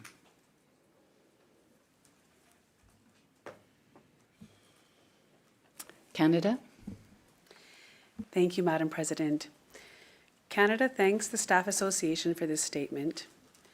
We recognize that PAHO is operating within a challenging and complex financial environment, and staff is experiencing the impacts directly. In this regard, we express our appreciation for PAHO staff's ongoing dedication to the organization's critical work and commend your resilience during this time. We acknowledge staff concerns regarding the availability of human resources and ongoing delivery expectations, and we urge PAHO management to continue advancing organizational restructuring efforts in a transparent and inclusive manner. Canada also notes the different organizational efforts related to digital transformation, innovation, and use of AI, for which we agree that this technological and organizational change needs to be accompanied by clear communication and meaningful engagement with staff. We all know that an organization's strength lies in its people, and we encourage continued efforts to support staff through this period of transition. Thank you. Thank you very much. Did you wish to make any other comments? I think that just to say thank you to Canada for the comments and appreciation to the staff. We value very much this opinion. Thank you. Thank you. Dr. Barbosa? Yes, Madam President, thank you. Muchas gracias. Thank you. I already acknowledged our staff for its high level of professionalism, of commitment, but I would also like to acknowledge especially the Staff Association in the person of its leader, Lara Mont, in difficult times such as what we're going through. Given having a staff association as mature as this one is very important. Keeping open channels of dialogue. Many of the suggestions and proposals made by the association I have taken into account. Some I have incorporated, not all of them. We're never going to have 100% match or agreement, but some of these matters are difficult, and where that happens, I do know that the association also keeps protecting the staff as the highest value that it and we uphold. And having such a valuable staff association is so important, so professional, so mature. It knows how to represent the staff, present its complaints, its concerns in a very collaborative and constructive way. So thank you very much, and I commend you.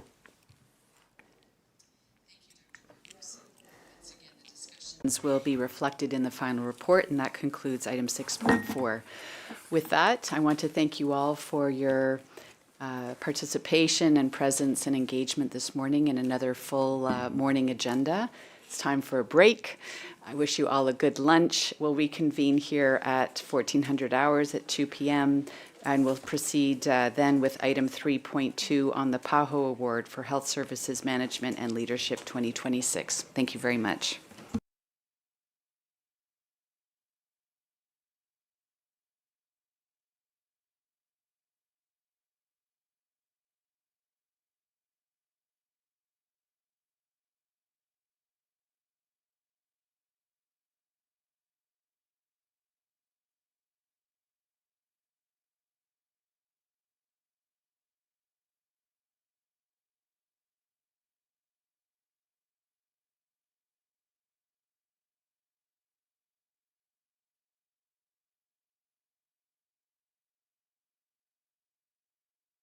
La selva no siempre habla en voz alta. A veces sus mensajes llegan en susurros, el crujir de una rama o el silencio repentino de los pájaros. Es un territorio vivo, lleno de belleza y de advertencias. Quien sabe mirar y escuchar, descubre que entre el verde intenso, la humedad y el cuerpo inmóvil de un animal que ya no canta, hay historias por descubrir y muchas vidas por salvar.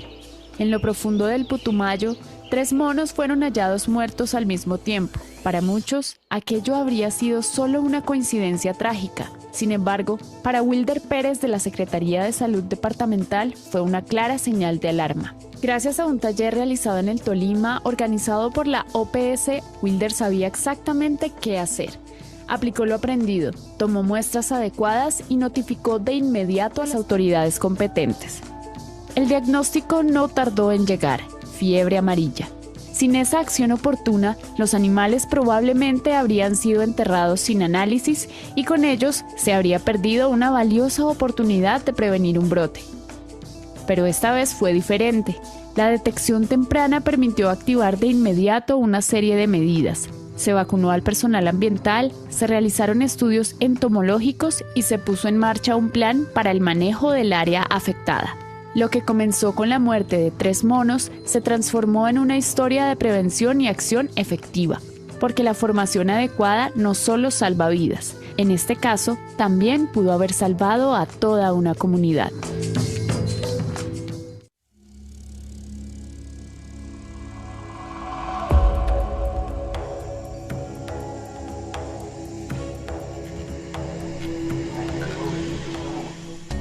Mata doktorong hakte doktorong hakargas Wamba salud ni masita gara magas ni kan wamba tu maga wasara da kapsara mu.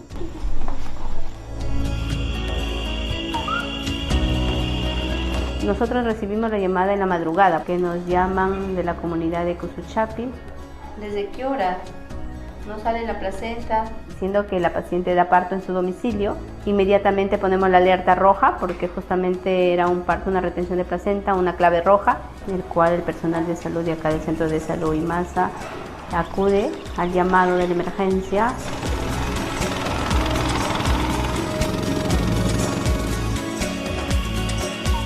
Ya minha senhora anko bempia dikas bo sawan pasamono dutikas mono paches mo pohamono achikue di paches bo achikue a las 3:30 chikanan kamas ni pohamono ucing mam tikure minha senhora hon dutika kimo anunan asekun ampuin anu kowe nunik mate wi puyer hukure salud IMASA.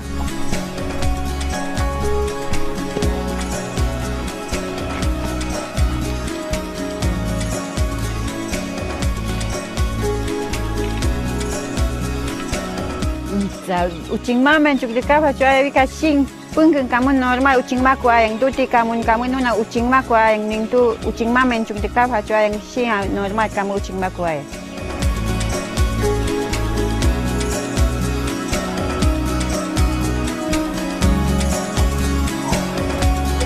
El paciente se encuentra en un mal estado con un diagnóstico de un shock hipovolémico porque fue de un parto domiciliario, una retención de placenta, no de más o menos unas 3 horas, el cual se traslada y se diagnostica un shock hipovolémico grado 3 y el procedimiento se realiza en el centro de salud, se estabiliza con el traje anti-shock y luego es trasladado. No se le pudo hacer la extracción de la placenta manual en el establecimiento, el cual estaba de mayor riesgo y entonces trasladada al hospital.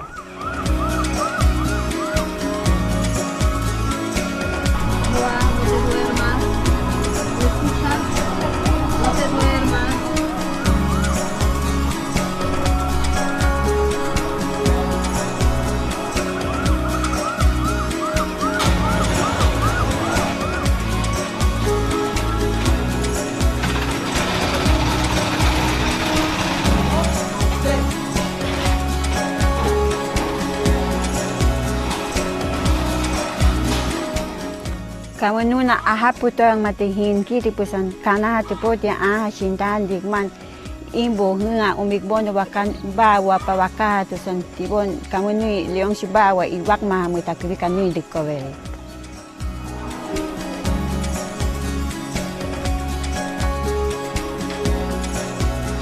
La Organización Panamericana de la Salud organiza capacitaciones constantes para emergencias obstétricas y el personal de salud está activo para que pueda aprender cómo manejar esas situaciones. Estas capacitaciones son muy importantes para reducir la mortalidad materna, para reducir esas emergencias que constantemente pueden presentarse y poder llegar a más comunidades y atenderlas de la mejor manera. El proyecto, que es mejorando la salud de adolescentes y mujeres que viven en situaciones de vulnerabilidad, ha aportado de manera, digamos, sustancial, tanto en el personal de salud como también en el personal comunitario. Porque en el caso del esposo de Aida, logró identificar oportunamente esos factores de riesgo que podían contribuir a que esta mujer hubiera fallecido. Sin embargo, al tener la oportunidad de haber sido capacitado en el marco de este proyecto, ha permitido que pueda haber sido salvada. Porque se han incorporado todas las tecnologías sanitarias, dentro de ellos, por ejemplo, el caso de esta emergencia, que fue una hemorragia, se utilizó el traje TAN, que es una tecnología de bajo costo que ha demostrado que tiene gran impacto en la reducción de las muertes maternas por hemorragia. Kamu fecha mamik tu hamte control nang ay kinayang. Fecha mamik tu hamte control ay kang no fecha tita hatta metod mate control ay kan wakitu. Tutika po amon kamu wi uching makuwicho. Desde la Organización Panamericana de la Salud nos comprometemos en seguir colaborando de manera articulada con el gobierno local, en este particular con Ucayali y Amazonas, para poder alcanzar un acceso de calidad en servicios maternos prenatales y no dejar a nadie atrás.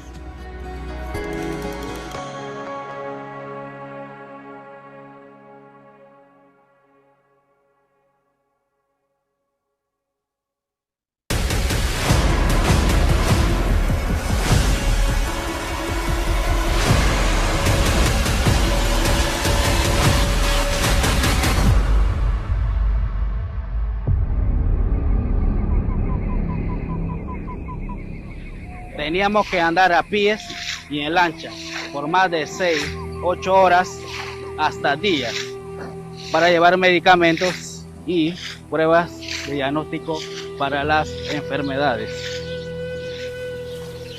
Los caminos se borran cada vez más cuando llueve porque los ríos crecen y simplemente el acceso a la salud no existía porque estábamos muy lejos. Creemos que la geografía no debe determinar quién vive y quién muere. Por eso, en un esfuerzo conjunto entre la OPS, el Ministerio de Salud y el Ministerio de Seguridad Pública de Panamá y la Fundación Barça, desarrollamos un proyecto pionero en Panamá y también en la región de las Américas. Habilitamos nuevas normativas en el país e instalamos infraestructuras de comunicación, acceso a Internet, para permitir el monitoreo del tráfico aéreo en zonas donde no había cobertura, fortaleciendo la seguridad operacional de un ecosistema logístico que hoy utiliza drones de carga de larga distancia. Al transportar medicamentos, muestras biológicas y insumos médicos, transformamos los trayectos de horas e incluso días en 30 o 40 minutos. Ya sabemos que ya no estamos olvidados detrás de las montañas, porque ya la medicina puede llegar más rápido y eso significa que nuestros niños y adultos mayores pueden tener una mejor oportunidad. La innovación es un puente hacia la salud universal. Lo que estamos haciendo aquí en la comarca Nové Buglé es algo que es escalable y es replicable. Y es algo que justamente podemos hacer en cualquier otro lugar del mundo.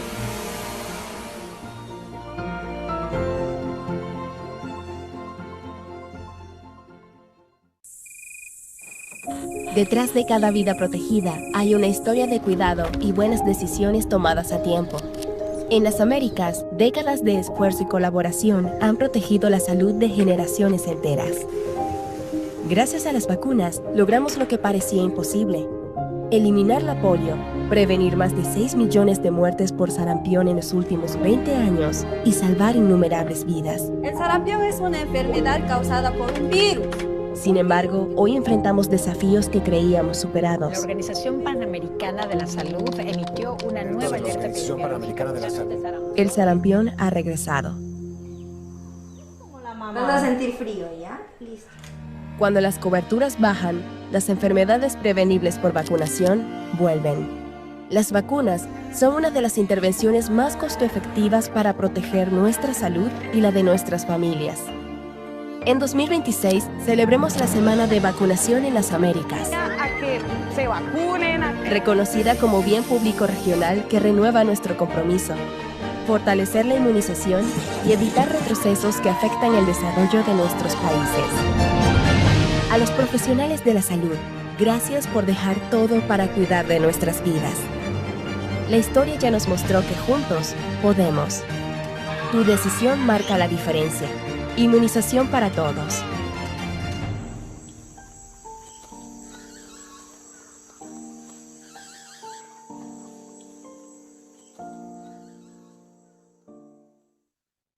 Pues yo había tiempos que sí salía, sí, a las veredas, hacia el pueblo. Pero ya cuando caí con la crisis bastante grave, ya no, ya me daba era por encerrarme así en la casa, no salía. Today, more than 160 million people in the Americas are living with a mental health condition. Yet too many of these conditions go unaddressed, causing serious health, social, and economic consequences for individuals, families, communities, and society as a whole. Traditionally, mental health was seen as the responsibility of the health sector alone. But this approach falls short, leaving most people without quality care. The Pan American Health Organization has been leading efforts to catapult mental health from an often neglected health issue to a central item on national and regional political agendas. When the COVID-19 pandemic struck in 2020, PAHO quickly recognized the growing mental health crisis in countries across the Americas. So in 2022, we established the High-Level Commission on Mental Health and COVID-19, which was the region's first expert group of its kind, tasked with guiding the organization as member states on improving mental health policies and services during this period and beyond.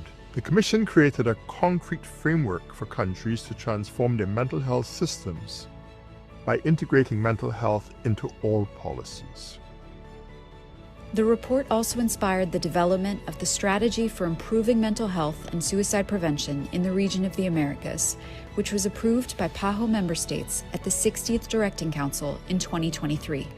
However, to achieve this goal, the conversation needed to reach beyond ministries of health, to engage high-level political leaders in the region. In close collaboration with PAHO, the Organization of American States began incorporating mental health into its mandate, starting with the adoption of the resolution named Promotion and Protection of Human Rights at the 54th OAS General Assembly, which notably included a section dedicated to human rights and mental health. The following year, the 55th OAS General Assembly marked a historic moment for mental health, featuring a high-level side event and the adoption of the resolution addressing the critical mental health crisis in the Americas. This resolution urges member states to increase public and private investment in community-based mental health care, prevention, and recovery. It also established Inter-American Mental Health Week, first celebrated the week of October 6th, 2025. What we achieved in 2025 was not accidental. It reflected a deliberate organizational effort to bring health into the highest levels of political commitment and decision-making. As one PAHO, we advanced the regional mental health agenda by building strategic alliances and ensuring its visibility at the OAS and the UN General Assembly. Looking ahead, PAHO is supporting the OAS and its member states in implementing the resolution, including forming an Inter-American Working Group. But we cannot stop here. There is no health without mental health, and no mental health without sustained political and diplomatic support. Our next step is to build on this momentum, continuing and accelerating collective efforts for mental health across the region. The Americas have shown what's possible when we unite. Now is the moment to go further together.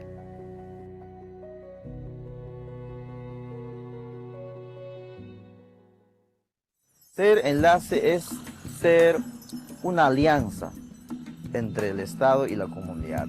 Entonces eso implica de que nosotros como enlace seamos un puente, ¿no? Un canal para que los servicios lleguen con efectividad a nuestra comunidad.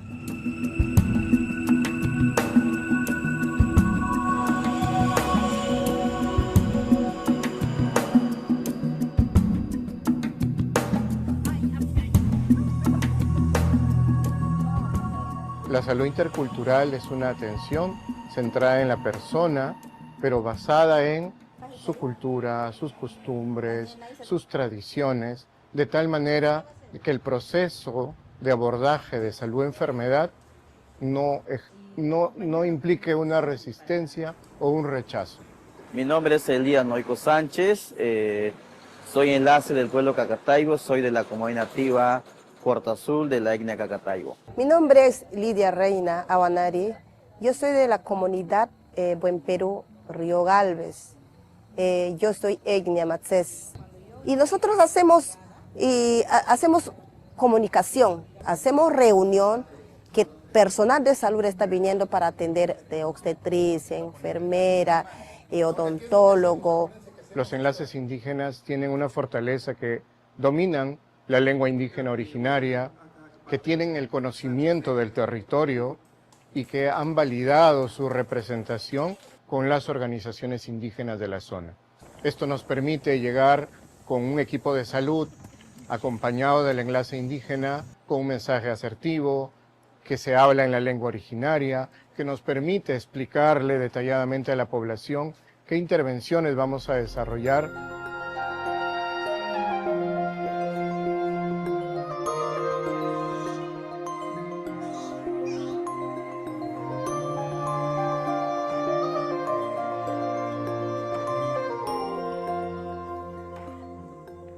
Las brigadas están conformadas por el médico, por la obstetra, por un enfermero licenciado o licenciada en este caso. También está conformado por un nutricionista, psicología, odontología, farmacia. Las actividades realizan lo que es medicina integral por el médico. También pasan por lo que es planificación, control de materno, control de cáncer de cuello uterino, de mamas, ¿no? Inmunización de vacunas. Una rayita negativo. Ya usted no tiene VIH, ya está sano. Yo me siento fortalecido y me siento privilegiado, ¿no? Porque estoy llegando en lugares muy lejanos que están donde están mis hermanos para que el primer servicio de salud llegue en primera instancia a mi comunidad.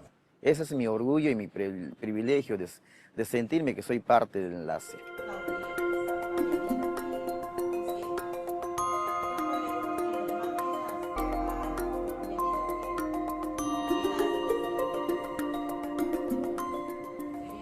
La aplicación de los diálogos interculturales ha ido demandándose cada vez más.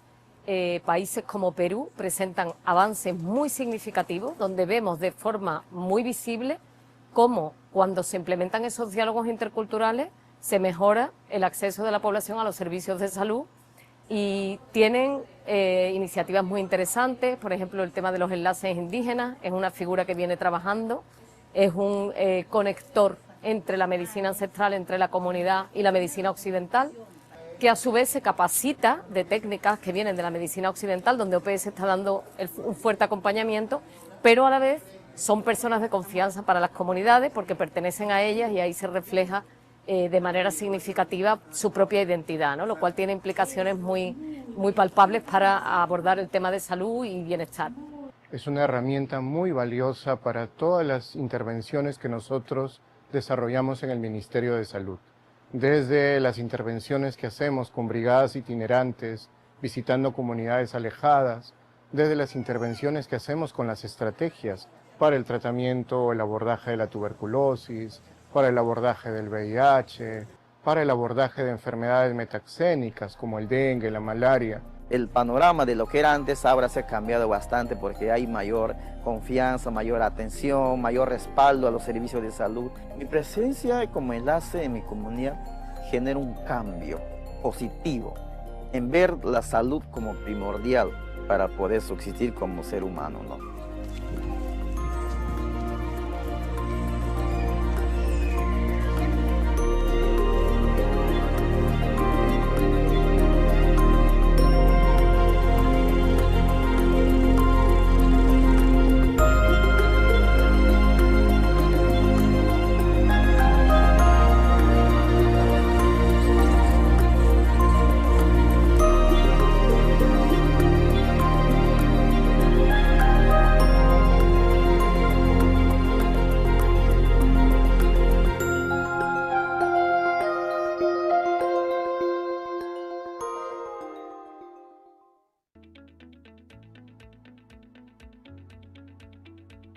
En Haïti, la crise sécuritaire et humanitaire dure depuis plusieurs années. Face à une situation sans précédent, des dizaines de milliers de familles ont été contraintes de fuir leur quartier. Fortement touchées par l'insécurité, elles trouvent refuge dans des sites de déplacement improvisés ou au sein de communautés qui les accueillent dans des zones plus sûres. Aujourd'hui, les départements de l'Ouest, du Centre et de l'Artibonite accueillent la majorité des 1,4 million de personnes déplacées internes du pays. Parmi elles, de nombreux enfants et femmes enceintes, dont l'accès aux services sociaux et de santé de base, y compris la vaccination, est fortement limité.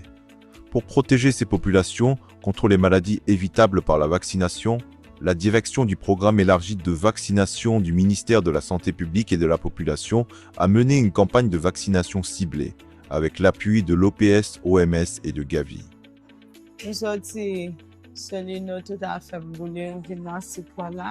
C'est pas bien ma bien vivre avec ce moment.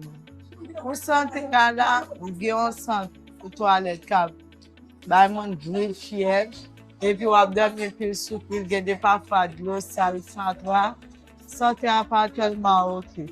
Après depuis mon yo vinn faire annonce là, yo vinn passer annonce là et puis une fois tout la malade. Donc ça fait un paquet. Changement dans la vie, les porter pour le pas gagner fièvre, pour le pas gagner diarrhée, pour signaler demander, pour pas prendre tétanos et puis bon pour santé de Pendant une semaine, 736 équipes mobiles ont sillonné les communautés hôtes et les sites de déplacés des 3 départements ciblés pour vacciner les enfants de 0 à 5 ans et les femmes enceintes contre des maladies telles que la rougeole, la diphtérie, la poliomyélite et le tétanos. Grâce à une forte mobilisation communautaire, cette campagne a permis de vacciner 4 879 enfants zéro dose, 4 207 enfants sous-vaccinés, 11 163 enfants contre la rougeole, 3 845 contre la poliomyélite, 6 836 contre la diphtérie et 2 627 femmes enceintes contre le tétanos. En parallèle, les équipes ont mené une recherche active au niveau communautaire afin d'identifier d'éventuels cas suspects de paralysie flasque aiguë, de rougeole ou d'autres maladies évitables par la vaccination. Chaque visite à domicile a également permis de sensibiliser les familles et de collecter des données essentielles pour renforcer la surveillance épidémiologique.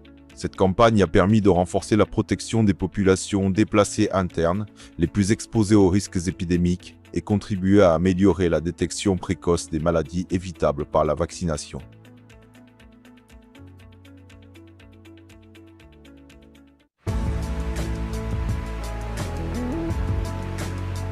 Durante más de un siglo, la esquistosomiasis, también conocida como bilarcia, afectó a comunidades rurales de Puerto Rico.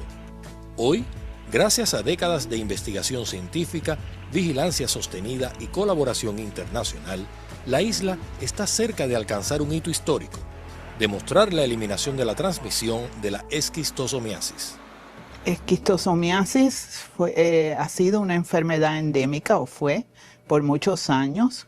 El primer reporte es de 1903 y los números de casos ha ido bajando paulatinamente hasta el punto que el último caso reportado fue en el 2005. Y acá estamos más una vez en Puerto Rico haciendo este trabajo, esta encuesta malacológica. Es muy importante, es una etapa para la certificación de la eliminación de la transmisión de la esquistosomiasis. Esa coordinación entre la OPS, el Departamento de Salud de Puerto Rico, Recursos Naturales y la Universidad de Nuevo México es la base del esfuerzo actual. And I have a long-standing interest in doing research on neglected tropical diseases, and in particular schistosomiasis, which is beside malaria probably the most significant NTD in the world on a global scale. What we want to do is try to determine if in fact now transmission is impossible on the island because of the lack of the vector snail Biamphalaria glabrata. Yo creo que es importante definir qué enfermedades están circulando y cuáles no están circulando en un lugar, en este caso Puerto Rico, para definir las estrategias de salud pública dirigidas a la erradicación de las enfermedades que tengamos circulando y eliminar de la lista las enfermedades que ya no tengamos circulando por el trabajo que se ha hecho en el camino. So we are currently engaged in a survey operation to visit as many freshwater habitats in the island that we can, including several that were known to be locations where this vector snail occurred. We go into the field, we sample different habitat, but we would take the snails and we would look at them to determine if they are infected with those parasites. Esta experiencia ha sido fabulosa, nunca había hecho trabajo de campo, así que con la ayuda de los investigadores hemos recibido una capacitación de cómo hacer el trabajo, de cómo podemos identificar caracoles. El proyecto no solo investiga, forma nuevos expertos puertorriqueños capaces de continuar el monitoreo. Pues mira, una excelente experiencia. Yo y mi equipo hemos aprendido bastante de los doctores, nos han explicado acerca de los tipos de caracoles, las enfermedades que transmiten estos caracoles, y nos muestra la importancia que estar pendiente todo el tiempo a verificar si la población vuelve para estar preparado. Nos ayuda a estar preparado aquí en Puerto Rico porque hace años que no se combate. El expertise en las islas ya no existe. Y entonces nuestro trabajo es poner en contacto los expertos con las autoridades de salud. Este esfuerzo busca cerrar un capítulo que comenzó hace más de 100 años. Y entonces creo que ha sido un gran logro para evidenciar realmente si ha sido eliminada o no ha sido eliminada. Por eso considero que es un gran paso de salud pública en esta era. We are optimistic that we will achieve a final interesting, good result with respect to the declaration of elimination of transmission. It's exciting to be here. It's an exciting thing to be proud of being able to do this. I want to tell my grandkids about it. Ciencia, historia y colaboración internacional se unen en un mismo propósito: proteger la salud del pueblo puertorriqueño y demostrar la eliminación de la esquistosomiasis. Un logro que marcará a las generaciones futuras.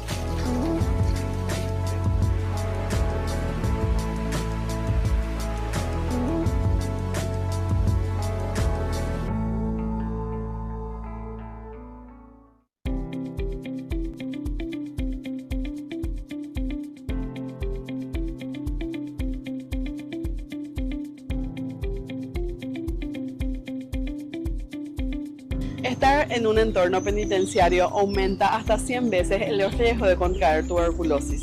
Por eso, el control de la tuberculosis en las prisiones tiene un impacto directo en la salud de toda la comunidad. Diagnosticar, tratar, curar la tuberculosis en estos espacios contribuye a reducir la enfermedad a nivel nacional. Para ello, se realiza una radiografía de tórax, cuya imagen es analizada con programas de inteligencia artificial que permiten identificar si hay lesiones compatibles o no con la enfermedad. A las personas que presentan lesiones se le toma una muestra de catarro que se procesa mediante biología molecular para confirmar el diagnóstico. A esta búsqueda activa se suma el tamizaje VIH, sífilis, hepatitis B, hepatitis C, y además se aplican los esquemas de vacunación para adultos recomendados por el programa ampliado de inmunizaciones. Este trabajo acá es desde la detección del paciente con tuberculosis hasta lograr el éxito. Actualmente tenemos 86 pacientes en tratamiento, de los cuales en el año se lograron realizar 1.100 pruebas aproximadamente. Entonces las muestras, generalmente el proceso nominal tarda 120 minutos. Entonces una vez que el equipo da el resultado, eso se carga en el sistema experto de tuberculosis. Una de las enfermedades más frecuentes con esta encierro es la tuberculosis. Entonces esa articulación hace que podamos llegar más oportunamente a los casos, a los enfermos que reciban el tratamiento, el seguimiento, ¿verdad? Un enfoque biopsicosocial y de derechos humanos.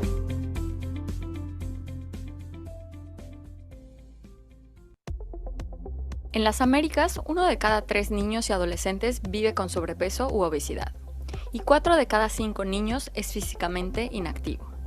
Los entornos poco saludables y la falta de actividad física afectan la salud, el bienestar y el aprendizaje de la niñez, así como el desarrollo socioeconómico de los países. La educación y la salud deben de trabajar de forma integrada para transformar realidades. Ante esta realidad, con el liderazgo de los Ministerios de Educación y de Salud de las Américas, la OEA y la OPS lanzaron el Programa Hemisférico sobre Políticas de Alimentación Saludable y Actividad Física en Entornos Escolares. Las escuelas son espacios clave para promover estilos de vida saludables desde la infancia. Este programa facilita el intercambio de herramientas, experiencias y aprendizajes entre los sectores de educación, salud y deporte de los países. En 2023, programas de 3 países fueron seleccionados entre 11 postulaciones para recibir asistencia técnica focalizada. En Bahamas se está trabajando para que los estudiantes puedan acceder a productos saludables en sus escuelas y sus alrededores. En Belice se han instalado bebederos en las escuelas para promover el consumo de agua acompañado de campañas dirigidas a los estudiantes. En Colombia están fomentando la actividad física con programas inclusivos y recreativos dentro y fuera del aula. Cuando los estudiantes se alimentan de manera saludable, se mueven más, mejora su atención y su participación en clase. Me gusta que todos participemos y ninguno quede afuera. Estamos generando evidencia y recomendaciones aplicables a nivel regional.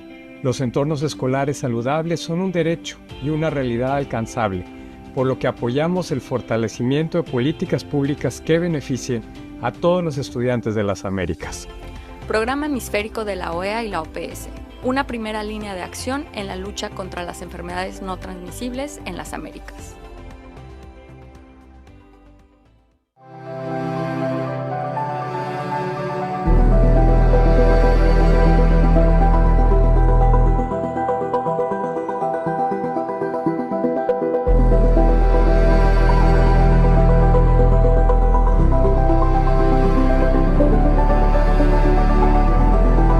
Standards are not sufficient. We have to enforce them. We have to be sure that we are actually using the standards. The Pan American Health Organization employed a system of check consultants for the confirmation that we were using adequate standards. Soon after the official launch of a major project in the Caribbean that looked at retrofitting over 50 health facilities, we felt that it was an important initiative, important enough for us to look at its adaptation in many other sectors in the British Virgin Islands. We focused on retrofitting and improving the facilities at our referral hospital, and a number of smart initiatives were applied, and that hospital became one of the first outfitted and officially designated smart hospitals in the Caribbean. Maintenance is synonymous with sustainability. We cannot have anything sustain any structure, any hospital to operate over time without proper and effective maintenance, both preventive maintenance as well as breakdown maintenance.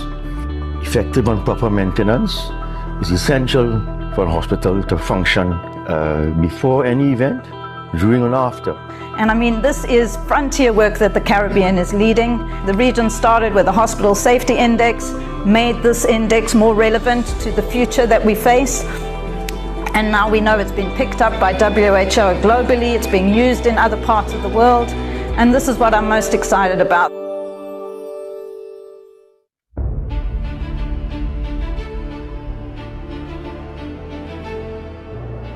In public health centers across Trinidad and Tobago, essential vaccines are provided to all adults and children free of charge under the Ministry of Health's expanded program on immunization. For the public, the process is straightforward and seamless. But behind the scenes, maintaining the safety of vaccines that require cold temperatures of between 2 and 8 degrees Celsius is an important part of the process that requires careful coordination. The security would have to notify their manager, and their manager would notify the area administrator, and they would get in contact with the nurse in charge of the institution so that the vaccines can be moved from the health center to the county medical office of health so that they can store it. In 2022, Trinidad and Tobago's public health system experienced a technological breakthrough in vaccine storage when the Ministry of Health received the first of 62 solar-powered vaccine refrigerators from PAHO WHO.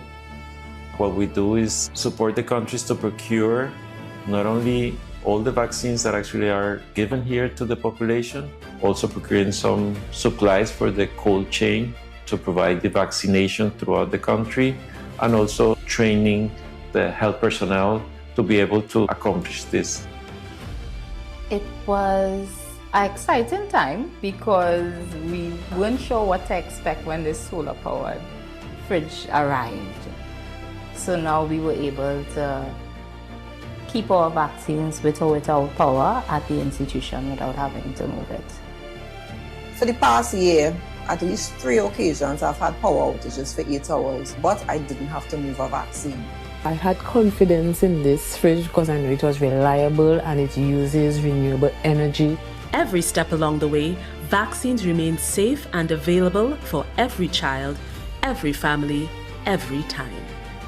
PAHO WHO, powering health in Trinidad and Tobago.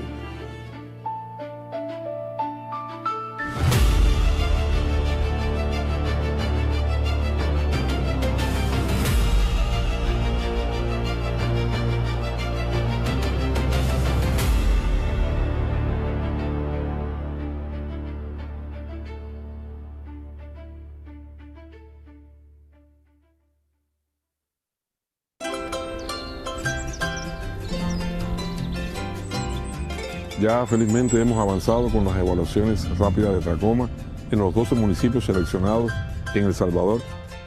Y esto ha sido posible gracias a ese compromiso que ha mostrado el Ministerio de Salud con sus equipos evaluadores, integrados por médicos, enfermeras y promotores. También agradecer a Canadá porque ha sido la fuente fundamental de financiamiento para este proyecto. El acompañamiento de la Organización Panamericana de la Salud, dígase el equipo local en El Salvador como el equipo regional y también nuestros asesores de la Organización Mundial de la Salud. Esto no hubiese sido posible si no se hubiese demostrado ese compromiso de la comunidad con sus problemas de salud, con sus niños, con sus adultos, con su familia en general, porque es imposible resolver un problema de salud sin la participación activa de la comunidad. Este tipo de proyecto tiene varios impactos en estas comunidades de difícil acceso. Primero, tiene un impacto directamente en la comunidad. Por ejemplo, en el caso del proyecto de tracoma, podemos llegar a las poblaciones de una forma preventiva, especialmente en los niños. Se puede ver si podrían desarrollar la enfermedad en el futuro. Segundo, tiene un impacto netamente institucional. Este es un trabajo integrado en el cual se ve la rectoría y el liderazgo del Ministerio de Salud a través de sus diferentes entidades a nivel nacional, regional y local en las unidades primarias de salud. Esto queda como una experiencia y un impacto hacia futuro porque demuestra que el país está preparado para poder seguir el proceso de la eliminación de las enfermedades desatendidas, especialmente en las poblaciones de más difícil acceso. Nosotros hemos podido integrar, hemos podido compartir nuestros conocimientos, apoyarnos los unos a los otros y asimismo poder llegar a la familia, llegar a las viviendas y que ellos puedan ver también en nosotros ese espíritu de empatía, ¿verdad? Que ellos vean que vamos por la prevención de la salud de ellos. Ha sido una experiencia muy bonita, primeramente porque hemos conocido muchos lugares del país y pues también acercándonos a comunidades, dando atenciones no solamente con lo del proyecto de tracoma, sino también actividades preventivas como vacunación, controles, actividades antivectoriales.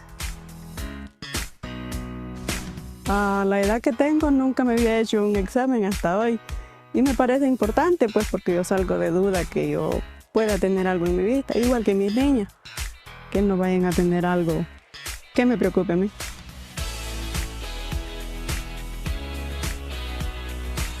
Muchas familias no tienen la oportunidad de ir donde nos dan esas consultas. Tal vez algunos sí tienen la oportunidad de ir así una vez al año, pero muchas familias no tienen esa oportunidad, más en estas zonas rurales acá. Y es muy bueno que vengan diferentes programas así porque con tantas enfermedades es bueno que nos vayamos chequeando desde pequeñito y periódicamente. A estas comunidades de difícil acceso, no cualquier organización se acerca, ¿verdad? Entonces les agradecemos muchísimo en nombre de todo el cantón del Siriguá.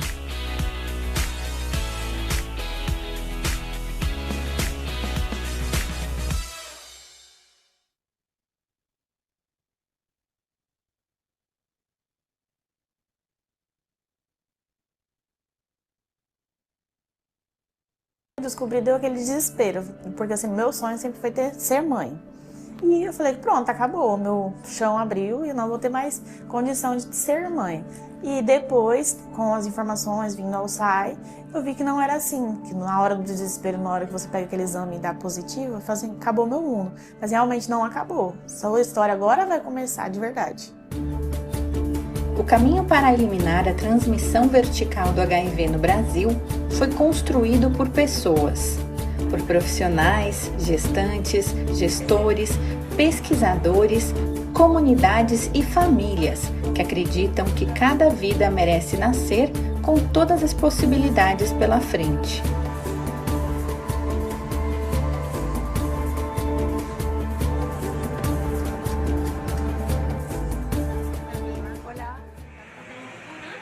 Toda gestante, quando ela chega na consulta de pré-natal, ela passa pela consulta e durante a consulta é realizado o teste rápido. Teste rápido realizado contra HIV, sífilis, hepatite B e hepatite C. E aí, durante a realização, se vier positivo para sífilis, por exemplo, a gente já começa a tratar, faz a notificação. HIV, a gente tem um segundo teste para confirmação diagnóstica e encaminhado para o tratamento no centro de referência. Primeiro que o diagnóstico é feito muitas vezes na atenção básica, né, que é onde começa o pré-natal dessa mãe, e aí com o diagnóstico a paciente é encaminhada para o SAI, onde nós fazemos o atendimento e o acompanhamento dessa paciente e já iniciamos o tratamento durante a gestação. Eu vim aqui, fiz exame de sangue, deu positivo, marquei o infecto. No outro dia eu consegui, o dia mesmo, eu marquei no dia, no outro dia eu vim. Já me deu esse remédio, ele conversou comigo, me explicou como é que eu tenho que tomar, tudo certinho. Eu vim, peguei remédio aqui na farmácia, tomei, tudo certinho, depois deu indetectável. Quando eu fiz o segundo exame de sangue, já deu detectável. Com uma vigilância ativa no país, cada teste positivo abre um fluxo articulado entre serviços, garantindo que nenhum cuidado se perca no caminho. O fluxo de notificação dos agravos de notificação compulsória, HIV, sífilis e demais agravos no município de Cacoal, ele começa lá na unidade de saúde, seja ela pública, particular, clínica e até laboratório. Então, com essa notificação de algum caso suspeito, até confirmado de laboratório, nos ajuda muito a buscar o caso suspeito. Todo o meu acompanhamento, né, meu pré-natal, eu posso dizer que foi assim excelente, porque foi feito um acompanhamento bem detalhado, fui muito bem orientada, foi feito os testes em mim, meu esposo. A experiência brasileira se baseia na integração, equipes da atenção básica, maternidades, vigilância e serviços especializados, trabalhando de forma contínua e coordenada antes, durante e depois do parto. O trabalho em rede é muito importante e uma rede fundamental é a rede de atenção à saúde indígena. Trabalhamos com os DICEI, são os distritos sanitários indígenas, nós estamos junto com eles em capacitações, nós estamos em assessoramento, respeitando toda a sua cultura, todos os seus costumes, levando para essa população tudo que é disponível em todo o nosso território, preservativos, testes rápidos, medicamentos. Eliminar a transmissão vertical também significa proteger direitos, combater o estigma e garantir que todas as famílias tenham acesso à informação, ao cuidado e à dignidade. Os esforços são reforçados para todos os territórios, áreas urbanas, rurais, ribeirinhas e aldeias indígenas. Cada um no seu âmbito de atuação decide que vai se engajar para eliminar a transmissão vertical. E esse é um processo construído em muitas mãos. A gente precisa de todos. Então, quando a gente vê que um trabalho de um somado ao outro e vai agregando e ao longo dos anos vai aperfeiçoando e qualificando, e hoje a gente pode falar de um Brasil livre da transmissão vertical de HIV, isso mostra que vale muito a pena esse engajamento, que tem resultado e que se a gente conseguiu para HIV, a gente haverá de conseguir para sífilis, para a doença de Chagas, para HTLV. E a grande satisfação de quando chegar aos 18 meses você dizer: esse bebê só é um bebê exposto, não houve transmissão vertical, o bebê não está infectado. O que você espera, assim, do futuro da sua filha? Espero que cresça com saúde, né? Eu espero que esses 2 anos que eu já estou tratando seja o início a melhor parte da minha vida.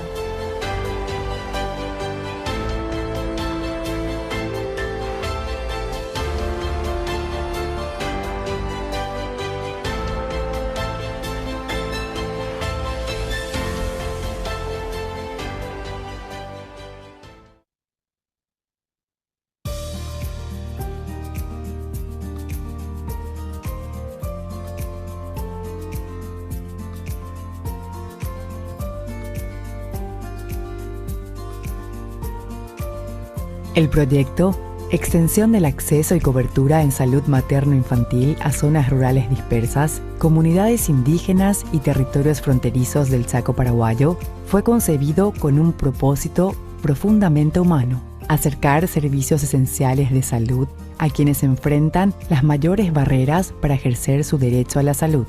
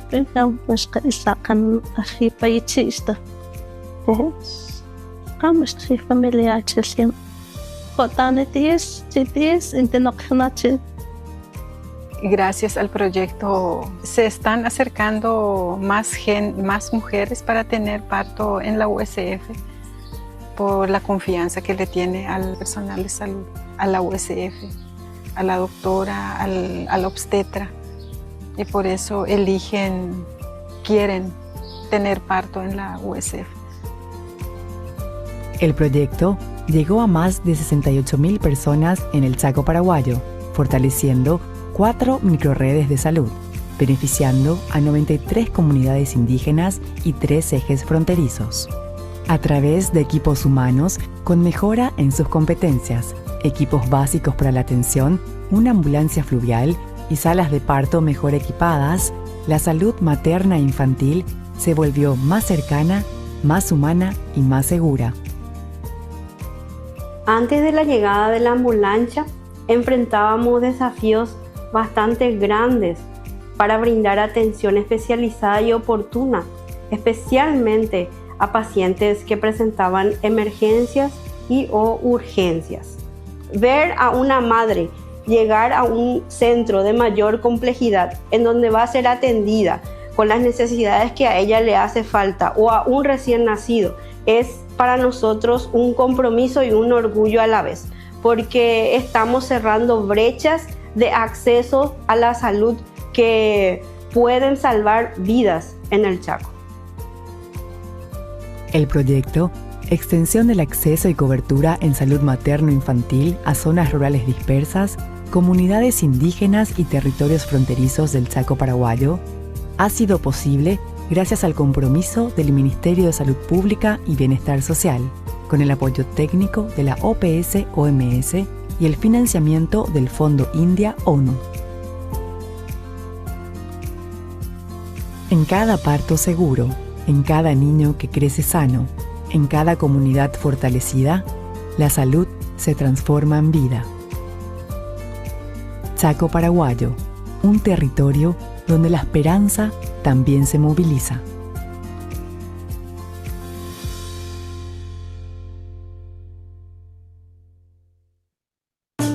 La selva no siempre habla en voz alta.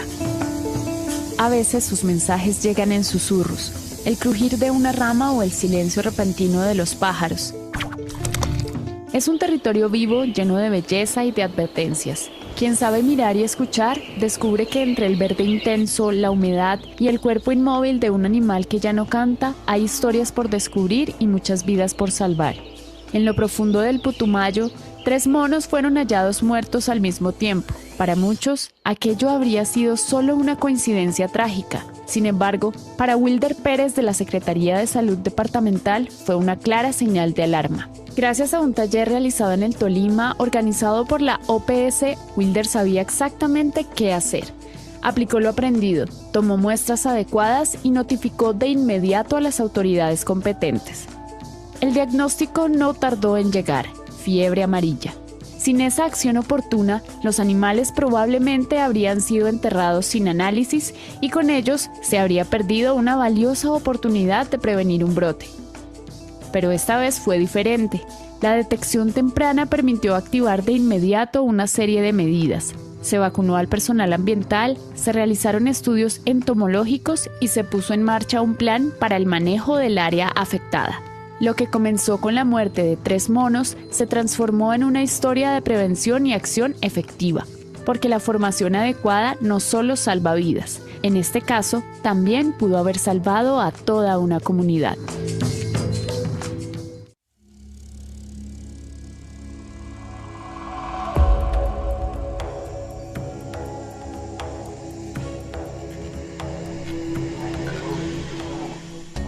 Mata doktorong hakte, doktorong hakal gas, wamba salud ni masih negara magas ni kan, wamba tu maga wasarama, dakap sarama.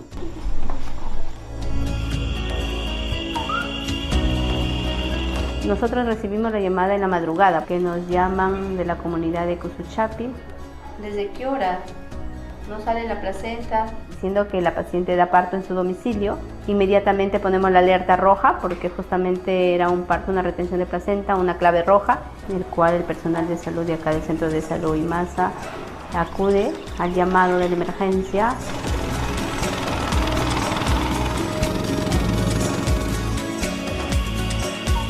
Ya mina señora anko ve impia dikas bo sawan pasamono dutikas mono paches mo pohamono achikue di paches bo achikue a las 3:30 achikanan kamas ni pohamono ucing mamtikure mina señora hon dutika kimo anunan asekun ampuin andu kowe nunik mate wi puyer hukure salud IMASA.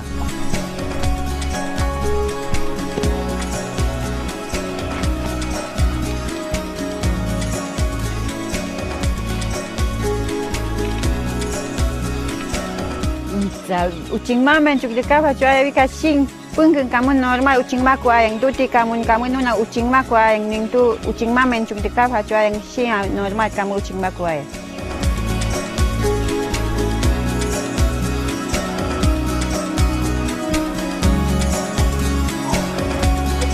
El paciente se encuentra en un mal estado con un diagnóstico de un shock hipovolémico porque fue de un parto domiciliario, una retención de placenta, no de más o menos unas 3 horas, el cual se traslada y se diagnostica un shock hipovolémico grado 3 y el procedimiento se realiza en el centro de salud, se estabiliza con el traje anti-shock y luego es trasladado. No se le pudo hacer la extracción de la placenta manual en el establecimiento, el cual estaba de mayor riesgo y entonces trasladada al hospital.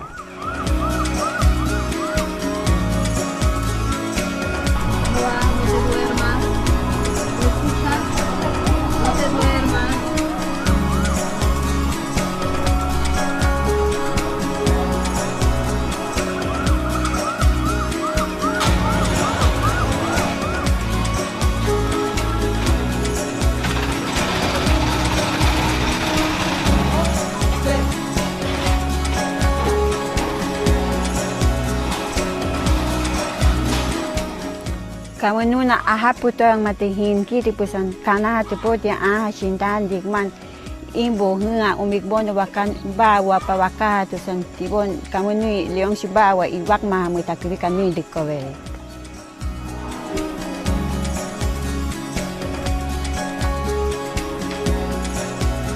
La Organización Panamericana de la Salud organiza capacitaciones constantes para emergencias obstétricas y el personal de salud está activo para que pueda aprender cómo manejar esas situaciones. Estas capacitaciones son muy importantes para reducir la mortalidad materna, para reducir esas emergencias que constantemente pueden presentarse y poder llegar a más comunidades y atenderlas de la mejor manera.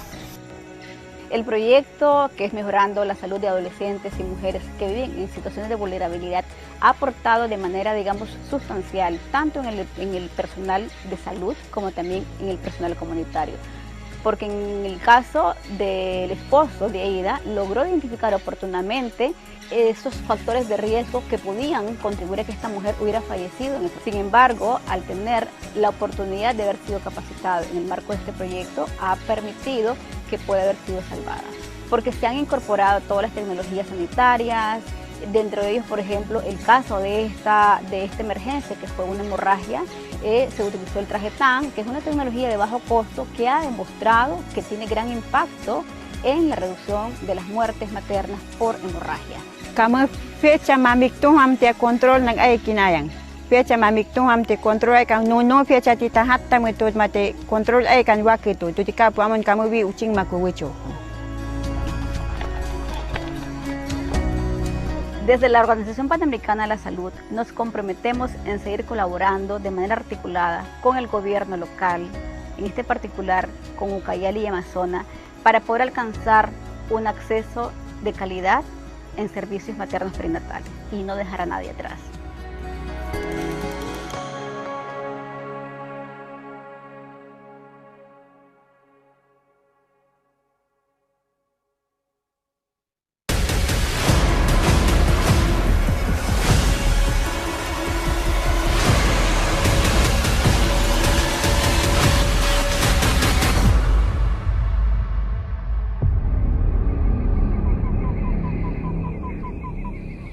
Teníamos que andar a pies y en lancha por más de 6, 8 horas hasta días para llevar medicamentos y pruebas de diagnóstico para las enfermedades. Los caminos se borran cada vez más cuando llueve porque los ríos crecen y simplemente el acceso a la salud no existía porque estábamos muy lejos. Creemos que la geografía no debe determinar quién vive y quién muere. Por eso, en un esfuerzo conjunto entre la OPS, el Ministerio de Salud y el Ministerio de Seguridad Pública de Panamá y la Fundación Barça, desarrollamos un proyecto pionero en Panamá y también en la región de las Américas. Habilitamos nuevas normativas en el país e instalamos infraestructuras de comunicación, acceso a Internet, para permitir el monitoreo del tráfico aéreo en zonas donde no había cobertura, fortaleciendo la seguridad operacional de un ecosistema logístico que hoy utiliza drones de carga de larga distancia. Al transportar medicamentos, muestras biológicas y insumos médicos, transformamos los trayectos de horas e incluso días en 30 o 40 minutos. Ya sabemos que ya no estamos olvidados detrás de las montañas, porque ya la medicina puede llegar más rápido y eso significa que nuestros niños y adultos mayores pueden tener una mejor oportunidad.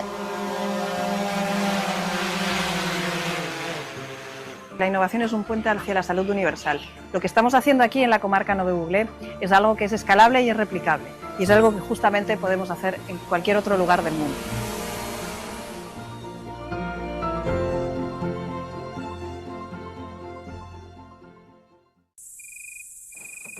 Detrás de cada vida protegida hay una historia de cuidado y buenas decisiones tomadas a tiempo.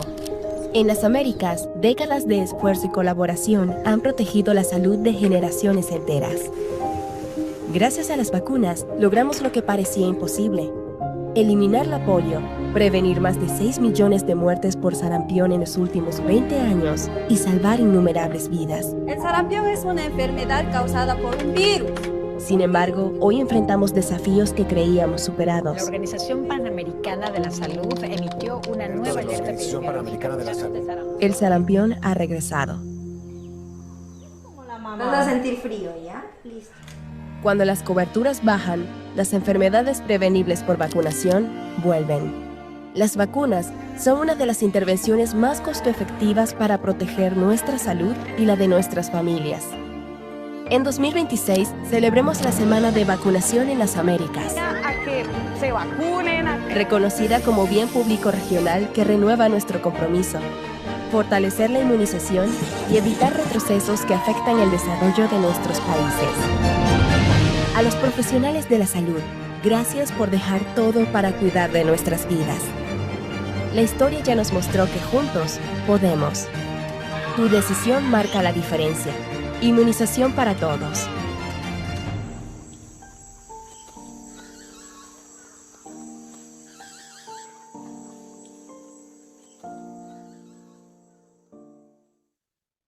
Pues yo había tiempos que sí salía, sí, a las veredas, hacia el pueblo.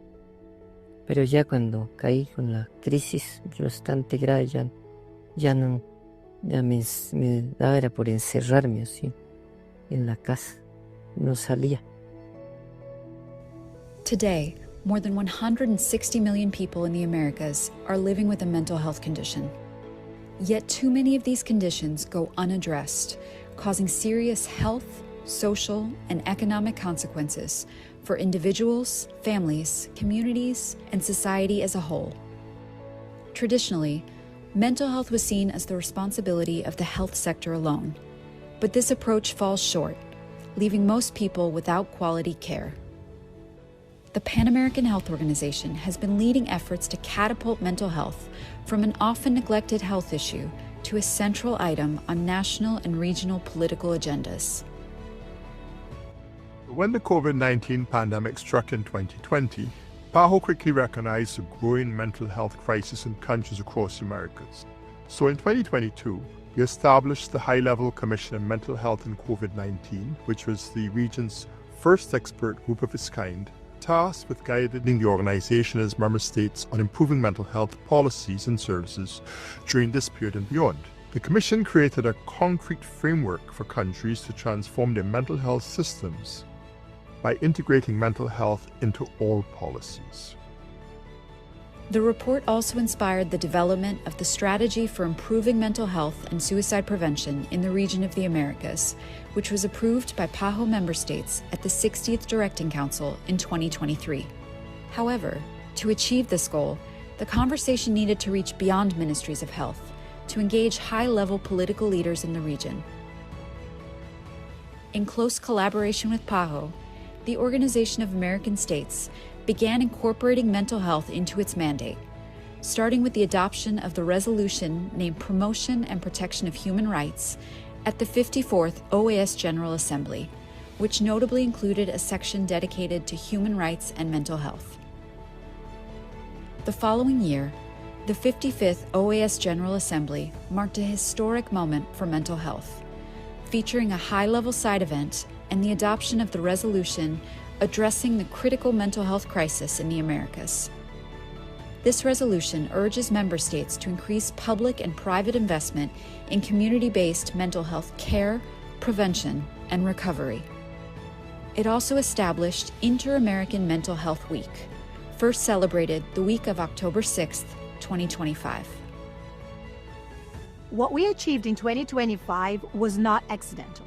It reflected a deliberate organizational effort to bring health into the highest levels of political commitment and decision-making. As one PAHO, we advanced the regional mental health agenda by building strategic alliances and ensuring its visibility at the OAS and the UN General Assembly. Looking ahead, PAHO is supporting the OAS and its member states in implementing the resolution, including forming an Inter-American Working Group. But we cannot stop here. There is no health without mental health, and no mental health without sustained political and diplomatic support. Our next step is to build on this momentum, continuing and accelerating collective efforts for mental health across the region. The Americas have shown what's possible when we unite. Now is the moment to go further together.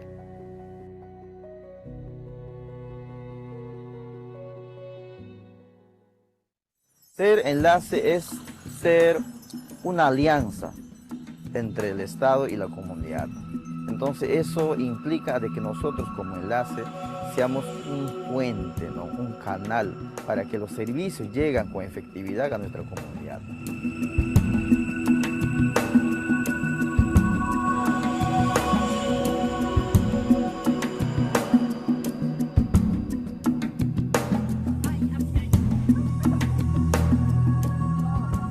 La salud intercultural es una atención centrada en la persona, pero basada en su cultura, sus costumbres, sus tradiciones, de tal manera que el proceso de abordaje de salud-enfermedad no implique una resistencia o un rechazo.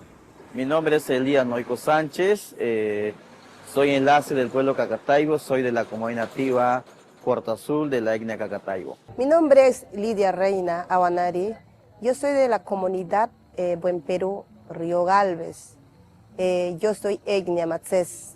Y nosotros hacemos comunicación, hacemos reunión, que personal de salud está viniendo para atender de obstetricia, enfermera, odontólogo, Los enlaces indígenas tienen una fortaleza que dominan la lengua indígena originaria, que tienen el conocimiento del territorio y que han validado su representación con las organizaciones indígenas de la zona.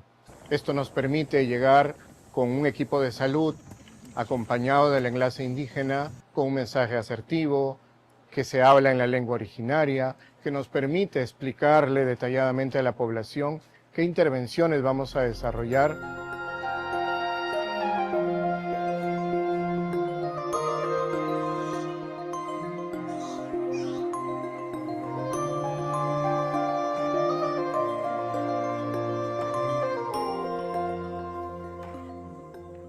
Las brigadas están conformadas por el médico, por la obstetra, por un enfermero licenciado o licenciada en este caso. También está conformado por un nutricionista, psicología, odontología, farmacia. Las actividades realizan lo que es medicina integral por el médico. También pasan por lo que es planificación, control de materno, control de cáncer de cuello uterino, de mamas, ¿no? Inmunización de vacunas. Una rayita negativo, ya usted no tiene VIH, ya está sano. Yo me siento fortalecido y me siento privilegiado, ¿no? Porque estoy llegando en lugares muy lejanos donde están mis hermanos, para que el primer servicio de salud llegue en primera instancia a mi comunidad. Ese es mi orgullo y mi privilegio de sentirme que soy parte del enlace.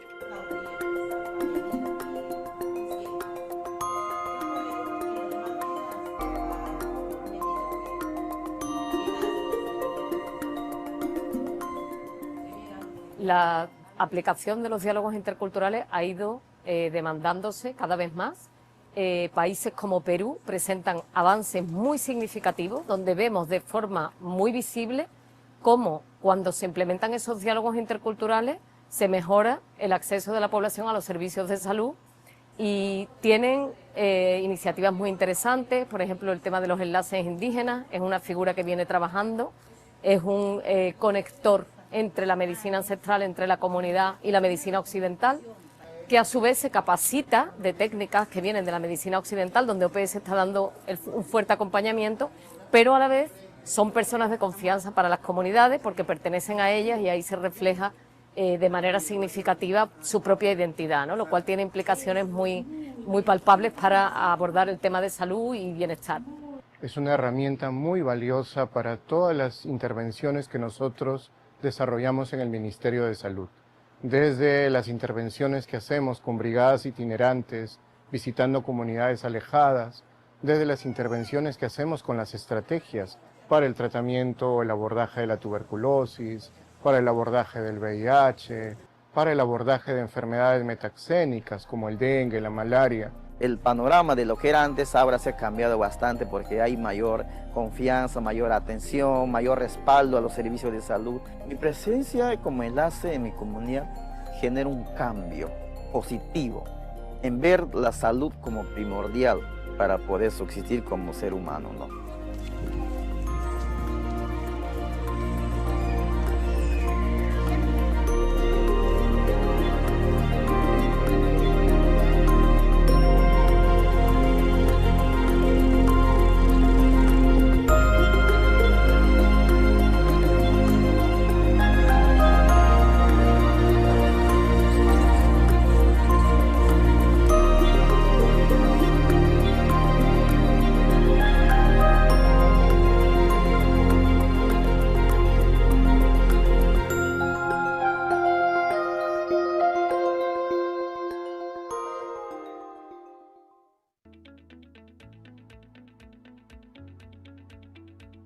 En Haïti, la crise sécuritaire et humanitaire dure depuis plusieurs années.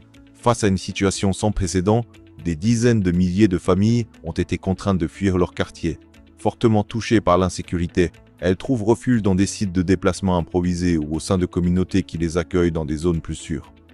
Aujourd'hui, les départements de l'Ouest, du Centre et de l'Artibonite accueillent la majorité des 1,4 million de personnes déplacées internes du pays.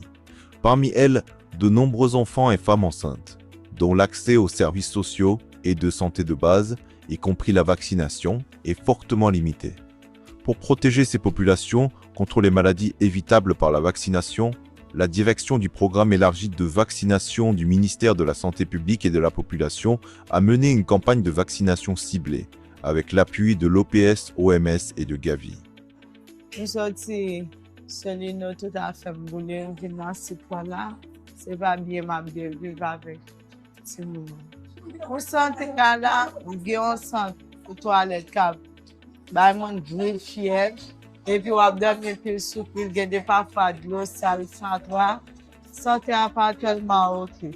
Après depuis mon yo venu faire annonce là, yo venu passer annonce là et puis une fois on a mal. Donc, si on fait un paquet, changement dans la vie, on les porte pour le paquet. Fièvre, le paquet diarrhée pour s'y recommander, pour pas prendre tétanos et puis bon pour santé. Pendant une semaine, 736 équipes mobiles ont sillonné les communautés hautes et les sites de déplacés des 3 départements ciblés pour vacciner les enfants de 0 à 5 ans et les femmes enceintes contre des maladies telles que la rougeole, la diphtérie, la poliomyélite et le tétanos. Grâce à une forte mobilisation communautaire, cette campagne a permis de vacciner 4 879 enfants zéro dose, 4 207 enfants sous-vaccinés, 11 163 enfants contre la rougeole, 3 845 contre la poliomyélite, 6 836 contre la diphtérie et 2 627 femmes enceintes contre le tétanos. En parallèle, les équipes ont mené une recherche active au niveau communautaire afin d'identifier d'éventuels cas suspects de paralysie flasque aiguë, de rougeole ou d'autres maladies évitables par la vaccination. Chaque visite à domicile a également permis de sensibiliser les familles et de collecter des données essentielles pour renforcer la surveillance épidémiologique. Cette campagne a permis de renforcer la protection des populations déplacées internes, les plus exposées aux risques épidémiques, et contribuer à améliorer la détection précoce des maladies évitables par la vaccination.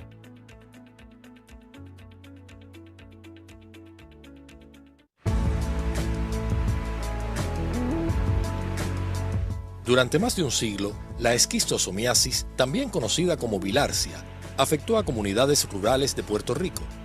Hoy, gracias a décadas de investigación científica, vigilancia sostenida y colaboración internacional, la isla está cerca de alcanzar un hito histórico, demostrar la eliminación de la transmisión de la esquistosomiasis. Esquistosomiasis ha sido una enfermedad endémica, o fue, por muchos años. El primer reporte es de 1903 y el número de casos ha ido bajando paulatinamente, hasta el punto que el último caso reportado fue en el 2005. Y acá estamos más una vez en Puerto Rico haciendo este trabajo, esta encuesta malacológica. Es muy importante, es una etapa para la certificación de la eliminación de la transmisión de la esquistosomiasis. Esa coordinación entre la OPS, el Departamento de Salud de Puerto Rico, Recursos Naturales y la Universidad de Nuevo México es la base del esfuerzo actual. And I have a long-standing interest in doing research on neglected tropical diseases, and in particular schistosomiasis, which is beside malaria probably the most significant NTD in the world on a global scale. What we want to do is try to determine if in fact now transmission is impossible on the island because of the lack of the vector snail Biamphilariae glabrata. Yo creo que es importante definir qué enfermedades están circulando y cuáles no están circulando en un lugar, en este caso Puerto Rico, para definir las estrategias de salud pública dirigidas a la erradicación de las enfermedades que tengamos circulando y eliminar de la lista las enfermedades que ya no tengamos circulando por el trabajo que se ha hecho en el camino. So we are currently engaged in a survey operation to visit as many freshwater habitats in the island that we can, including several that were known to be locations where this vector snail occurred.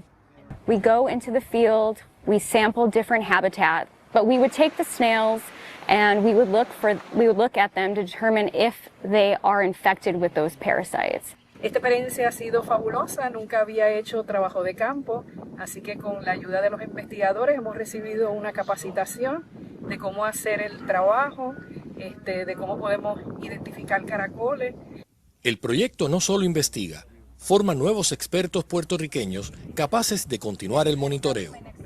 Pues mira, una excelente experiencia. Yo y mi equipo hemos aprendido bastante de los doctores, nos han explicado acerca de los tipos de caracoles, las enfermedades que transmiten estos caracoles, y nos muestra la importancia que estar pendiente todo el tiempo a verificar si la población vuelve para estar preparado. Nos ayuda a estar preparado aquí en Puerto Rico porque hace años que no se combate. El expertise en las islas ya no existe y entonces nuestro trabajo es poner en contacto los expertos con las autoridades de salud. Este esfuerzo busca cerrar un capítulo que comenzó hace más de 100 años. Y entonces creo que ha sido un gran logro para evidenciar realmente si ha sido eliminada o no ha sido eliminada. Por eso considero que es un gran paso de salud pública en esta era. We are optimistic that we will achieve a final interesting, good result with respect to the declaration of elimination of transmission. It's exciting to be here. It's an exciting thing to be proud of being able to do this. I want to tell my grandkids about it. Ciencia, historia y colaboración internacional se unen en un mismo propósito: proteger la salud del pueblo puertorriqueño y demostrar la eliminación de la esquistosomiasis. Un logro que marcará a las generaciones futuras.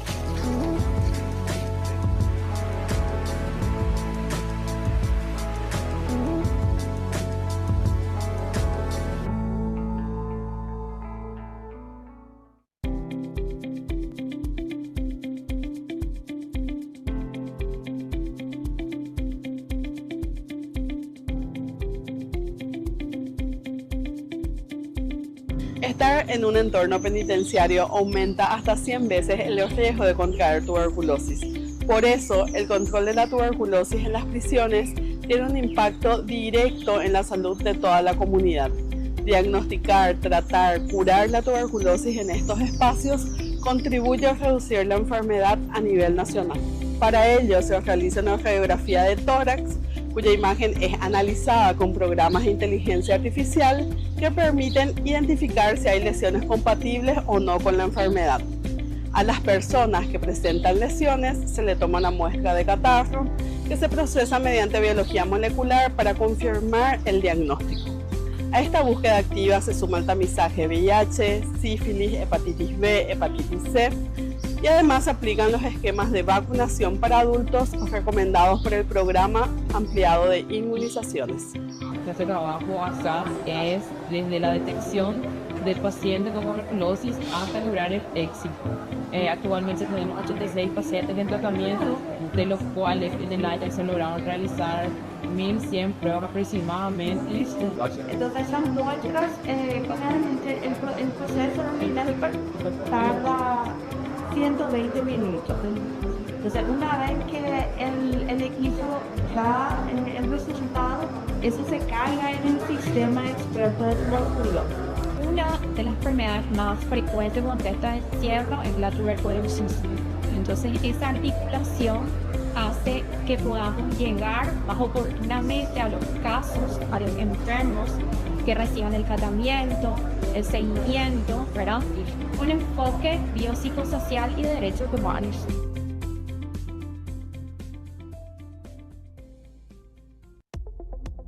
En las Américas, 1 de cada 3 niños y adolescentes vive con sobrepeso u obesidad, y 4 de cada 5 niños es físicamente inactivo.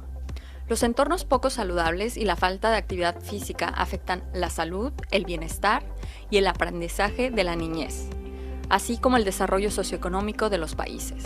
La educación y la salud deben de trabajar de forma integrada para transformar realidades.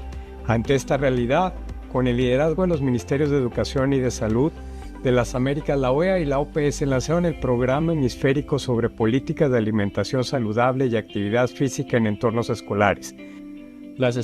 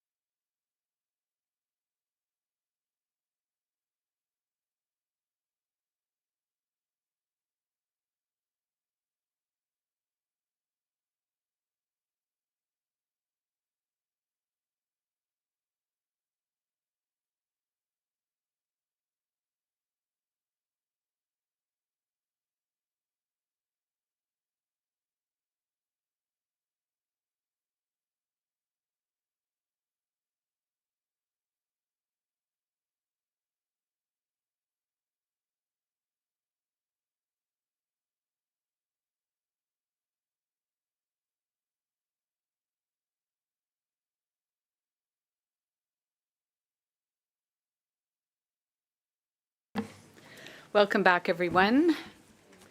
Hope you had a nice lunch. We are going to proceed now with item 3.2, PAHO Award for Health Services Management and Leadership 2026. I'd like to bring documents CE 178/6 and Addendum 1 to the attention of the committee. Following the procedures for the PAHO Award for Health Services Management and Leadership, the award committee met on 15th and 16th of June 2026 and assessed the relative merits of the candidates with regards to the following. The award is conferred on a candidate who has made a significant contribution in his or her home country and/or throughout the region of the Americas to improve the development of health systems, the organization, management, and administration of health services, the development of programs, projects, or initiatives that have demonstrated impact on population coverage and access to health services, the expansion of health services that meet the needs of the population, in particular those in situations of greatest vulnerability, the development of quality programs and patient safety programs at the national or institutional level, the organization and management of primary care services at the community level, the development of integrated networks of health services, including hospital services, or the production of knowledge and research to achieve change in health service delivery. The award is conferred in recognition of work completed in the 10 preceding years. I would like to now invite the representative of the award committee, Maestra Margarita Perez Valaseñor of Mexico, to please report on the item. Muchas gracias. Thank you very much, Madam President. The PAHO Award for Health Services Management and Leadership 2026 report of the Award Committee of PAHO Award for Health Services and Leadership 2026. The jury, in order to grant this award, the PAHO Award for Health Services, is made up by the delegates of Canada, Mexico, and Peru. We met on the 15th and 16th of June 2026 on the occasion of the 178th session of the Executive Committee. We reviewed the documents on the candidates proposed by member states.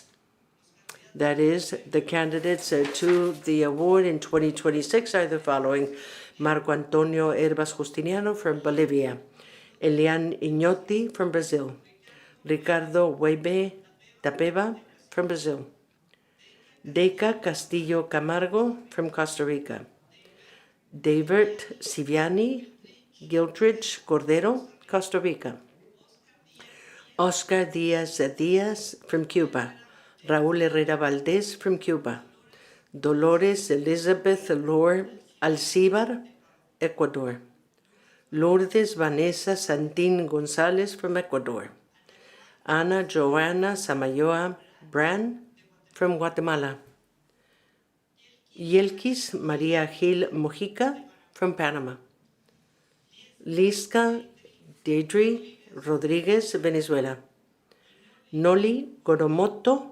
Hernandez from Venezuela.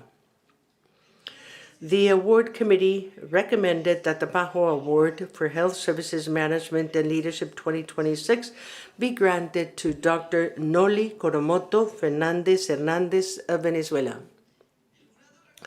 The award committee recognizes the merits of the 13 candidates, and in particular those of Dr. Noli Goromoto Hernandez, a YU physician from the Epiayu clan, who has contributed to indigenous and intercultural health, as well as the management of health services by incorporating cultural relevance in a rights-based approach.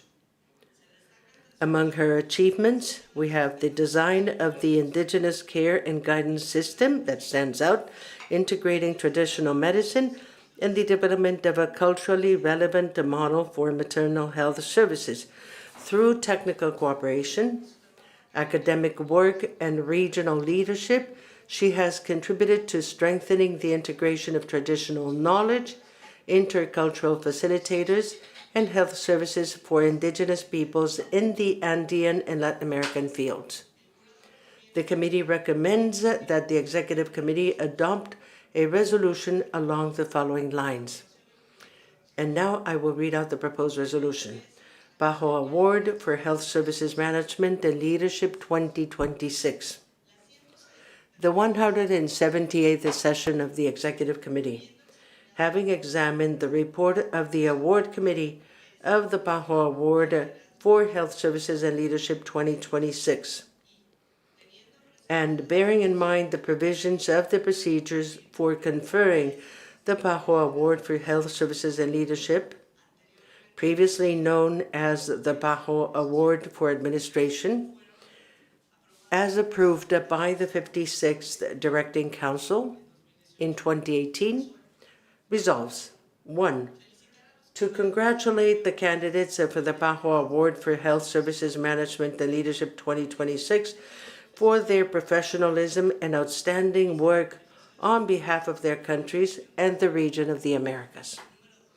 Number 2, on the recommendation of the Award Committee to confer the PAHO Award for Health Services Management and Leadership 2026 to Dr. Noli Coromoto Fernandez Hernandez of Venezuela for her contributions to indigenous and intercultural health, as well as her management of health services by incorporating cultural relevance and a rights-based approach.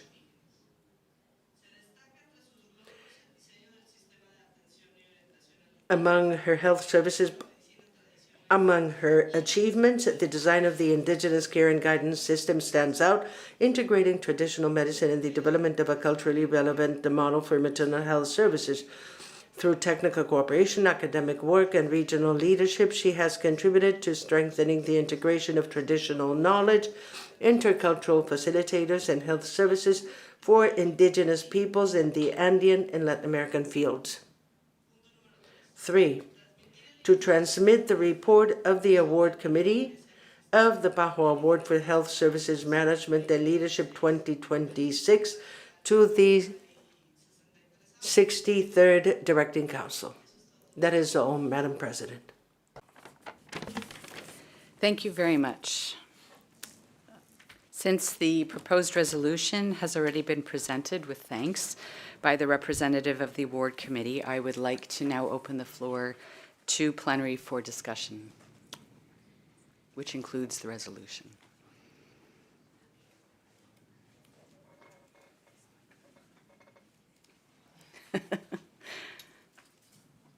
Please go ahead, Brazil. Gracias, señora presidenta. Brasil toma la palabra más que nada para felicitar. Brazil takes the floor to commend Dr. Noli Coromoto Fernandez Hernandez. We'd like to congratulate her for having been given this award on management and leadership of PAHO, and we would also like to congratulate her native country, Venezuela. And also would like to express the recognition that our countries have many people of great value. Brazil submitted the names of 3 candidates that were considered, and it is a great pleasure for us to see that Dr. Noli Coromoto does work in the areas of indigenous health and traditional medicine, which are very dear to Brazil. Thank you. Thank you very much. I don't see any other requests for the floor, and so with that, I declare the resolution adopted.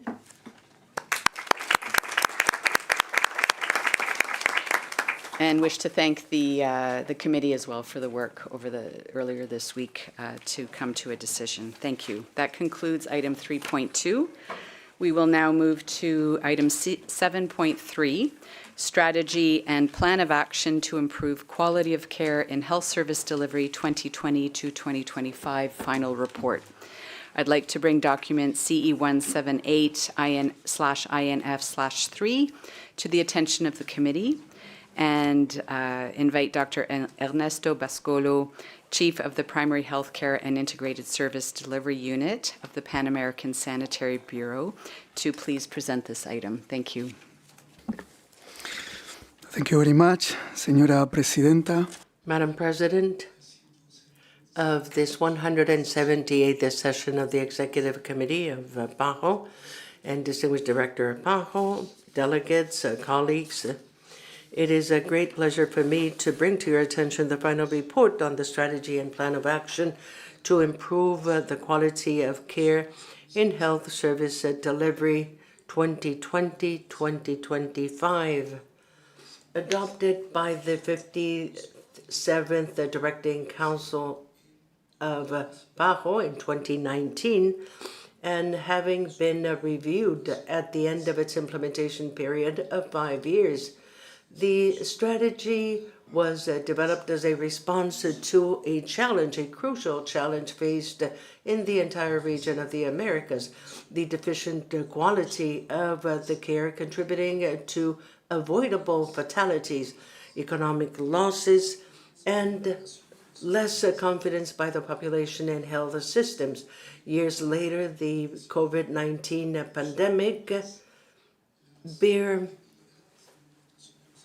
the weaknesses of these services, thus raising access barriers and creating backlogs in specialized and surgical care. It is within this context that the strategy attempted to promote a systemic and intersectoral system in order to improve quality in all health services. In general, the report shows progress that is significant, even though the results were unequal or uneven. Out of the 22 indicators monitored, we reached the goals in 3 and partially achieved in 12. However, they were not reached in 7. In spite of these results, these mixed results, we saw significant progress made in the 3 strategic lines. One of the most significant achievements that I'd like to stress was the strengthening of the approaches of equality in primary health care. 34 countries and territories improved the response capacity of the first level of care, thus surpassing the goal and reinforcing the basis of the quality in the provision of integrated health care services.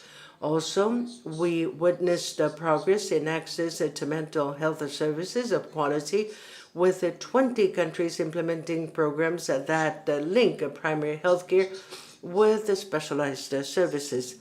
Also, we report an increase, as was submitted by countries, in the adoption of clinical practice guides, as well as strengthening prevention programs, infection prevention programs, and the strategies that promote the rational use of medicines and health technologies. The second strategic line of action deals with stewardship and governance, and in this case, 17 countries developed national quality strategies, whilst 19 established mechanisms to assess quality through inspection, audit, and feedback. A unique success was the creation of intersectoral groups at a national level in order to combat resistance and hesitancy against antimicrobials, thus having 26 countries and territories and surpassing the original goal. Then the third strategic line, which is financing strategies, also showed progress that is encouraging. 14 countries introduced incentive policies linked to improvement in the quality and equity, and 15 countries implemented mechanisms for the allocation of resources and payments designed specifically to implement the strategy of universal access to health. At the same time, and this is also important, the report stresses some challenges which are persistent. We achieved limited progress in reducing avoidable mortality, in reducing preventable hospitalization, in the measurement of the patient satisfaction, and the guarantee of safe water and sanitation in health establishments, and the strengthening of regulatory frameworks for medicines, health medicines, and technologies. With a view to the future, the key lessons are very clear for us. We need to beef up the implementation of quality policies of quality for the patient, that is to say, quality of care and patient safety, the formulation of policies, as well as the effective implementation within healthcare services at all levels. We need additional investments in training the health personnel based on competencies, on skills with an interprofessional approach aimed at performance and aligned with the expansion of integrated health services network and taking advantage of digital technologies, including telemedicine, and now increasingly more artificial intelligence. Last but not least, the report states that we need to continue strengthening the participation in the community and commitment of the community with greater accountability of health services. Madam President, members of the Secretariat, we would like to thank all member states for participating in the process set forth in order to develop, to collect, and analyze all these data, which has made it possible to prepare this report. The continuous and sustained commitment by member countries is essential in order to move forward towards the attainment of high-quality healthcare services centered on people throughout the entire region of the Americas. Thank you very much. Thank you very much. The Executive Committee is invited to take note of the report, and I will now open the floor to plenary for any discussion, comments, questions.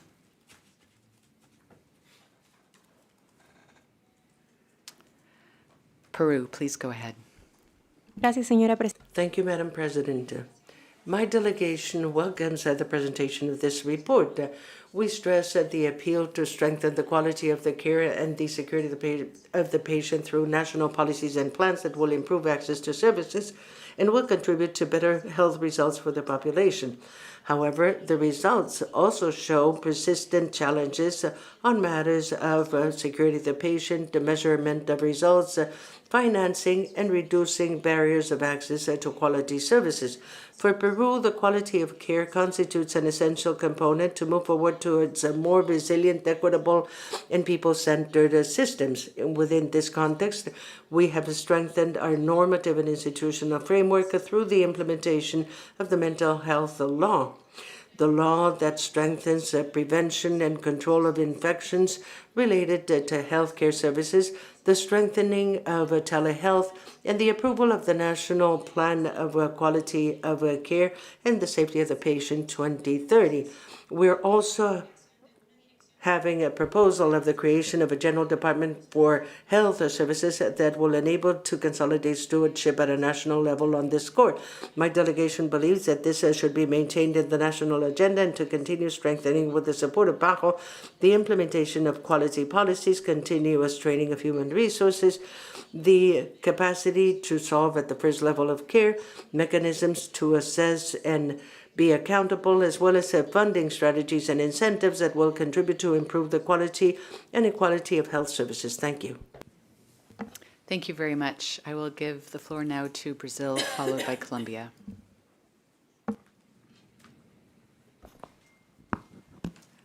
Obrigada. Thank you, Madam President.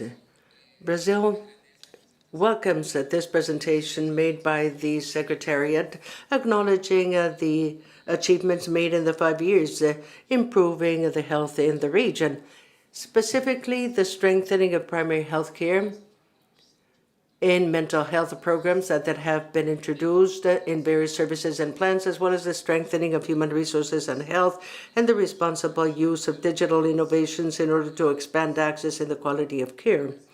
Brazil endorses the conclusion reached by the report that primary health care follows a structuring element to improve the quality of these health systems.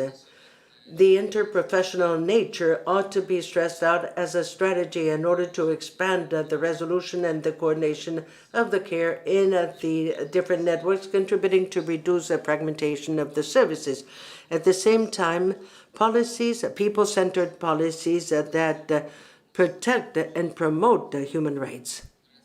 Brazil has sought to strengthen this approach through very professional teams and primary health care and the use of digital technologies and information and communication to support care in network, particularly in remote areas of vast geographic extension. We believe that the debate on the technical quality and the care ought to necessarily use cross-cutting elements of ethnic or racial elements in the health system, thus promoting interventions that will ensure worthy, dignified care, integrating a corridor, thus leaving aside any form of discrimination. Brazil believes that it is essential to consolidate the policies of quality for the safety and security of the patients, have a better accountability, to strengthen the regulatory capacity of health systems, and to expand investments, sustainable investments in primary health care, concentrating on reducing inequalities and the promotion of equity. Thank you. Thank you very much. I'll give the floor to Colombia, followed by the United States. Thank you, Madam President. Colombia is grateful for presentation of the final report of the strategy and plan of action, acknowledging the advances made by the countries in the region to consolidate more safe, effective, and people-focused healthcare. For Colombia, this is an essential component of right to health and an indispensable condition to move towards more equitable health systems that are resilient and based on the needs of persons, families, and communities.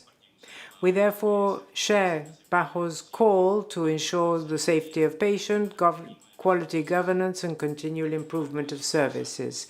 In recent years, the country has promoted a transformation agenda to strengthen primary health care, improve the capacity of services to provide that service, and to limit territorial gaps in quality and care. In this framework, over 10,000 basic teams have been deployed throughout the country, ensuring services for the prevention, early detection, and follow-up to millions of individuals, in particular in rural areas and communities that have been historically excluded. Public hospitals have also been strengthened, scaling up the care provided throughout the territories. Colombia has also strengthened patient safety policies, humanization of services, clinical risk management, and monitoring of quality indicators. The country has an obligatory service of consolidated guarantees of quality to provide higher levels of service and safety.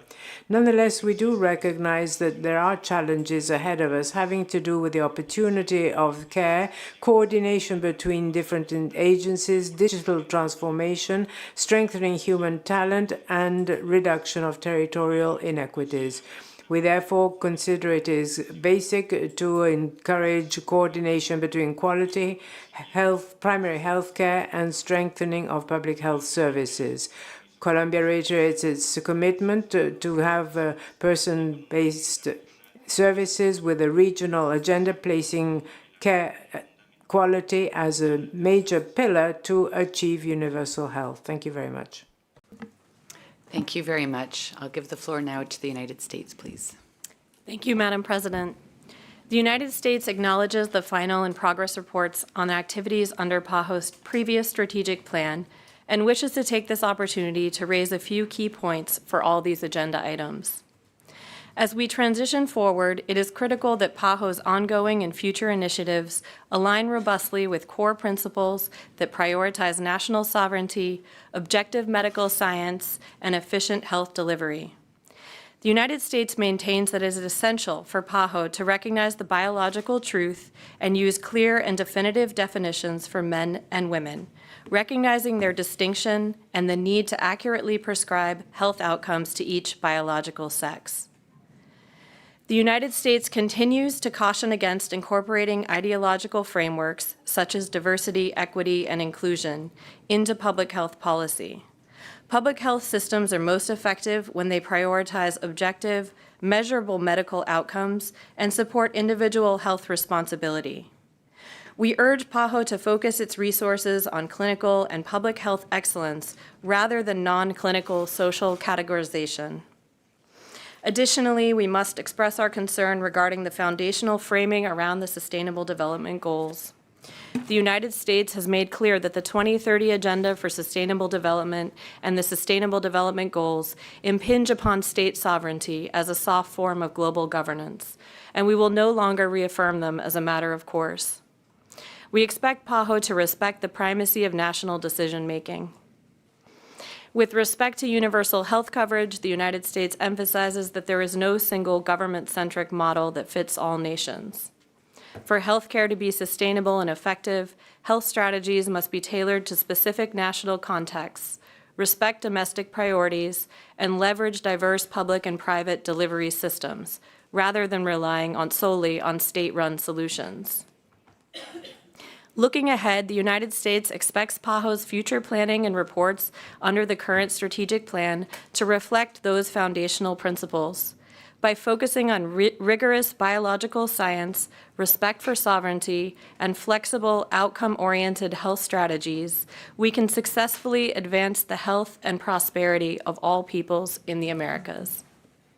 Thank you. Thank you. I'll now turn it back to Dr. Bascolo to respond to comments, please. Muchas gracias. Thank you very much, Madam President. I'd like to reiterate not only the comments, but also contributions made by member states. Not simply as a contribution to the report, but in order to move this strategy forward throughout the region. And as clearly stated, this is a strategy that seeks to coordinate quality, but also with a systemic look. And that is why the very language of the strategy spells out this strategy of universal access and universal coverage for health. It is built around the same strategic pillars. And in order to highlight the comments we have just heard from member states, the primary healthcare component played a core role. And one of the elements I'd like to mention is the coordination of primary healthcare as one of the bases, as mentioned by Brazil. Through that, we're able to acknowledge the different work levels that are not only necessary, but they need to be well organized. There is first a first level of care that is able to tackle the situation and provide greater response to different health issues in different contexts, but also looking at the clinical aspect, achieving greater efficiency in the delivery of such services. In the three axes, the financing component is one of the elements that we look at, and we look at allocations at country levels to have innovation and efficiency in the delivery of such care. The second point I wanted to mention is governance, in particular having to do with the essential or core services of public health. In other words, the capacity to strengthen the institutional capabilities, not only of health authorities, but all the authorities also within the health system, whether public or private, centralized or decentralized. As you mentioned, the human resources component is crucial. And there are still some outstanding areas where improvement is still needed, aiming to strengthen the effective and more efficient capacity at the subnational level in the territories, adapting to the health conditions and the social conditions in different territories. So these are the most important components, not simply as conclusions of the report, but they are well aligned with the technical cooperation agenda as practiced by this department. Thank you very much. Thank you very much. Dr. Barbosa. Thank you, Madam President. Queria agradecer. I'd like to thank members for their comments, which have been duly noted, as well as their suggestions. It is a strategy and plan of action that has concluded. It ended last year. It was a complex period covering 2020 to 2025 with the pandemic, but it's important to underscore, as Bascolo mentioned, that this strategy and plan of action sought to respond to one of the major problems faced by the region. Actually, we have two problems, but they need to be looked at in a coordinating view. One is access, and regardless of each individual country's decision, which we respect, there are nonetheless populations that find it difficult to access health services, even the essential or core services. Unfortunately, there are countries where people need to pay out of pocket, for instance, a pregnant woman to be able to access neonatal or prenatal services. We have not been able to decrease maternal mortality due to lack of access, although there are other factors also. The cultural factor, for instance, a person from an indigenous population reaches a health service, but she doesn't fully understand or she doesn't feel respected and may perhaps never return to the service. But in addition to the access problem that we need to work on with countries to identify barriers and see or obtain the best evidence to overcome the barriers, but there's also the issue of quality. This cannot be deferred. We can't address access without thinking of quality. Low quality, as mentioned in the report, not only causes disease and death, but it is also a problem that does not generate trust among people, that kind of confidence they need to have in the health services. So despite this being a difficult period for the plan of action and the work that was done in the period, we've seen concrete actions and indicators, but at the same time, this is a reminder for us all that this remains an important topic. We need to continue tackling it through technical cooperation to the countries. Thank you very much, Madam President. Thank you. Thanks very much. With that, I would like to inform the committee that the discussions will be reflected in the final report, and that concludes item 7.3. So we will now move right along to item 7.4, Strategy and Plan of Action on Strengthening the Health System to Address Violence Against Women, in the final report. I'd like to bring document CE 178/INF/4 to the attention of the committee and invite Dr. Anselm Hennis, Director of the Department of Non-Communicable Diseases and Mental Health of the Pan American Sanitary Bureau, to please present this item. Thank you very much. Madam President, members of the Executive Committee, Dr. Barbosa, distinguished delegates and colleagues, I'm pleased to introduce the final report of the Strategy and Plan of Action in Strengthening the Health System to Address Violence Against Women, 2015 to 2025. In 2015, the region of the Americas was the first to approve a regional framework for action on violence against women, highlighting its long history of leadership on this important issue.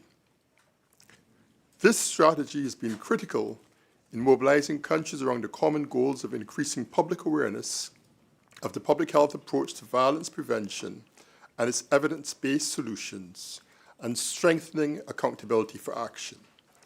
7 of 12 indicator targets of the strategy have been exceeded, and 5 indicator targets have been partly met, denoting significant progress in the Americas.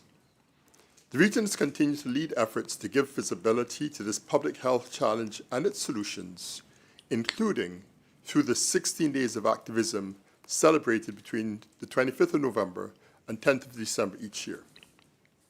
However, as PAHO's new prevalence estimates released last November highlight, violence against women remains a major public health challenge. 1 in 3 women in the Americas experiences physical or sexual violence, most often by a current or former partner. Sexual violence, including against girls, has serious and unacceptable costs for population health and health systems. These devastating consequences are preventable. With quality health services, a trained health workforce, and strong cross-sectoral coordination, we can reduce them, and we must. While the strategy expired in 2025, work on strengthening health system responses to violence against women and other vulnerable populations continues. Of particular significance, Member States strongly supported the inclusion of violence-related indicators in PAHO's Strategic Plan 2026 to 2031. Securing the provision of first-line support in primary care and improving the quality of post-rape care remain priorities across countries. In addition to the implementation of health protocols aligned with evidence-based best practice and related capacity strengthening in health services. An important lesson from the implementation of the strategy and plan of action in strengthening the health system to address violence against women is that regional and sub-regional discussions about effective violence prevention can mobilize governments, inter-American agencies, civil society, and partners, and actually lead to positive change. There's much that can be achieved by working together. I invite you to not only reflect on achievements made during the implementation of the strategy, but to also consider what more the region can do together to address violence against women. Thank you. Thank you very much. I invite the Executive Committee to take note of the report, and I will now open plenary for discussion on this item, please. Canada? Thank you, Madam Chair. Canada commends PAHO for advancing a strong regional framework recognizing violence against women and girls as both a human rights violation and a critical public health issue requiring sustained multi-sectoral action. The final report demonstrates important progress in strengthening health system capacity, improving policies and protocols, and expanding support services. However, continued efforts are essential to close persisting gaps and ensure equitable access to care for all women and girls. Canada is proud to have supported implementation of this action plan through the Improved Health of Women and Adolescent Girls in Situations of Vulnerability project. This $15 million contribution supported PAHO's efforts to strengthen health systems to better respond to victims, including through enhancement of post-rape care services and strengthening capacity of health professionals to provide appropriate care. We support PAHO's continued leadership in strengthening health system responses to violence against women, recognizing that the health sector plays a vital role in early identification, trauma-informed care, referral pathways, and prevention. In particular, we note progress made in strengthening the role of ministries of health, including through establishment of focal points and increased engagement in multi-sectoral coordination mechanisms. At the same time, we recognize gaps remain in resources and capacity and encourage continued efforts to ensure these structures are adequately supported and sustainable. We also underscore the importance of strengthening data systems and improving use of disaggregated data to better help understand and address needs of populations in vulnerable situations. This is essential to ensuring responses are equitable, targeted, and responsive to those most at risk. We encourage PAHO to continue this critical work in partnership with member states to foster safer, healthier, and more equitable societies across the region. Thank you. Thank you very much. I'll give the floor to Peru, followed by Mexico. Gracias, señora Presidente. Thank you, Madam President. The delegation of Peru congratulates PAHO for the presentation of this report. Peru agrees on the need to increase availability and use of information to guide policies that are evidence-based. The Ministry of Health contributes continuously to the National Observatory of Violence Against Women and the members of the family groups, strengthening information systems and monitoring of the problem. We also mentioned the importance of reinforcing the capacity of health services to provide integral quality protection and care of women victims of violence. Through public health, Peru is providing continuous help to respond to sanitary or health response under its law and the commitments assumed by the health sector. Violence against women continues being an important challenge for our country. About 52% of Peruvian women aged 15 to 49 have suffered physical, psychological, or sexual violence from their romantic partner. Given this reality, the health service has the responsibility of guaranteeing early detection of cases, medical, psychological, and psychiatric care provided in a timely fashion, and complete recovery of victims. Lastly, Peru recommends strengthening policies to protect women and members of family groups, guaranteeing their human rights, promoting their self-direction, and ensuring greater protection to eradicate gender violence throughout the region. Thank you very much. Thank you very much. I'll give the floor to Mexico, followed by Brazil. Thank you very much, Madam President. The delegation of Mexico acknowledges the strategy and plan of action as presented. Violence against women and girls is a systematic violation of rights that health systems have the responsibility and capacity of contributing to prevent, detect, and care for. To assume that role fully as a key part of our contribution to universal health. Mexico has moved in this direction, strengthening mechanisms for comprehensive care of victims of sexual violence that include care, specialized medical care, diagnostics, psychosocial care, prophylaxis, post-exposure to prevent infections. Our delegation underscores the importance of protecting girls and adolescents who are faced with early and forced marriage circumstances and other forms of sexual violence. We must guarantee access to counseling, prevention with regards to the autonomy, also ensuring the confidentiality and the highest interest of these children. There are major challenges such as territorial differences, barriers to access in rural and indigenous areas, and the barrier between the declared policy and the effective care at the points of care. We're grateful for efforts to continue strengthening health services so that they can provide integral responses that are culturally pertinent, focused on women and girls who need of them. Thank you very much. Thank you very much. I'll give the floor to Brazil, please.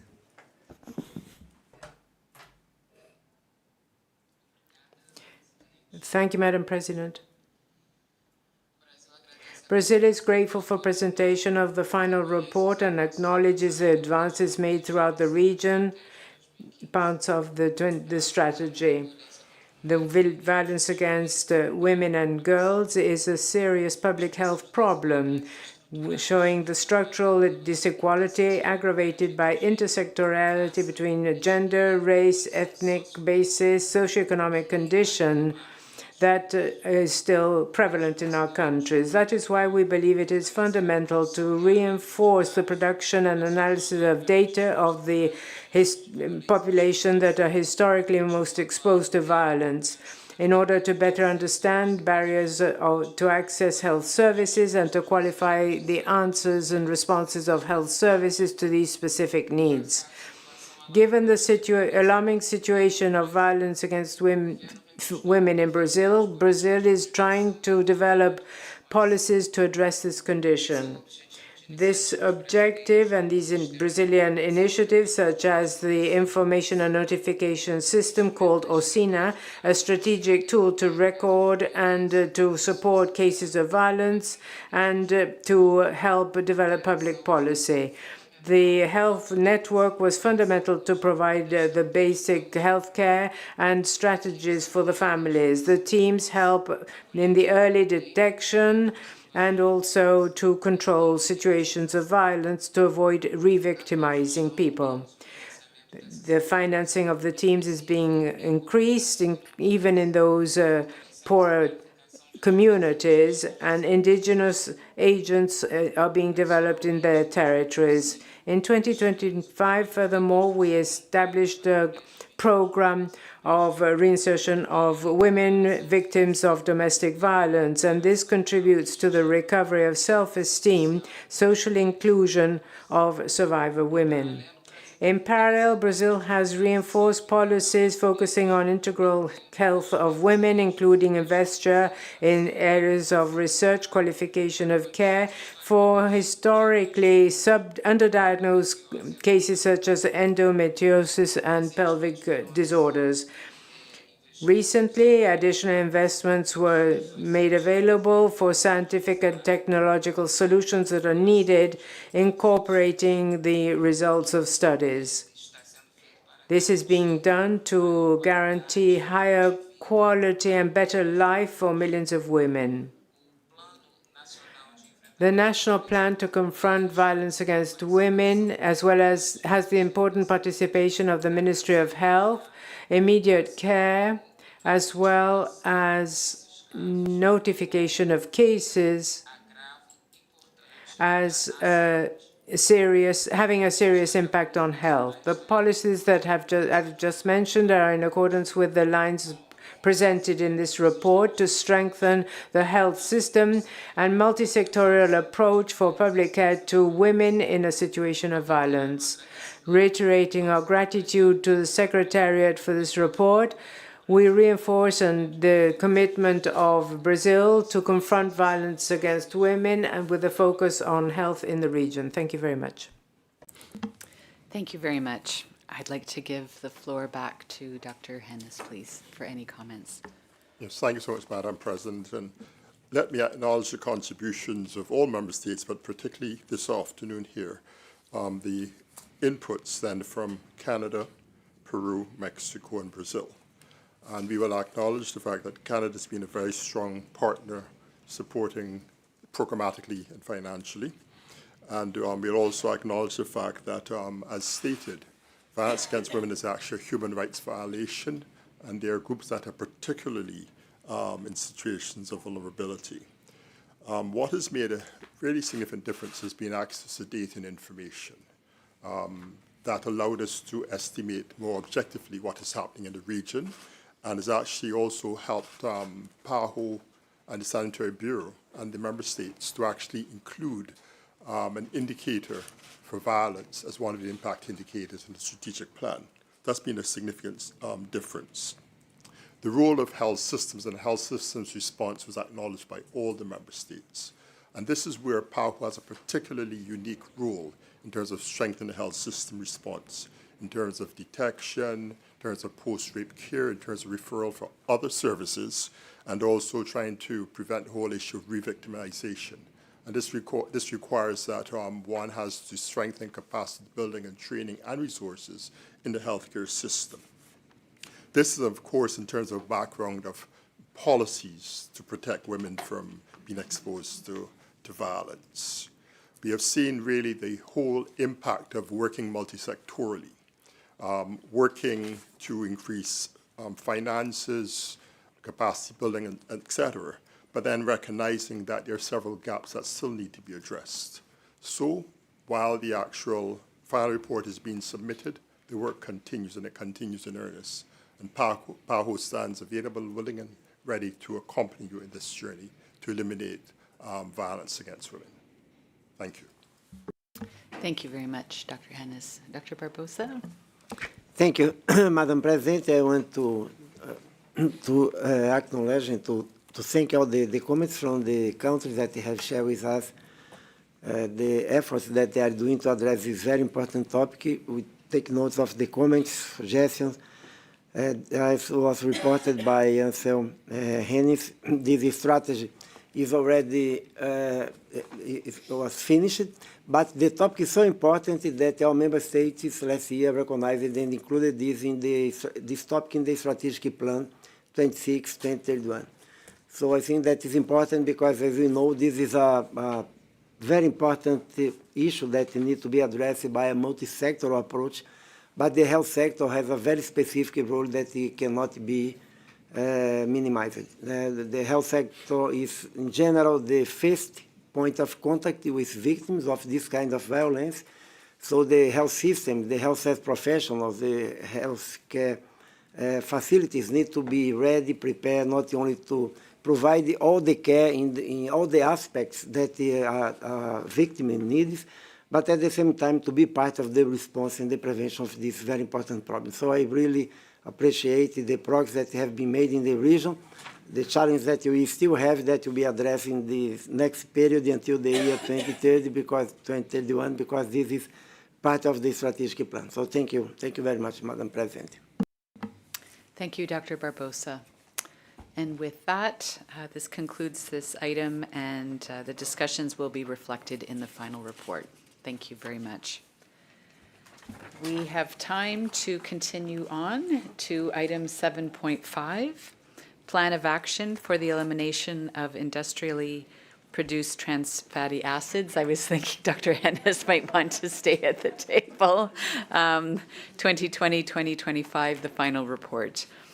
I would like to bring document CE 178/INF/5 to the attention of the committee and invite Dr. Hennis, again, Director of the Department of Non-Communicable Diseases and Mental Health of the Pan American Sanitary Bureau, to present this item. Thank you very much. Thank you, Madam President, and I was not trying to escape. Madam President, members of the Executive Committee, Dr. Barbosa, distinguished delegates, colleagues, I'm pleased to introduce the final report on the Plan of Action for the Elimination of Industrially Produced Trans Fatty Acids 2020 to 2025. Trans fatty acids remain a major, yet entirely preventable risk factor for cardiovascular diseases and all-cause mortality. Globally, their consumption is linked to nearly 300,000 deaths every year, including more than 100,000 deaths in the region of the Americas. Eliminating these harmful substances from the food supply is highly effective and cost-efficient as an intervention which saves lives. In recent years, the Americas has made measurable progress in eliminating industrially produced trans fatty acids. By the end of 2025, 85% of the population of the region lived in a country that adopted a PAHO best practice policy to eliminate trans fatty acids. This progress reflects the impact of strong regulatory action, multi-sectoral collaboration, and use of evidence-based best practice policies. However, this report also highlights several important gaps. Of the 16 indicators used to measure progress, 1 indicator was exceeded, 3 were achieved, 10 partially achieved, and 2 not achieved. The 4 indicators that were achieved with more than the expected number of member states realizing the targets were based on implementation of policies that eliminated industrially produced trans fatty acids from the food supply, provision of support for enforcement of reduction of industrially produced trans fatty acids through standardized labeling, and thirdly, through measurable advances and progress towards eliminating trans fatty acids from the food supply. At the same time, the partial achievement only of 2/3 of the progress indicators highlights that much more needs to be done. Sustained efforts are required to strengthen regulatory frameworks, ensure enforcement, and support countries in achieving complete trans fat elimination. The experience of the Americas demonstrates that elimination of trans fats is feasible across diverse contexts. Countries have shown leadership by enacting policies, strengthening monitoring systems, and advancing public awareness and engagement. The advances achieved provide a strong foundation to accelerate future progress and to ensure that all countries sustain best practice standards. Moving forward, it is clear that the elimination of industrially produced trans fats across the entire region requires continued political commitment, technical cooperation, and alignment with broader efforts to improve diets and reduce the burden of non-communicable diseases. PAHO remains committed to supporting member states from policy design to implementation, enforcement, and evaluation. Together, we can achieve a trans fat-free Americas and contribute to global targets for healthy food environments. Thank you. Thank you so much. The Executive Committee is invited to take note of the report, and I will now open the floor to the plenary for discussion, please. Brazil, followed by Colombia. Madam President, we thank PAHO for the submission of the final report on the plan of action to eliminate trans fatty acids 2020-2025. Brazil has actively participated in this regional effort through the implementation of regulatory measures concentrated on the elimination of trans fatty acid that are industrially produced, banning the substances in the food supply, and strengthening the protection of the health of the population. These actions are added to the progress made on nutritional labeling and the promotion of a healthier environment, contributing to the prevention of non-communicable diseases. Madam President, we acknowledge the progress attained, but in spite of that, we still have significant challenges. We believe that it is necessary to strengthen implementation and monitoring efforts on the measures adopted, since there are different indicators of this strategic line that still show limited results and therefore still remain in the goals established being unattained. We have to strengthen the regulatory capacities of the countries to promote the regional technical cooperation and to protect the processes for the development of public policies of interference in this. In this regard, we would be very grateful to have the support of PAHO, two member states, in the development and dissemination of harmonized methodologies that are effective, feasible, and less costly for the monitoring of trans fatty acid industrially produced in the food supply. This support could include strategies, definition of priority categories of products, and analysis of labels, protocols in the laboratory, surveillance, market surveillance mechanisms, and instruments that will allow us to have a regional comparability of results. Brazil reaffirms its commitment with the elimination of industrially produced trans fatty acid and supports the continuity of regional efforts aimed at promoting healthier and equitable systems that promote health. Thank you. Thank you. I'll give the floor to Colombia, please. Gracias, señora. Thank you, Madam President. Colombia welcomes the presentation of the final report of the Plan of Action for the Elimination of Industrially Produced Trans Fatty Acids 2020-2025. And we acknowledge the significant progress reached by the region in the protection of the health of our populations when faced with one of the most preventable risk factors of cardiovascular diseases. The elimination of industrially produced trans fatty acids is one of the most cost-effective measures in order to reduce premature death caused by non-communicable diseases. Its impact contributes directly to the prevention of cardiovascular diseases, which continue to be one of the main causes of death in our populations. In Colombia, over the last few years, regulatory actions and public health actions have been taken aimed at improving the food environment and promote a healthier nutrition. Amongst the most significant progress, we see the issuance of a law for the elimination of trans fatty acids in 2024 through the adoption of the parameters recommended by PAHO, which limit the content to 2% and ban partially hydrogenated oils. This measure has enabled us to move forward towards a safer food environment for the population.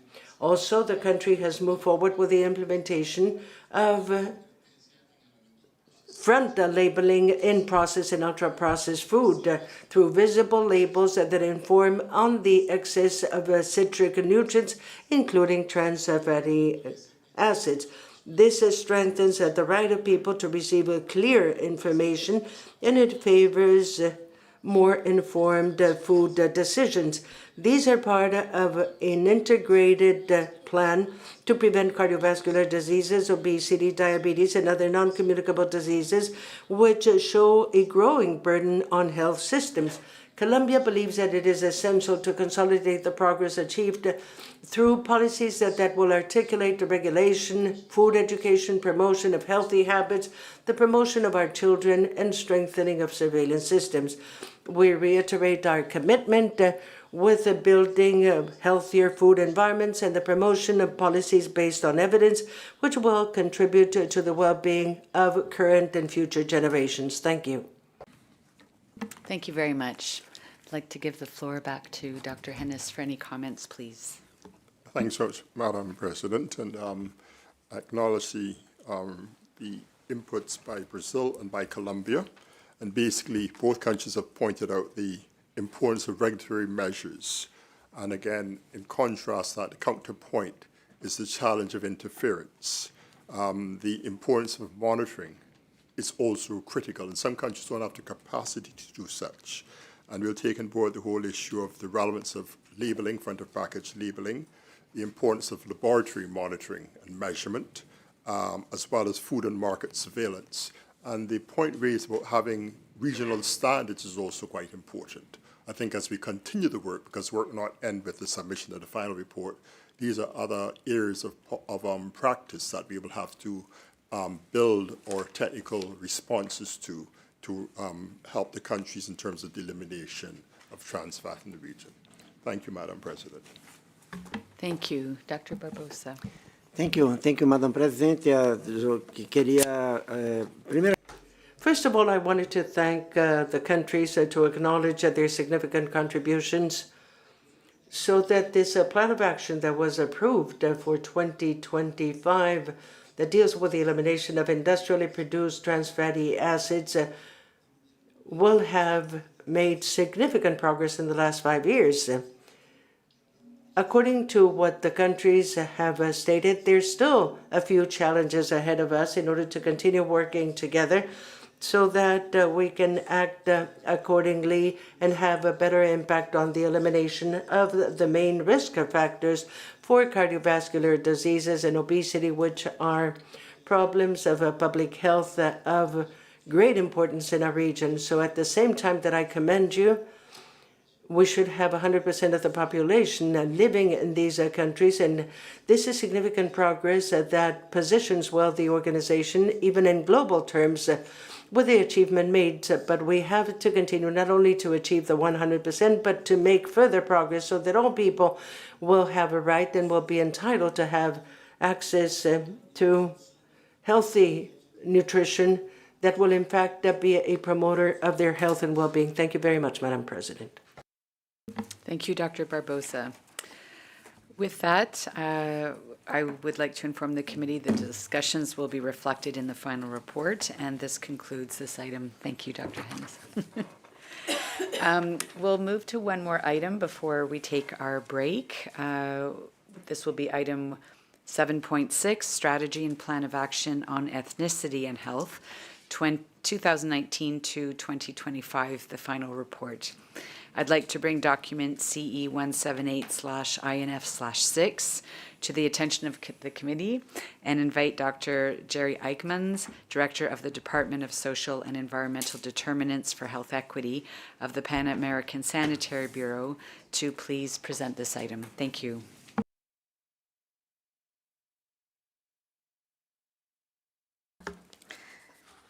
Muchas gracias, señora presidenta. Thank you very much, Madam President, distinguished Director, distinguished members of the Executive Committee, colleagues.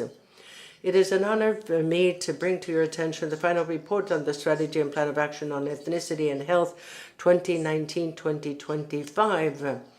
This represents the progress made by member countries during this period on the implementation of this policy on ethnicity and health, which was approved in 2017.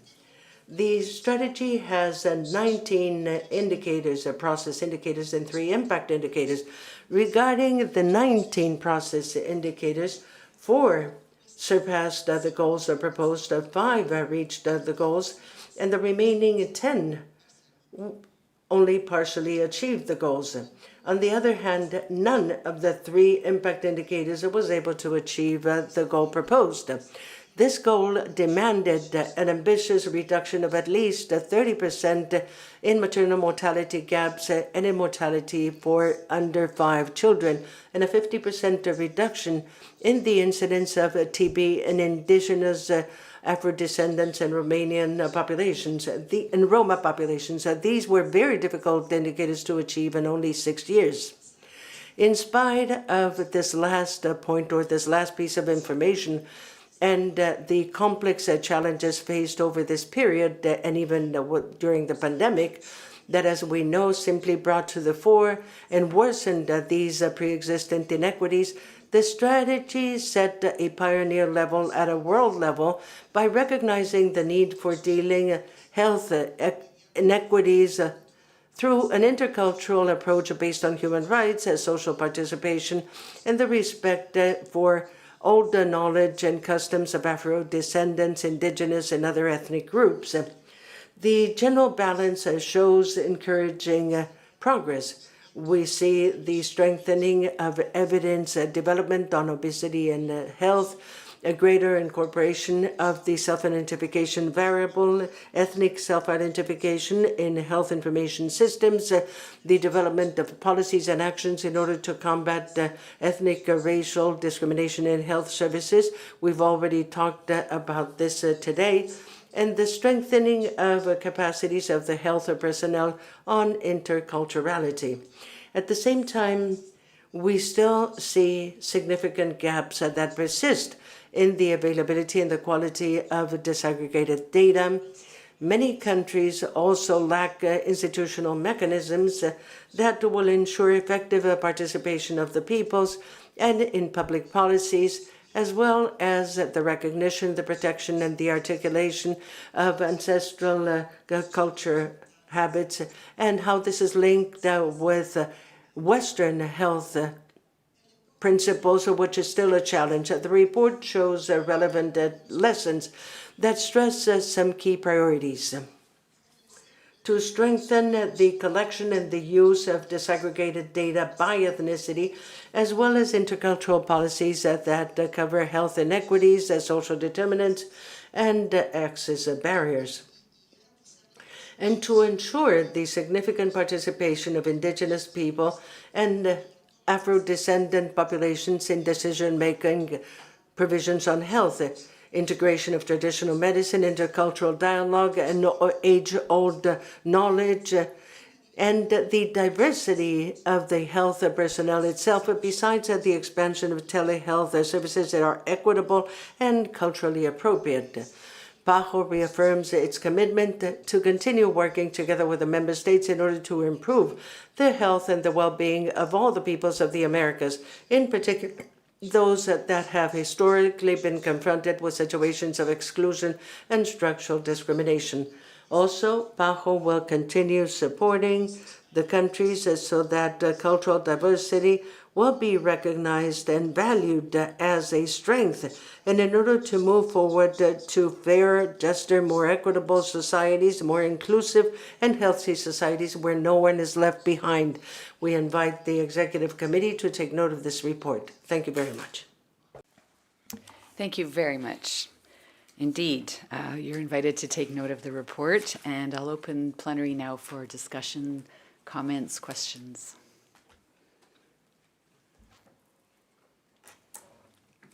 Brazil, please go ahead. Obrigada, Presidente. Thank you, Madam President. Brazil welcomes this presentation of the document, and we acknowledge that the efforts undertaken by the countries in our region with the support of PAHO aimed at the promotion of ethnic equity on health. For Brazil, fighting racism is an absolute priority, having justified the proposal of inclusion of this issue in the 2030 agenda on a voluntary basis. In the point 18 on the promotion of ethnic and racial equality, we defended with conviction that facing institutional racism as well as other forms of discrimination ought to remain a priority for health systems in the Americas.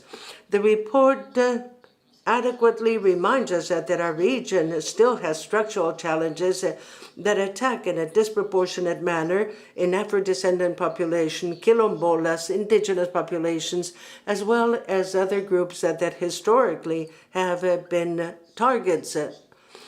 About the perspective of racism as a social determinant of health, the Ministry of Health has attempted to prioritize and to implement the mechanisms and strategies to reduce disparities and inequities and the promotion of equity.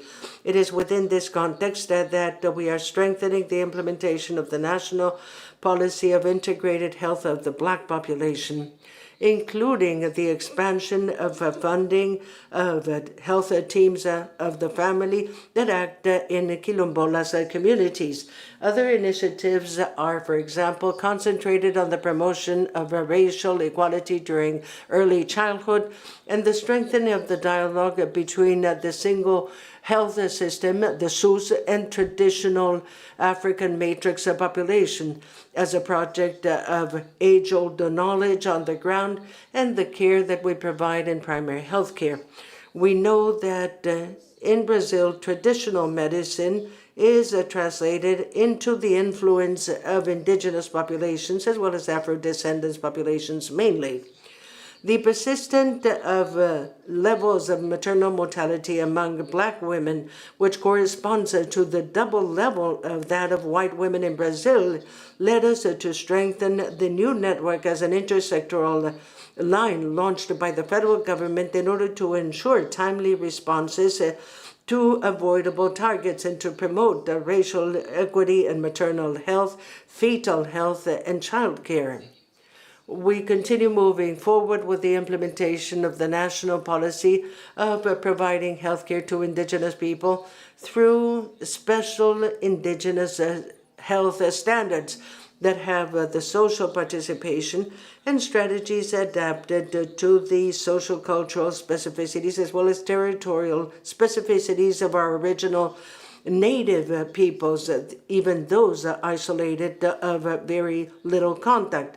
Brazil expresses its interest in giving continuity to this agenda within the field of PAHO through the construction of a new regional framework of cooperation. We believe that it is essential for the region to maintain ethnic and racial equality at the very core of its political principles and therefore technical standards in order to continue moving forward to build the ideal of health without racism in the Americas. Thank you. Thank you very much. I'll give the floor to Colombia, followed by Mexico. Gracias, señora presidenta. Thank you, Madam President. Colombia expresses its gratitude for the presentation of this final report on the strategy and plan of action on ethnicity and health 2019-2025, and we acknowledge the progress made in including the ethnic, intercultural perspective as well as human rights in health policies in the region. For Colombia, ethnicity and health constitute a basic priority in building health systems that are more equitable and inclusive. As a pluriethnic and multicultural country where more than 14 million people are seeing themselves as indigenous Afro-descendants, raizales, palenqueros, or belonging to the Run people, we see that there are still significant inequities in health that are linked to historic conditions of exclusion, poverty, discrimination, and a barrier on access to services.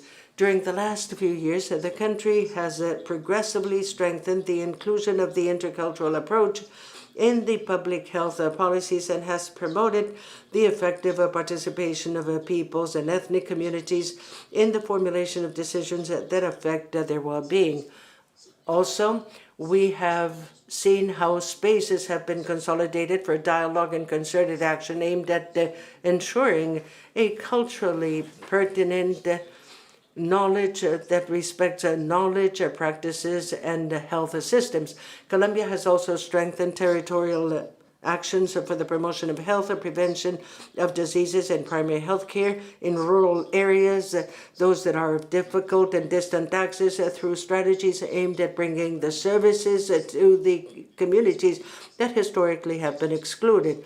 These efforts are supplemented with the strengthening of the public hospital network and the deployment of basic health teams in the territories. However, we acknowledge that we still have challenges related to the availability of disaggregated information, the creation of human talent with intercultural skills, and the sustainability of territorial interventions in order to overcome geographic, social, and cultural barriers which limit effective access to health services. Colombia coincides with a report on the need for the strengthening intersectoral answers that will deal with the social, environmental, and climate determinants that affect in a disproportionate way the indigenous peoples and other ethnic groups. We reaffirm our commitment with building more inclusive health systems, intercultural and equitable systems that will contribute to the well-being of our peoples and ethnic communities of our region. Thank you very much. Thank you very much. I'll give the floor to Mexico, please. Gracias, Presidente. Thank you, Madam President. The Mexican delegation acknowledges the progress made and the achievements made in the last few years, which show that when health systems are designed with a genuine vocation of dealing with ethnicity and health, the results are better for all. The structural inequities that affect indigenous and Afro-descendant peoples as well as other ethnic groups in the region are the result of centuries of exclusion and need sustained political will in order to revert them. Mexico is based on the conviction that a system that doesn't speak the language of the person who needs it, that doesn't acknowledge its practices or respects its cosmovision, is not accessible irrespective of how many health centers you have or how many physicians or doctors are trained. The gap between the infrastructure available and real access begins with communication. Mexico, through the healthcare model with inclusive elements, promotes the cross-cutting nature of intercultural services in health.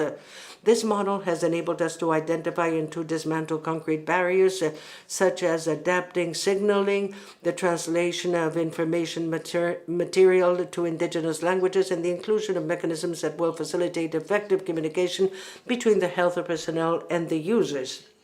Measures of this nature enable us to move forward to a truly inclusive care. We acknowledge the importance of strengthening the availability and the quality of the data disaggregated by specialty.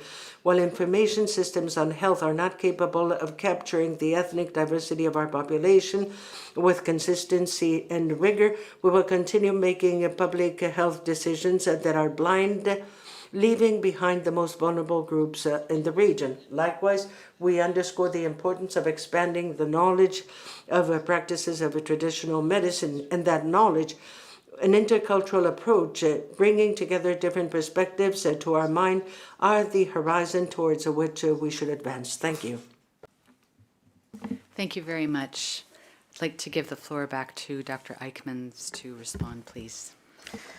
Muchísimas gracias. Thank you very much for these statements made by Brazil, Colombia, and Mexico. And first of all, I wanted to truly congratulate the countries that have spoken, but also all countries in the region, because in spite of the huge challenges that we still face, that there is significant progress made in the recognition and most of all in the action that we see at a national level, but above all on the ground with the populations that usually don't have a voice. We cannot hear that they have been systematically left behind, as you all mentioned. I also wish to commend specifically the progress made in Brazil on the SUS dialogue with the Afro population, the meetings that we've held in Brazil on the indigenous situation. I am certain that much more is to come, because it is an issue of great priority for the country. And also something that you clearly stated, which is that of maternal mortality as an issue of huge gaps that exist between the Black populations, indigenous populations, and the white population. I believe that this is an issue which was precisely the intention behind this strategy and this plan of action, which was to reduce these. It was reduced somewhat, but there's still a long way to go. This gap continues to show that this is an important issue, and all these issues that you were mentioning, which are essential in order to close this. We also take note of the proposal made by Brazil to the effect of giving continuity to this plan of action. The strategy is still alive, but we have to see how we support or how we continue working all together in order to move forward and make progress with this agenda. Colombia, congratulations for all the work that you've done. Got 14 million people self-recognized as indigenous population or Afro populations is very important. And the strategies that you are developing with the progress made in interculturality, participation, intercultural dialogues, with the necessary relevant care and attention that is given are very important. Also, having a primary health care, the promotion of health, bringing it to the ground as adapted to the needs of the populations, that's really important. And thank you also for the commitment in Mexico, also the progress, very significant progress made, and also what you said, better results are possible if we all get together and we recognize, we acknowledge, we accept, and we build policies that will take into account these needs that are so profound, that continue to exist in the region, and something that all of you have emphasized in the situation we're faced. But all together we can move forward. Thank you very much, and you can count on PAHO for this process. Thank you very much. Dr. Barbosa, any comments? Gracias, Thank you, Madam President. I wish to commend the countries of the region for the progress made as we saw this during the implementation of the Strategy and Plan of Action on Ethnicity and Health 2019-2025. When we take a look at health indicators in the region, in all countries, health indicators are much worse in the Afro-descendant population and in the population of indigenous origin. Also, in the surveys that are conducted on a regular basis by PAHO on the main barriers of access to health services, the first barrier is the economic barrier, but even for countries where we do not have the economic barrier, we have cultural barriers that have a significant weight that do not guarantee access of these groups to health services. So this strategy of plan of action played a very important role. A lot was achieved during this period of time, but I agree with the countries that have expressed their views, Brazil, Colombia, Mexico, saying that this is an issue that continues to persist and that forces us to take a look at health services so that we will not only work with the averages, but that we try to identify the most vulnerable groups, the groups that because of different reasons, and ethnicity is one of the important causes in having their right to health, with difficulties in being implemented, so that we can develop adequate policies and adequate strategies. And by actively listening to these populations in the presentation of their strategies, the implementation and the monitoring of these. Thank you very much, Madam President. Thank you very much. And with that, we will be reflecting all of these discussions in the final report. Thank you. And that concludes this item. Let's sharp at 3:33 take our break until 4 o'clock. Get some fresh air, coffee, have more good conversations. And just so that you can plan your time accordingly, we will finish today at 5 o'clock. So wanted to reflect that. Thank you very much. See you soon.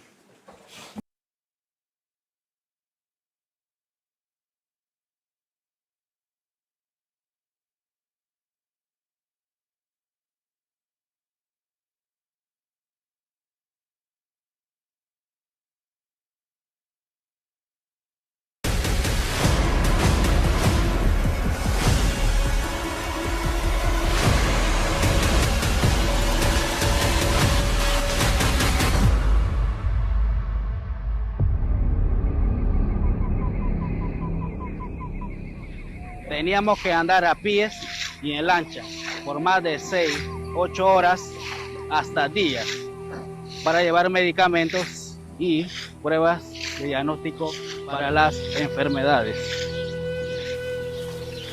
Los caminos se borran cada vez más cuando llueve porque los ríos crecen y simplemente el acceso a la salud no existía porque estábamos muy lejos. Creemos que la geografía no debe determinar quién vive y quién muere. Por eso, en un esfuerzo conjunto entre la OPS, el Ministerio de Salud y el Ministerio de Seguridad Pública de Panamá y la Fundación Barça, desarrollamos un proyecto pionero en Panamá y también en la región de las Américas. Habilitamos nuevas normativas en el país e instalamos infraestructuras de comunicación, acceso a Internet, para permitir el monitoreo del tráfico aéreo en zonas donde no había cobertura, fortaleciendo la seguridad operacional de un ecosistema logístico que hoy utiliza drones de carga de larga distancia.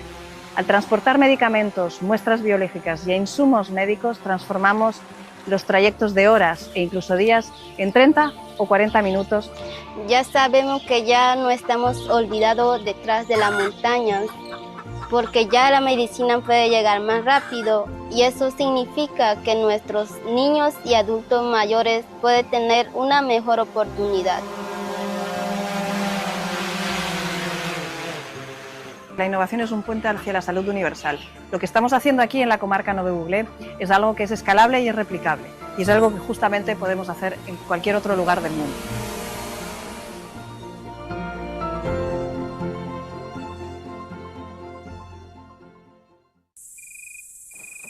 Detrás de cada vida protegida hay una historia de cuidado y buenas decisiones tomadas a tiempo.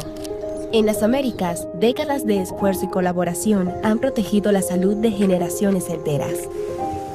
Gracias a las vacunas, logramos lo que parecía imposible: eliminar la polio, prevenir más de 6 millones de muertes por sarampión en los últimos 20 años y salvar innumerables vidas. El sarampión es una enfermedad causada por un virus. Sin embargo, hoy enfrentamos desafíos que creíamos superados. La Organización Panamericana de la Salud emitió una nueva alerta epidemiológica. El sarampión ha regresado. Vas a sentir frío, ¿ya? Listo. Cuando las coberturas bajan, las enfermedades prevenibles por vacunación vuelven.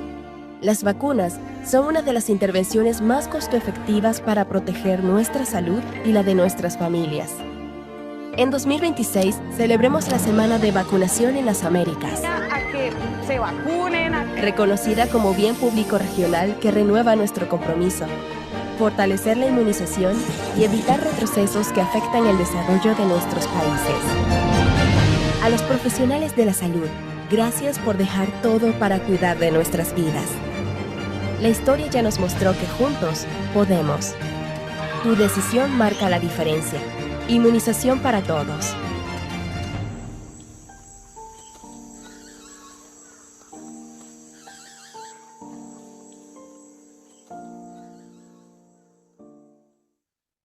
Pues yo había tiempos que sí salía, sí, a las veredas, hacia el pueblo. Pero ya cuando caí con la crisis bastante grave, ya me daba era por encerrarme así en la casa, no salía. Today, more than 160 million people in the Americas are living with a mental health condition. Yet too many of these conditions go unaddressed, causing serious health, social, and economic consequences for individuals, families, communities, and society as a whole. Traditionally, mental health was seen as the responsibility of the health sector alone. But this approach falls short, leaving most people without quality care.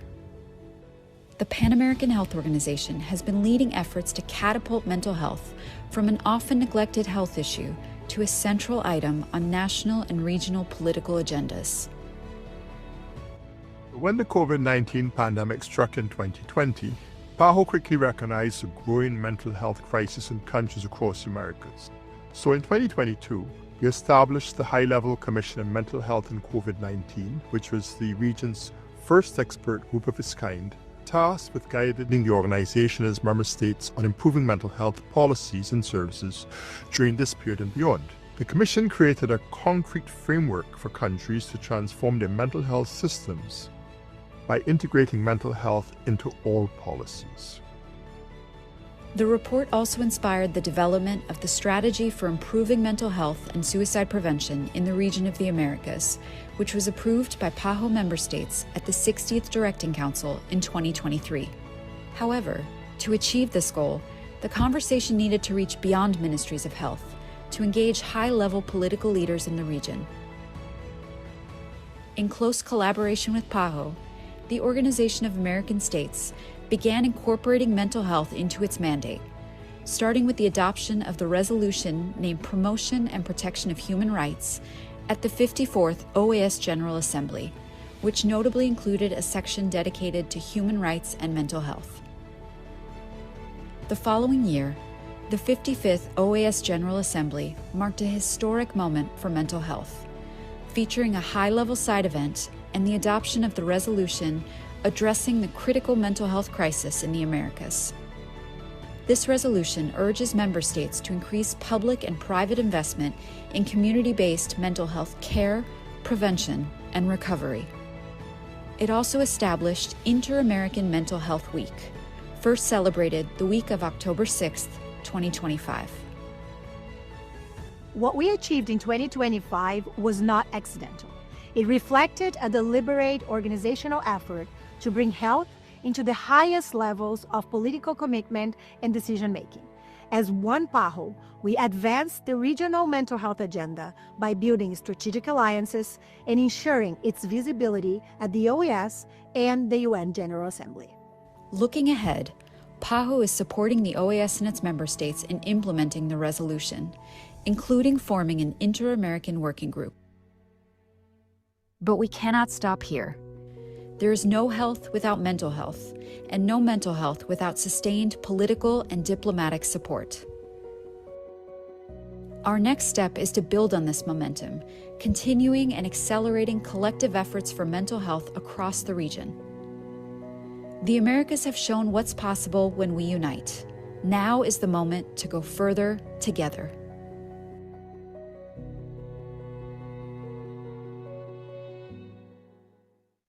Ser enlace es ser una alianza entre el Estado y la comunidad. Entonces eso implica de que nosotros como enlace seamos un puente, ¿no? Un canal para que los servicios lleguen con efectividad a nuestra comunidad.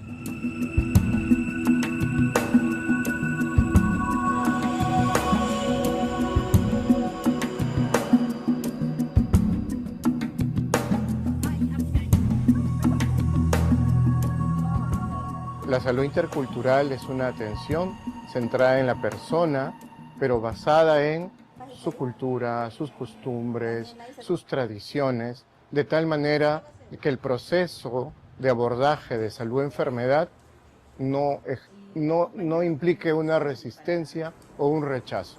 Mi nombre es Elías Noico Sánchez, soy enlace del pueblo Cacataibo, soy de la comunidad nativa Puerto Azul de la etnia Cacataibo. Mi nombre es Lidia Reina Awanari, yo soy de la comunidad Buen Perú, Río Galvez. Yo soy etnia Matzés. Y nosotros hacemos comunicación, hacemos reunión que personal de salud está viniendo para atender de obstetriz, enfermera, odontólogo. Los enlaces indígenas tienen una fortaleza que dominan la lengua indígena originaria, que tienen el conocimiento del territorio y que han validado su representación con las organizaciones indígenas de la zona. Esto nos permite llegar con un equipo de salud acompañado del enlace indígena, con un mensaje asertivo, que se habla en la lengua originaria, que nos permite explicarle detalladamente a la población qué intervenciones vamos a desarrollar.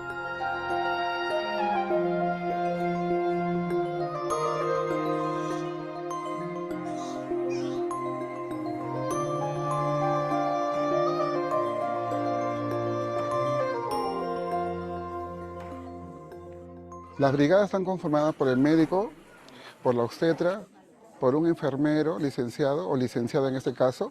También está conformada por un nutricionista, psicología, odontología, farmacia. Las actividades realizan lo que es medicina integral, por el médico. También pasan por lo que es planificación, control de materno, control de cáncer de cuello uterino, de mamas, ¿no? Inmunización de vacunas. Una rayita negativa, ya usted no tiene VIH, ya está sano. Yo me siento fortalecido y me siento privilegiado, ¿no? Porque estoy llegando en lugares muy lejanos que están donde están mis hermanos para que el primer servicio de salud llegue en primera instancia a mi comunidad. Ese es mi orgullo y mi privilegio de sentirme que soy parte del enlace.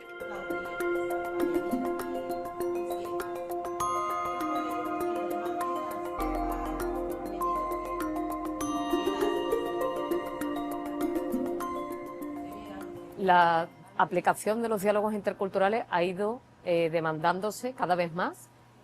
Países como Perú presentan avances muy significativos, donde vemos de forma muy visible cómo cuando se implementan esos diálogos interculturales se mejora el acceso de la población a los servicios de salud y tienen iniciativas muy interesantes. Por ejemplo, el tema de los enlaces indígenas es una figura que viene trabajando, es un conector entre la medicina ancestral, entre la comunidad y la medicina occidental, que a su vez se capacita de técnicas que vienen de la medicina occidental, donde OPS está dando un fuerte acompañamiento, pero a la vez son personas de confianza para las comunidades porque pertenecen a ellas y ahí se refleja de manera significativa su propia identidad, ¿no? Lo cual tiene implicaciones muy palpables para abordar el tema de salud y bienestar. Es una herramienta muy valiosa para todas las intervenciones que nosotros desarrollamos en el Ministerio de Salud. Desde las intervenciones que hacemos con brigadas itinerantes, visitando comunidades alejadas, desde las intervenciones que hacemos con las estrategias para el tratamiento o el abordaje de la tuberculosis, para el abordaje del VIH, para el abordaje de enfermedades metaxénicas como el dengue, la malaria. El panorama de lo que era antes ahora se ha cambiado bastante porque hay mayor confianza, mayor atención, mayor respaldo a los servicios de salud. Mi presencia como enlace en mi comunidad genera un cambio positivo en ver la salud como primordial para poder subsistir como ser humano, ¿no?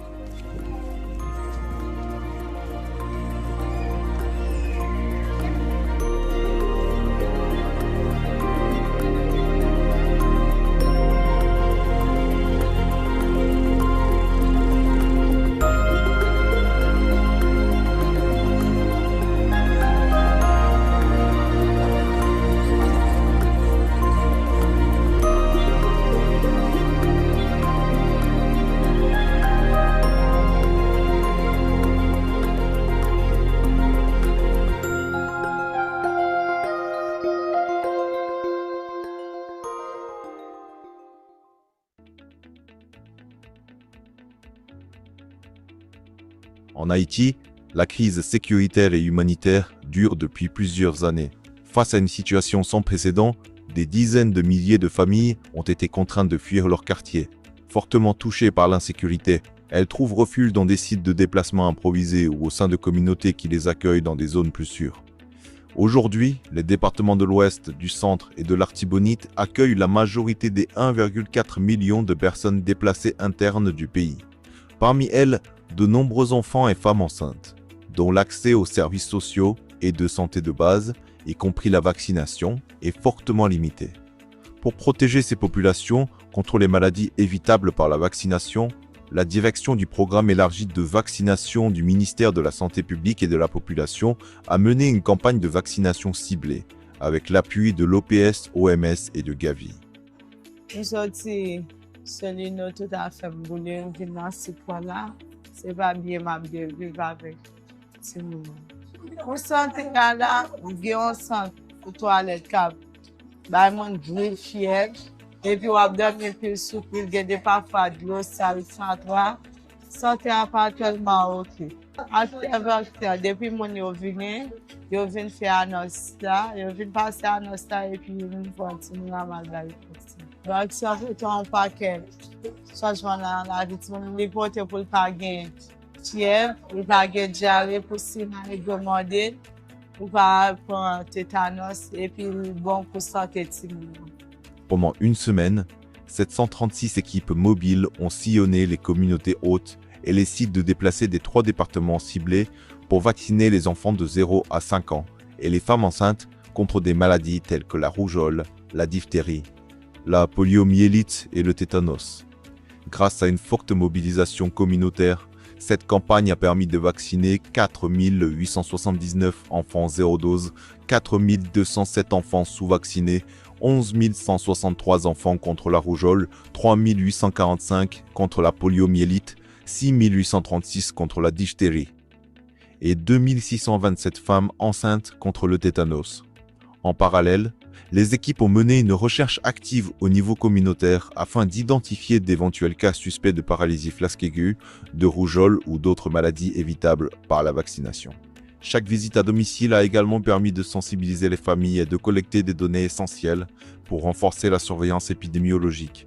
Cette campagne a permis de renforcer la protection des populations déplacées internes, les plus exposées aux risques épidémiques, et contribuer à améliorer la détection précoce des maladies évitables par la vaccination.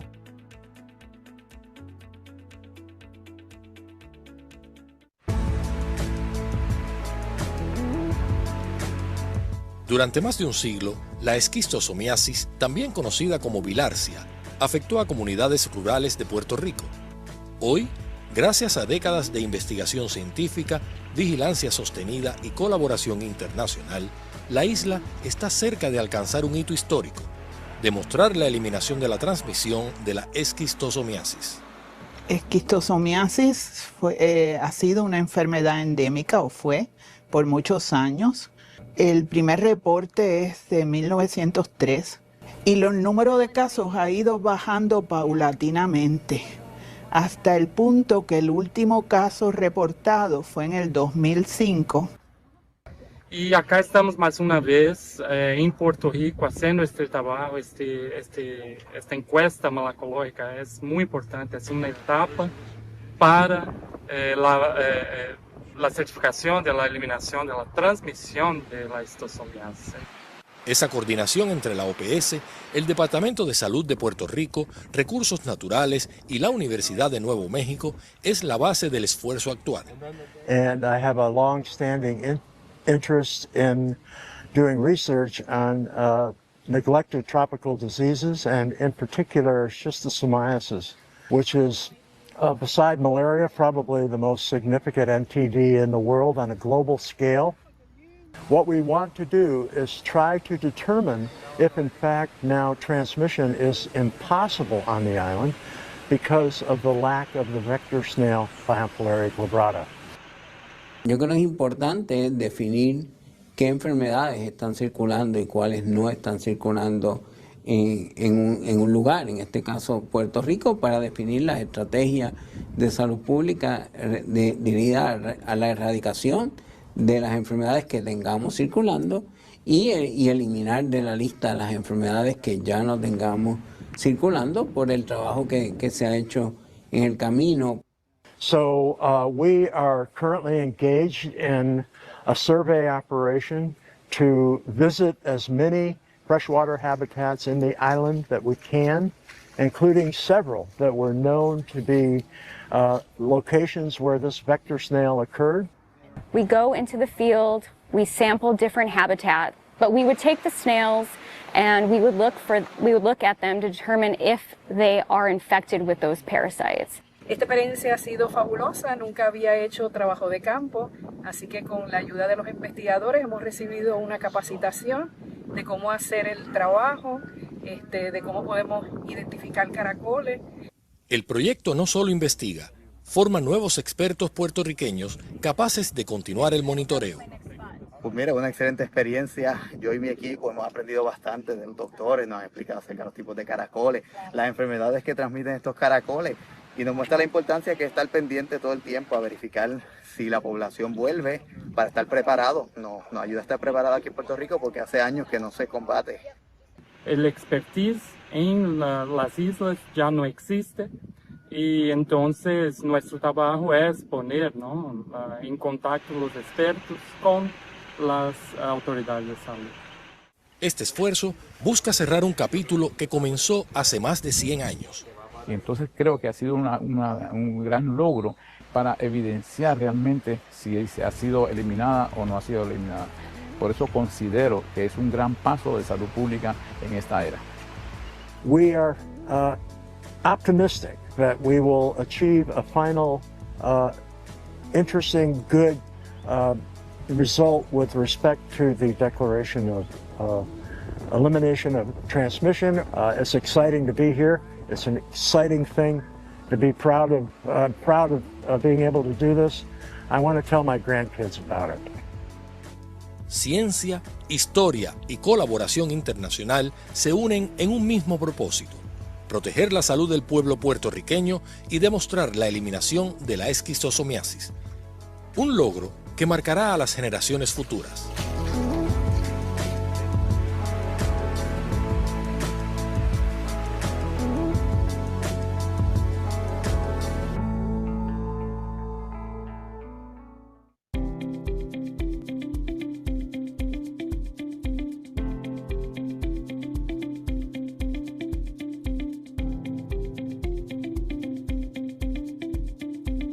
Estar en un entorno penitenciario aumenta hasta 100 veces el riesgo de contraer tuberculosis. Por eso, el control de la tuberculosis en las prisiones tiene un impacto directo en la salud de toda la comunidad. Diagnosticar, tratar, curar la tuberculosis en estos espacios contribuye a reducir la enfermedad a nivel nacional. Para ello, se realiza una radiografía de tórax, cuya imagen es analizada con programas de inteligencia artificial que permiten identificar si hay lesiones compatibles o no con la enfermedad. A las personas que presentan lesiones se le toma una muestra de catarro que se procesa mediante biología molecular para confirmar el diagnóstico.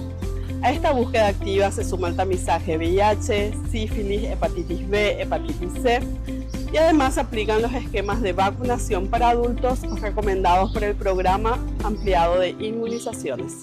Nuestro trabajo acá es desde la detección del paciente con tuberculosis hasta lograr el éxito. Actualmente tenemos 86 pacientes en tratamiento, de los cuales en el año se lograron realizar 1.100 pruebas aproximadamente.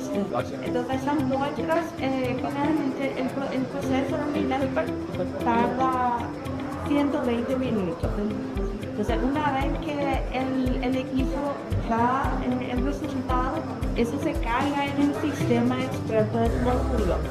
Una de las enfermedades más frecuentes con esta encierro es la tuberculosis. Entonces esa articulación hace que podamos llegar más oportunamente a los casos, a los enfermos que reciban el tratamiento, el seguimiento, ¿verdad? Un enfoque biopsicosocial y de derechos humanos.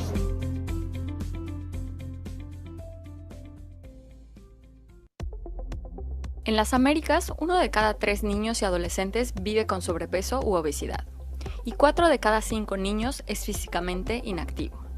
Los entornos poco saludables y la falta de actividad física afectan la salud, el bienestar y el aprendizaje de la niñez, así como el desarrollo socioeconómico de los países.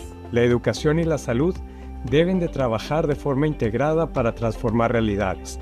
Ante esta realidad, con el liderazgo de los Ministerios de Educación y de Salud de las Américas, la OEA y la OPS lanzaron el Programa Hemisférico sobre Políticas de Alimentación Saludable y Actividad Física en Entornos Escolares. Las escuelas son espacios clave para promover estilos de vida saludables desde la infancia. Este programa facilita el intercambio de herramientas, experiencias y aprendizajes entre los sectores de educación, salud y deporte de los países. En 2023, programas de 3 países fueron seleccionados entre 11 postulaciones para recibir asistencia técnica focalizada. En Bahamas se está trabajando para que los estudiantes puedan acceder a productos saludables en sus escuelas y sus alrededores. En Belice se han instalado bebederos en las escuelas para promover el consumo de agua acompañado de campañas dirigidas a los estudiantes. En Colombia están fomentando la actividad física con programas inclusivos y recreativos dentro y fuera del aula. Cuando los estudiantes se alimentan de manera saludable, se mueven más, mejora su atención y su participación en clase. Me gusta que todos participemos y ninguno quede afuera. Estamos generando evidencia y recomendaciones aplicables a nivel regional. Los entornos escolares saludables son un derecho y una realidad alcanzable, por lo que apoyamos el fortalecimiento de políticas públicas que beneficien a todos los estudiantes de las Américas. Programa Hemisférico de la OEA y la OPS, una primera línea de acción en la lucha contra las enfermedades no transmisibles en las Américas.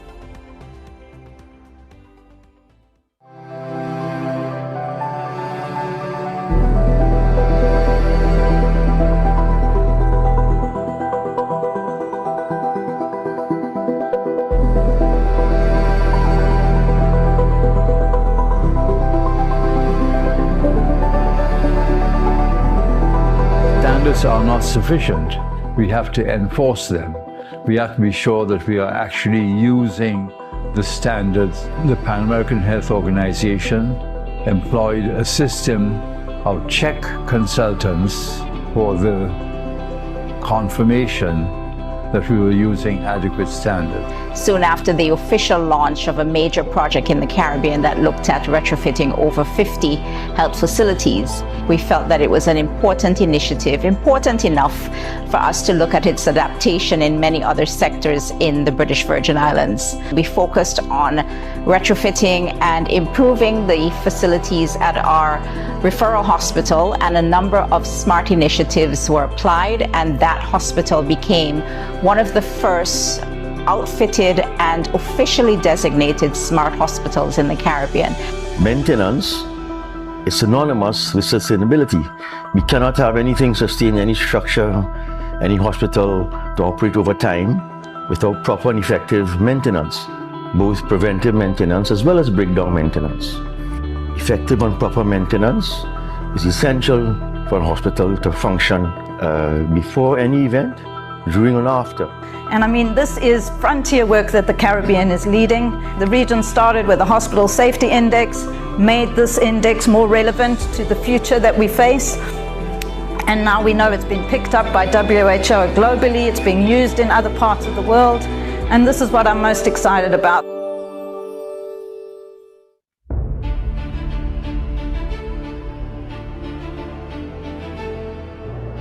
In public health centers across Trinidad and Tobago, essential vaccines are provided to all adults and children free of charge under the Ministry of Health's expanded program on immunization. For the public, the process is straightforward and seamless. But behind the scenes, maintaining the safety of vaccines that require cold temperatures of between 2 and 8 degrees Celsius is an important part of the process that requires careful coordination.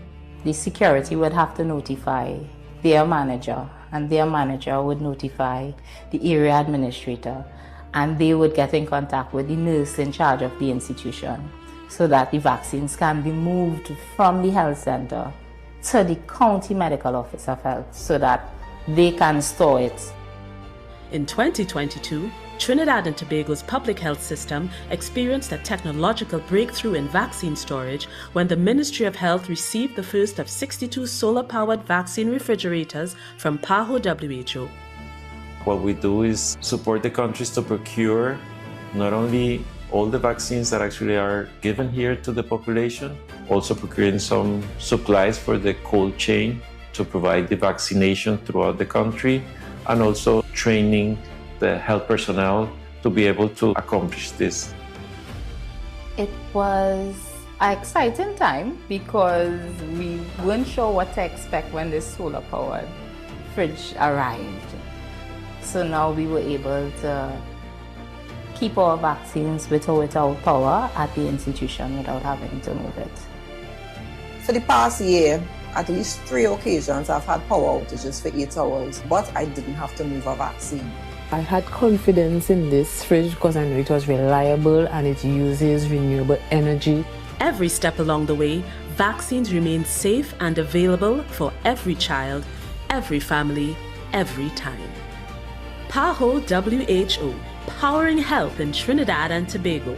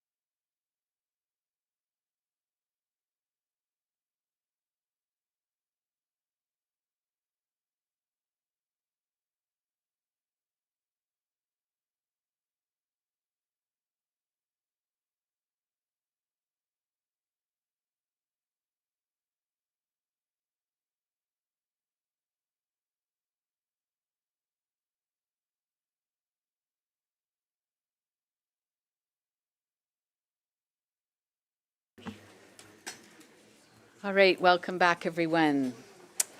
We will proceed with item 7.7, Plan of Action on Workers' Health, the final report. I'd like to bring document CE 178/INF/7 to the attention of the committee and invite Dr. Jerry Eichmann, Director of the Department of Social and Environmental Determinants for Health Equity of the Pan American Sanitary Bureau, to please present the item. Thank you. Thank you very much, Madam President, Director, distinguished members of the Executive Committee, delegates, colleagues. I'm pleased to present the final report on the implementation of the Plan of Action on Workers' Health 2015-2025. Over this past decade, Member States have made important efforts to promote and to protect workers' health, to prevent occupational risks, hazards, and to improve access to occupational health services for workers across the Americas.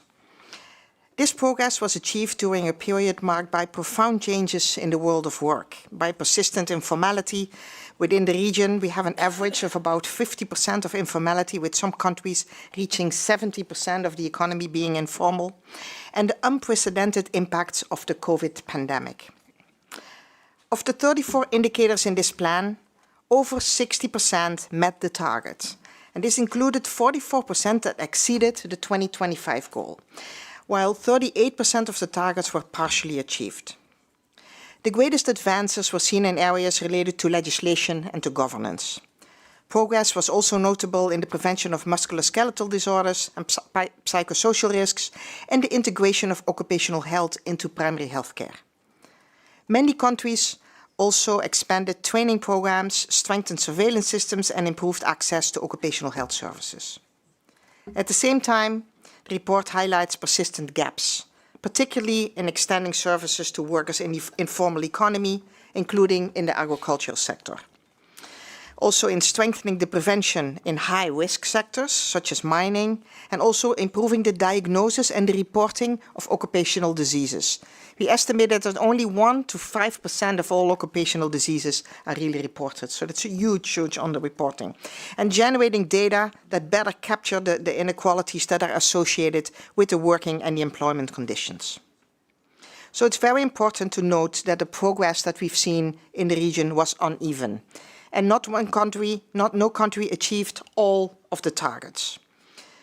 The experience of the past decade points to several priorities for future action, including strengthening intersectoral governance, expanding access to occupational health services to primary health care, improving information systems and surveillance systems, addressing emerging risks associated with new forms of work, such as the gig economy, and responding to growing impact of climate change on workers' health, including the exposure to extreme heat and air pollution. The report also reaffirms that workers' health cannot be addressed solely by health services or by occupational health services. It requires action, intersectoral action on social and environmental determinants of health, on healthy public policies, health promotion, healthy workplaces, and resilient health systems. Particular attention must continue to be given to workers in the informal economy who remain disproportionately exposed to health risks and barriers to health care, to occupational health care, and to social protection. As this plan of action comes to a close, its lessons remain highly relevant. The Secretariat remains committed to supporting Member States through broader efforts on environmental health, on healthy settings, social determinants of health and health equity, while advancing healthier and safer working and employment conditions for all workers in the region. The Executive Committee is invited to take note of this report and provide any comments it deems pertinent. Thank you. Thank you very, very much. I would like to now open the floor to plenary for discussion.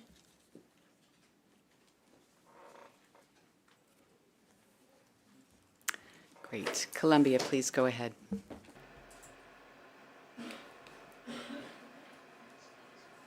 Thank you, Madam President. Columbia expresses its appreciation for this final report on the Plan of Action on Workers' Health, and we acknowledge the progress made by the countries of the region incorporating the health, the well-being of workers as a public health priority and an element of sustainable growth. This points to the role played by workers for the functioning of health systems, for services, essential services, as well as the need to have violence-free, healthy working places. For Colombia, the health of workers is an essential component of the fundamental right to health. In this context, our Ministry of Health and Social Protection in 2025 set forth a public policy on health in service to the country, and also to address the health needs of the population and guarantee employment conditions for dignified and decent work. We have reinforced actions to promote a safe and healthy workplaces and protect the physical and mental work of workers through policy, monitoring systems, strategies that are geared to assure the well-being of health staff, especially with attention to rural areas and to territories with greater barriers to access. Colombia has moved ahead in terms of planning and managing human health and also in assuring obligatory healthcare service and teaching and promoting mechanisms to improve conditions of employment, security, and work well-being. These efforts also aim at preventing violence at the workplace and strengthening mental health. The country is also making progress in implementing the program called Environments that Promote Respectful, Healthy Places in workplaces in the health sector. Now, there are problems with informality, mental health, and also the differences amongst territories. We consider it's essential to strengthen regional cooperation and to assure an exchange of experiences. Colombia reaffirms that protecting the health of workers is a strategic investment for sustainable development, for productivity, and also for social well-being. Thank you. Thank you, Colombia. I don't see any other requests for the floor. Dr. Eichmann, would you want to provide any comments? Sí, muchas gracias. Yes, thank you very much, Colombia. Thank you for your comments. And once again, I wanted to congratulate all the countries of the region because despite the difficulties, we have seen that progress is being made. Now, in terms of workers' health, seeing it as a strategic investment to assure sustainable development, that is something that with the human talent policy that you're promoting, I think that all of that is absolutely essential so as to be able to move ahead. Now, one or two more issues. You talked about rural areas. You talked about agricultural workers. And there we have a complicated issue, even in Central America and Colombia too, where we see the issue that was referred to this morning when they talked about non-traditional crops that has to do with employment, lack of water, lack of rest, the heat, and also the use of pesticides, et cetera, et cetera. So these are issues that just do not go away. So once again, it's good that we're seeing some progress. And then in terms of the environment, when we talk about workers, it isn't only the formal workers, but also those who provide care. That is another very important topic in this connection. And we see that the conditions of domestic workers, the non-remunerated workers, also often are in a critical situation. So once again, thank you, and you can count on this organization as you work on this very important public health issue. Thank you.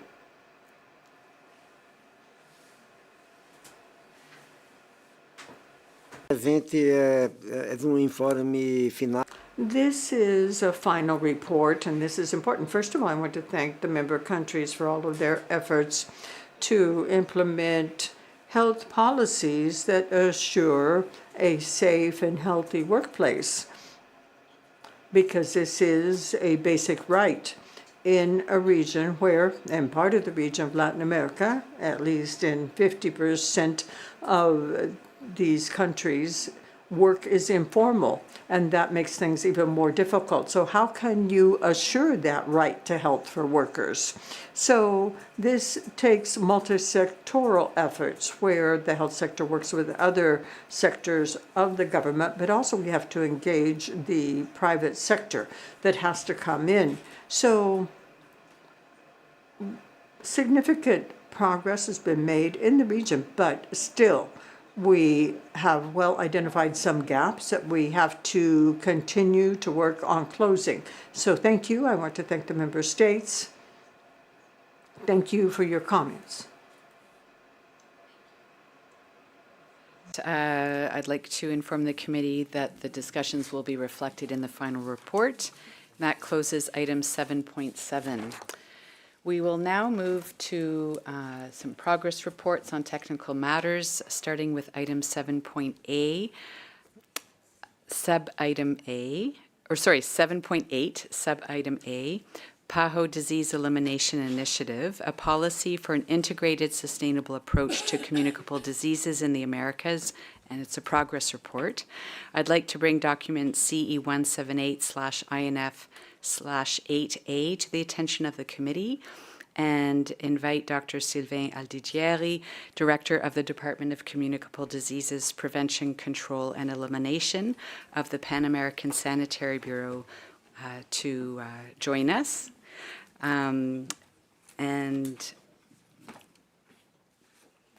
yes, is there a report? Yeah, you can, sorry, my name's David. Wait a second, yes.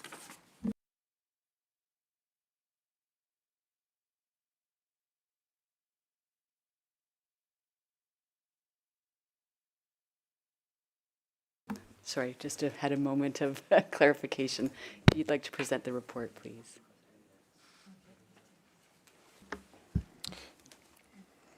Merci, Madame la Présidente. Distinguished delegates, director, colleagues. Since its relaunch in 2023, the Disease Elimination Initiative has become an important platform for accelerating disease elimination efforts across the Americas. 4 countries have launched national elimination roadmaps: Brazil, Colombia, El Salvador, and Panama.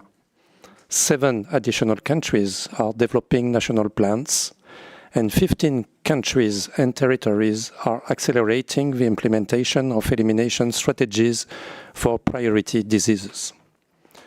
It is important to note that even the Elimination Initiative is the product of a resolution which was passed just before the pandemic.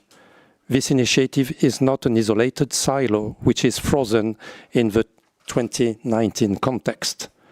The initiative is closely linked to the primary health care strengthening work, including the Alliance for Primary Health Care in the Americas, with the World Bank, the IDB, and PAHO, which was launched in 2023. It also benefits from the work of integration of epidemiological and laboratory surveillance at the human-animal interface, which has been supported by the Pandemic Fund during the last 3 years, and that most of the best buys for the elimination of communicable diseases are covered by vaccines, diagnostics, and medications available through the PAHO revolving funds. Recent milestones include lymphatic filariasis elimination in Brazil in 2024, malaria-free certification of Suriname 2025, leprosy elimination in Chile 2026, and continued progress towards the elimination of mother-to-child transmission targets, including the elimination of HIV vertical transmission in Brazil in 2025, in the Bahamas and the Turks and Caicos in 2026, and the first regional validation of elimination of mother-to-child transmission of hepatitis B by the Turks and Caicos during 2026. In addition, of course not part of this report, El Salvador is in the last mile for the certification of elimination of trachoma, and it should be announced before the PAHO Directing Council in September. Thank you, Madam President. Thank you very much. The Executive Committee is invited to take note of this report, and I'll open the floor to plenary for any discussion, please. Please, El Salvador, go ahead. El Salvador recognizes this report, and at the same time it appreciates the support and the technical cooperation received from the Pan American Health Organization. It has been important since the elimination of malaria that was mentioned. It was eliminated some years ago. Trachoma was eliminated recently, and soon we hope to be able to eliminate cervical cancer. We hope that that will produce the expected results. That has been a joint effort working with the Secretariat, with the whole technical team of PAHO, so as to achieve this historic landmark. Also, measles has reminded us that we have to maintain our surveillance. We should not lower our guard. We have to constantly be alert. And that applies especially to those diseases that we take for granted have already been eliminated, but like in malaria, as I just said, we had an outbreak, but thanks to the work done by our team, it was brought under control. So we cannot lower our guard in terms of epidemiological surveillance. And it's important that we share our data regionally so that we can exchange, hopefully in real time, information on all the situations in all the countries. And that way we can respond better in any emergency situation. Thank you. Thank you. I'll give the floor to Brazil, please.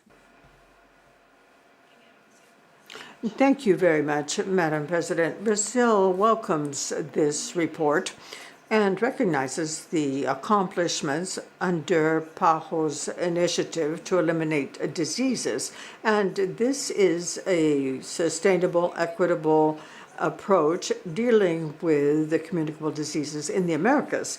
We consider that the report correctly reflects the progress as well as the challenges still faced with the region, especially in terms of strengthening primary health care, the integration of services, and also providing access to both diagnostics and treatment, and supporting surveillance systems for information on health. All of this is essential so as to accelerate our attainment of the goals we have set, and this has to do with the priorities being promoted by Brazil in recent years.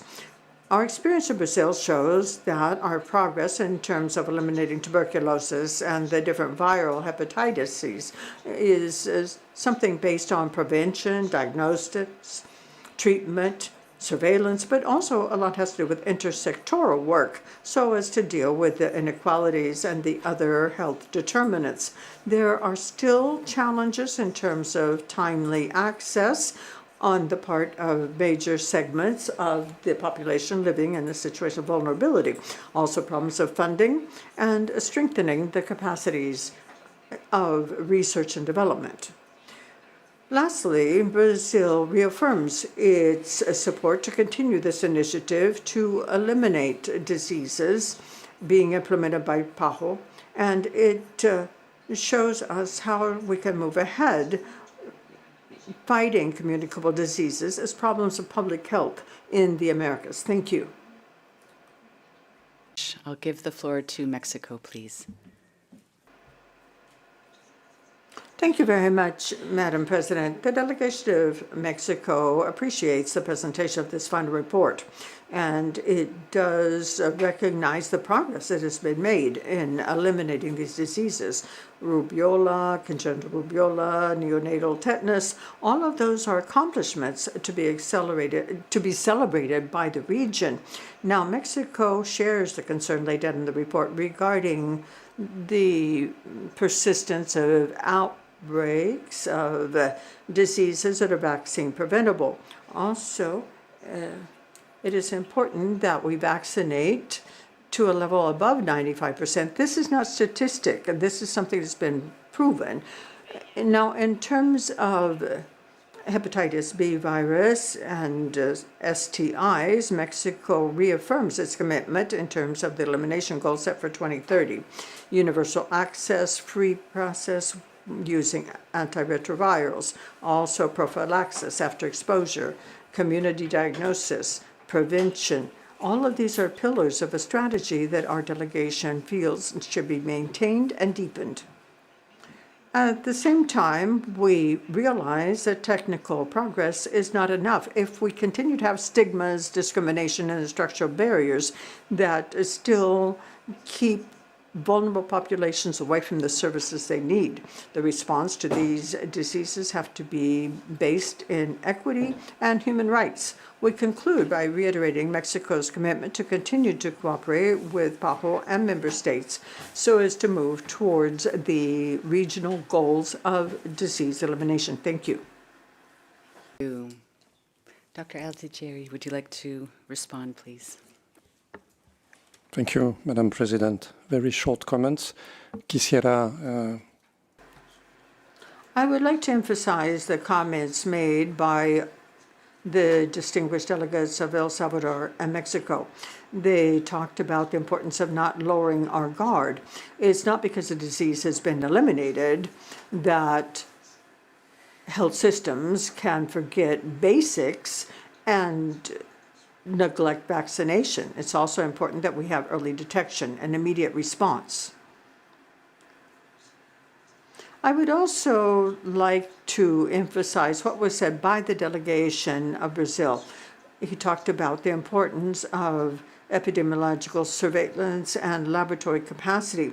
That is definitely the area where we can make further progress, including the inclusion of new molecular tools. So thank you, Madam President. Dr. Barbosa. Thank you, Madam President. I want to first I want to congratulate all the countries in the region that have developed their national elimination plans. This resolution has a very, I think that we need to learn with the lesson that we are having with this resolution. It was approved in September 2019, and for 5 months after the approval of the resolution, the pandemic started, so it was kind of suspended. So in the first progressive report in 2023, we only had the challenges to report.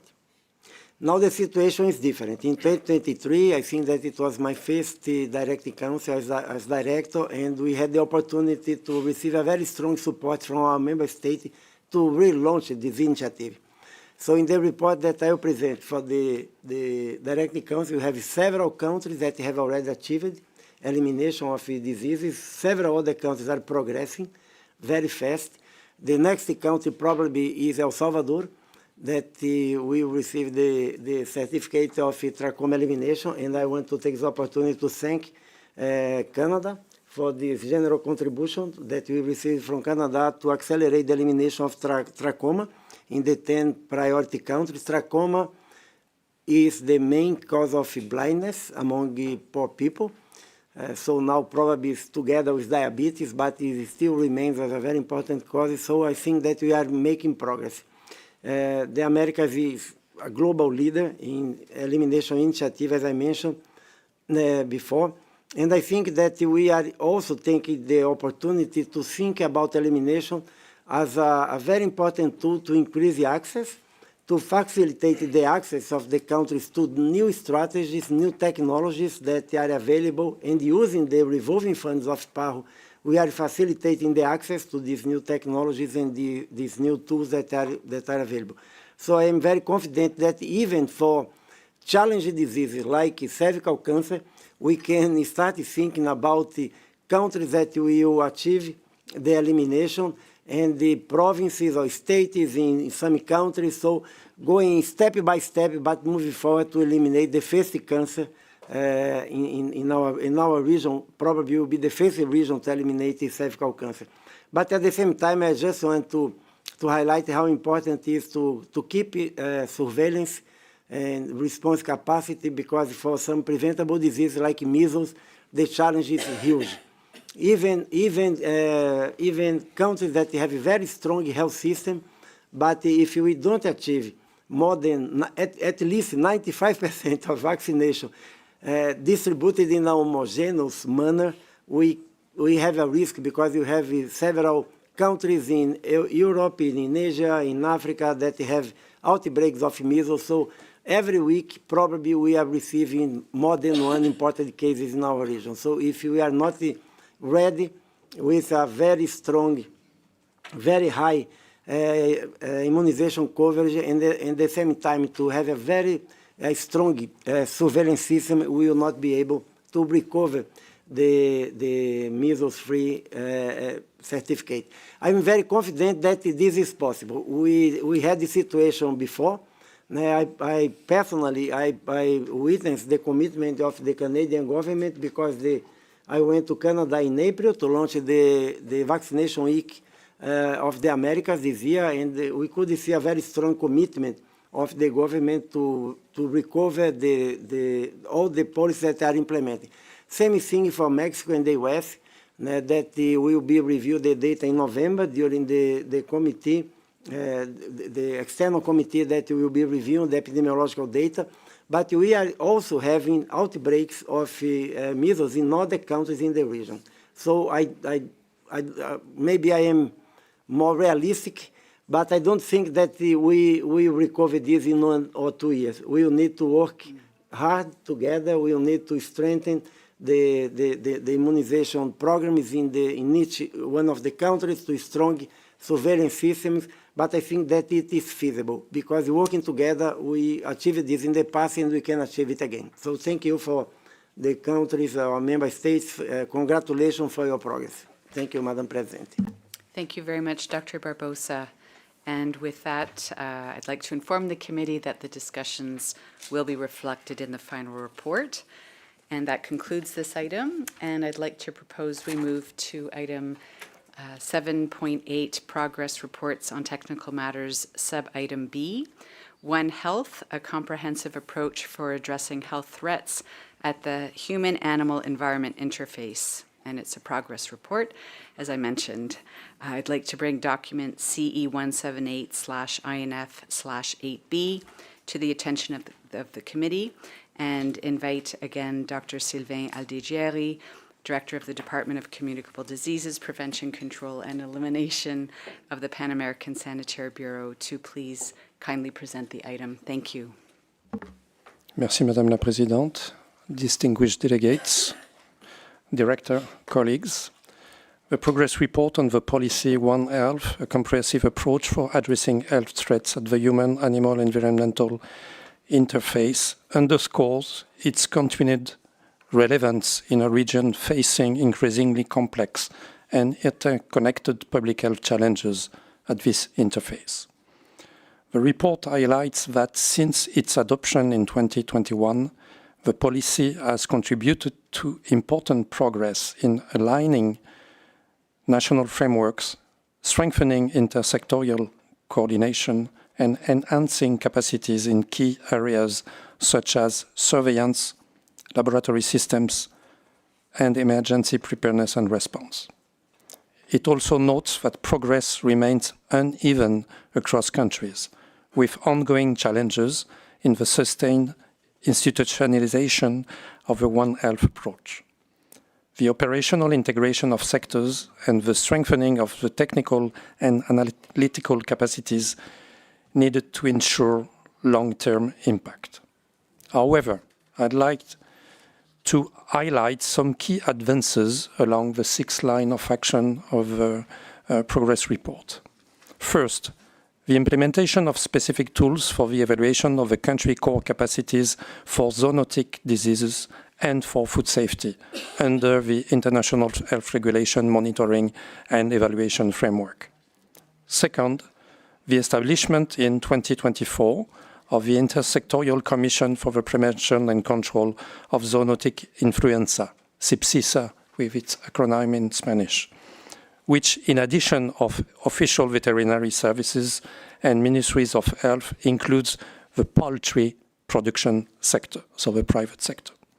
Third, the strengthening of antimicrobial resistance, surveillance, and stewardship capacities in the food chain and in the human health sector.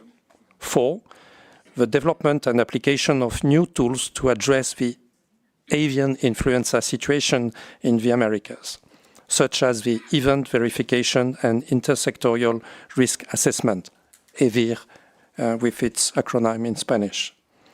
Also, fifth, the expansion of the genomic surveillance regional networks, PAO-GIN, including for pathogens of zoonotic origin.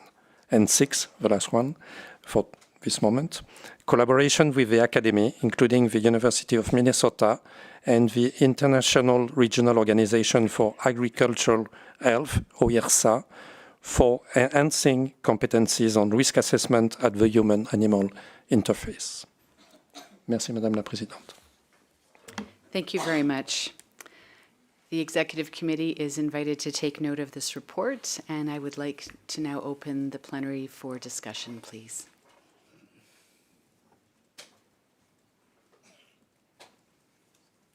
Brazil, please go ahead. Thank you, Madam President. Brazil would like to thank the Secretariat for the work that it has done around the policy of One Health. Since it was passed by PAHO, we welcome the progress made in the region, showing the consolidation of the One Health approach as a central element of health security, preparedness, and response to emergencies, preventing pandemics and implementation of IHR. We also underscore the strengthening of multi-sectoral cooperation and regional cooperation in keeping with efforts put forward by the Quadripartite Alliance. Now in Brazil, this approach was incorporated into the ministerial declaration of the Working Group on Health in the G20 under the presidency of Brazil in 2024 and the Plan of Action of Belém of 2025. Reflecting the understanding that human health, animal health, plant and environmental health, as well as climate health, are all inseparable dimensions. At the same time, we recognize that there remain important challenges in the region, including the institutional fragmentation, the effective integration of sectors, the interoperability of surveillance systems, and sustained strengthening of national capacities. Such challenges become that much more important as we face cross-border health threats. Within this context, we would like to stress antimicrobial resistance as one of the most urgent aspects of the interdependence between human, environmental, and animal health. And this calls for comprehensive surveillance, the reasonable use of antimicrobial, strengthening lab strengths, interoperability of data, and equitable access to the essential preventive, diagnostic, and treatment tools. We reiterate the important role that PAHO plays as a regional articulator of this agenda, strengthening surveillance, multi-sectoral coordination, among other activities. Initiatives such as the Amazon Darien Network for Emerging Problems and the control of zoonotic flu showed the regional cooperation brought to bear to tackle shared threats or risks. Brazil reasserts its commitment to strengthen the One Health approach to health in the Americas based on solidarity, equity, and strengthening national and regional capabilities. Thank you. Thank you very much. I'll give the floor to Mexico, please. Muchas gracias, Presidenta. Thank you, Madam President. The delegation of Mexico would like to express thanks for this report. We recognize that human, animal, and environmental health are not siloed dimensions. They are all part of one interconnected system. Risks emerging from them cannot be tackled only from one sector.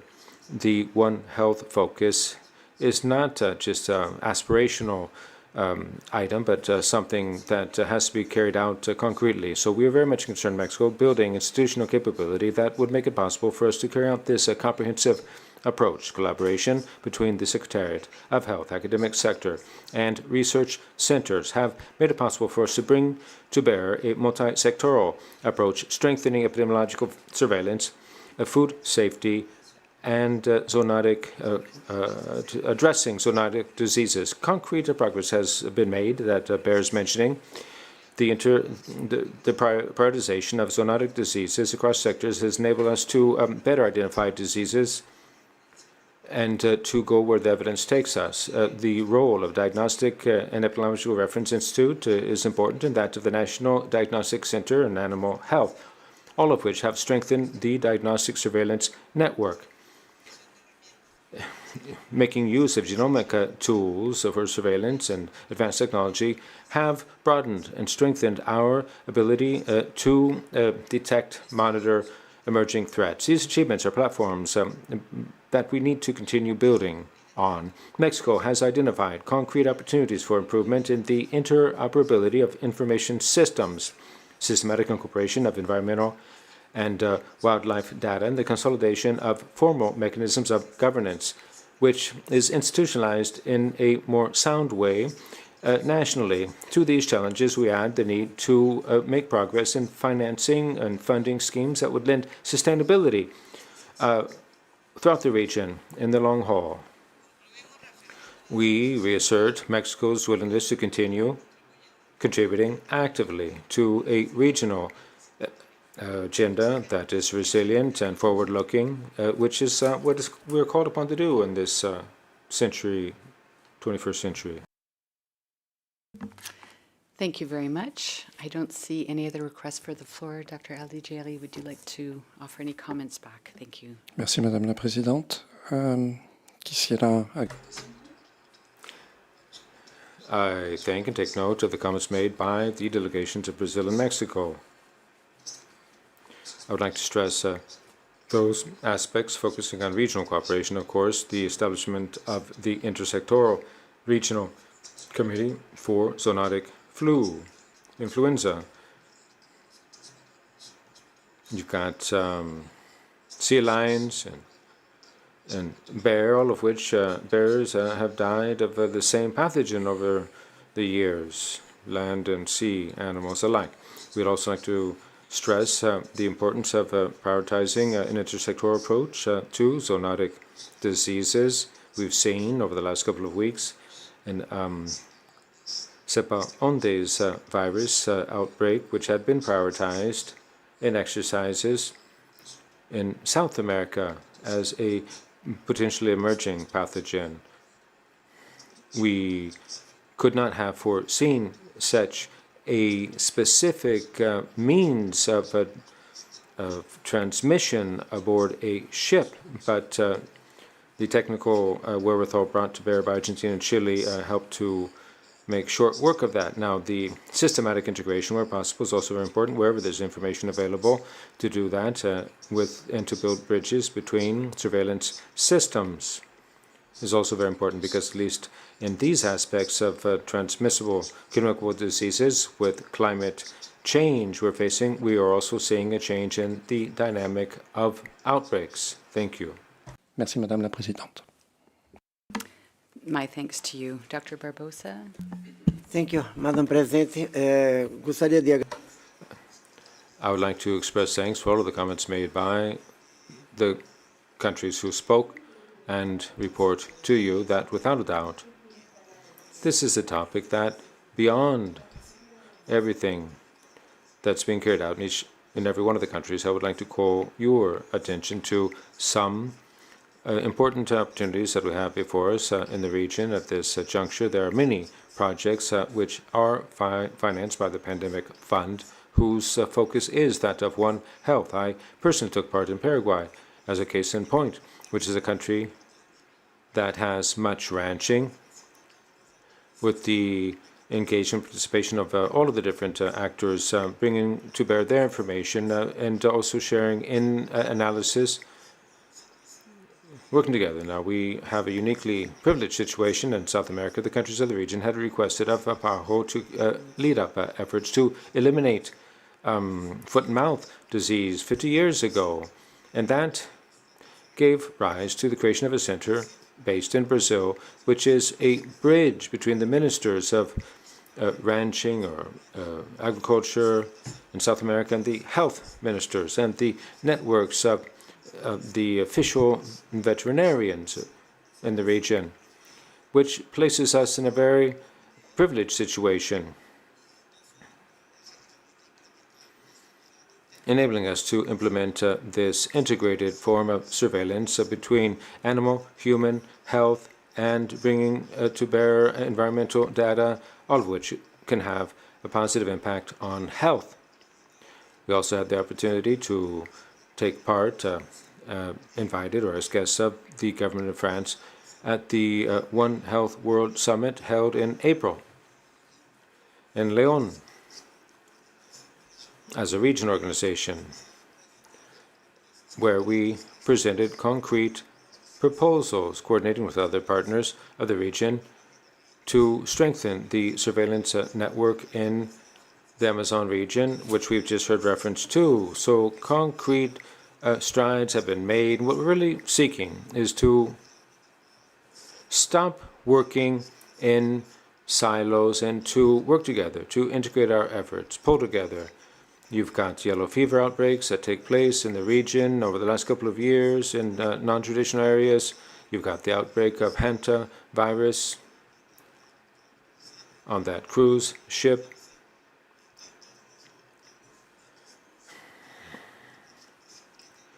So, at any time, at any moment, if we don't have information before a given virus can give rise to an outbreak between people, having that information in advance gives us a leg up. And if we don't, we're always one step behind. So that's a big part of the policy for this juncture we find ourselves in. That's a crucial step for countries to be best prepared in position to respond. Thank you. Thank you very much, Dr. Barbosa. We will be ending this report or concluding this item now, and the discussions will be reflected in the final report. So, do you think we have time? Yeah?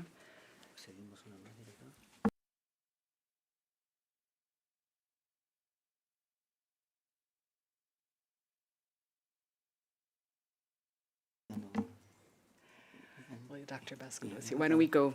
So we will proceed. Let's go with item 7. You're here, so again, to respect your time too, just want to balance time constraints for certain. So we'll move to sub-item C, strategy for building resilient health systems and post-COVID-19 pandemic recovery to sustain and protect public health gains, a midterm review.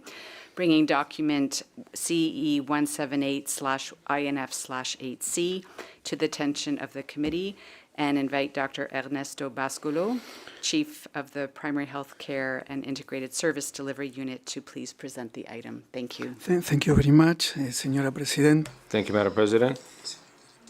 Director of PAHO, delegates, colleagues, I'm pleased to present to you a brief report about the midterm review of the strategy for the establishment of resilient health systems and the post-COVID-19 pandemic recovery to sustain and protect public health, adopted in 2021, given the disruptions, turmoil caused by COVID-19. Now, the pandemic laid bare severe weaknesses in the healthcare systems throughout the Americas, showing that resilience, understood as the ability of healthcare systems to be prepared, to absorb, to adapt and recover from a crisis, keeping essential services up and running at the same time, all of which is very important for us to make strides in health,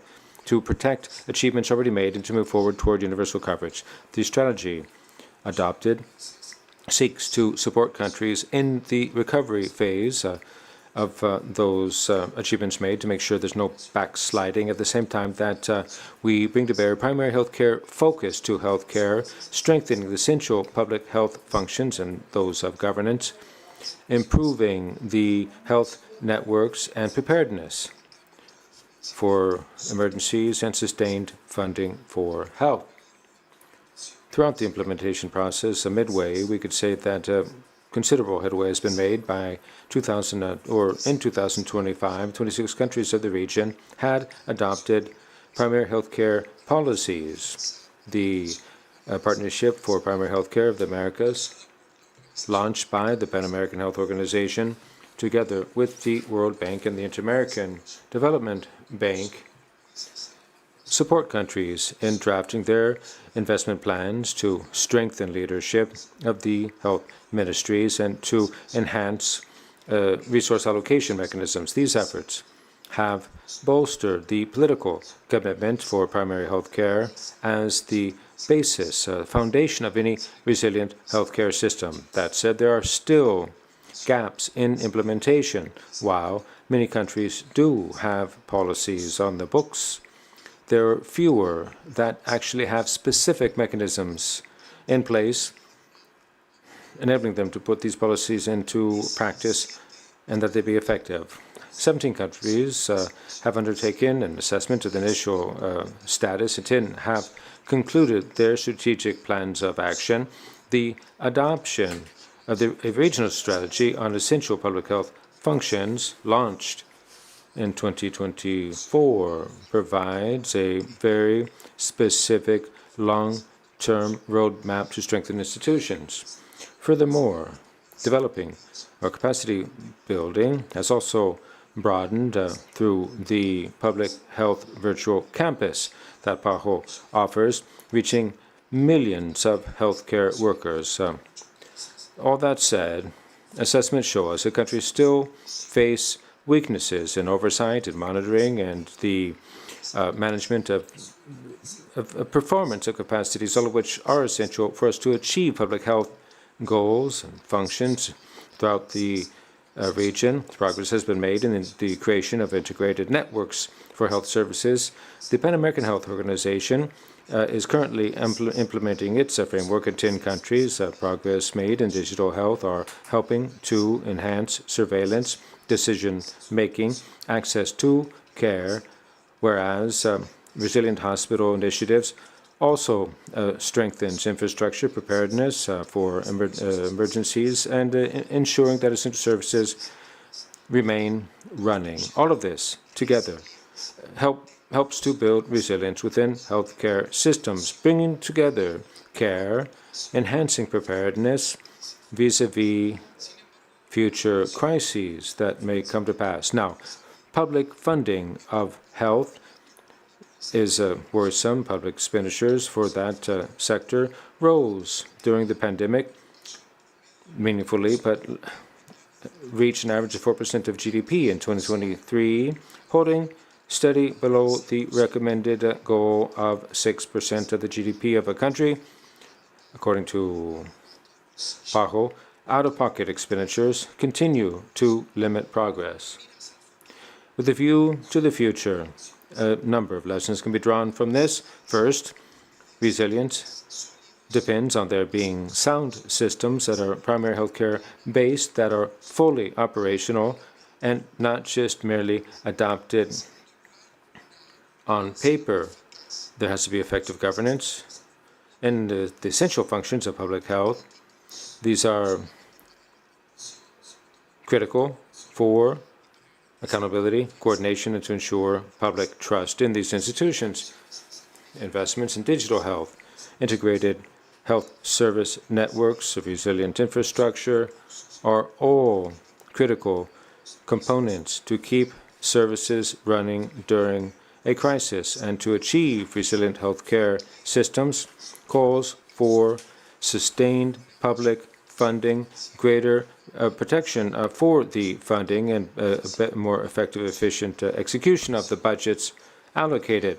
The midterm review shows progress, which is encouraging, but it also shows that resilience is an agenda of transformation in the long term, keeping essential services going, better financing or funding, or cross-cutting structural matters that are necessary not only to strengthen our healthcare systems, but for us to be best prepared for future challenges. Thank you. The committee is invited to take note of this report, and I'll open the floor to plenary for discussion, please.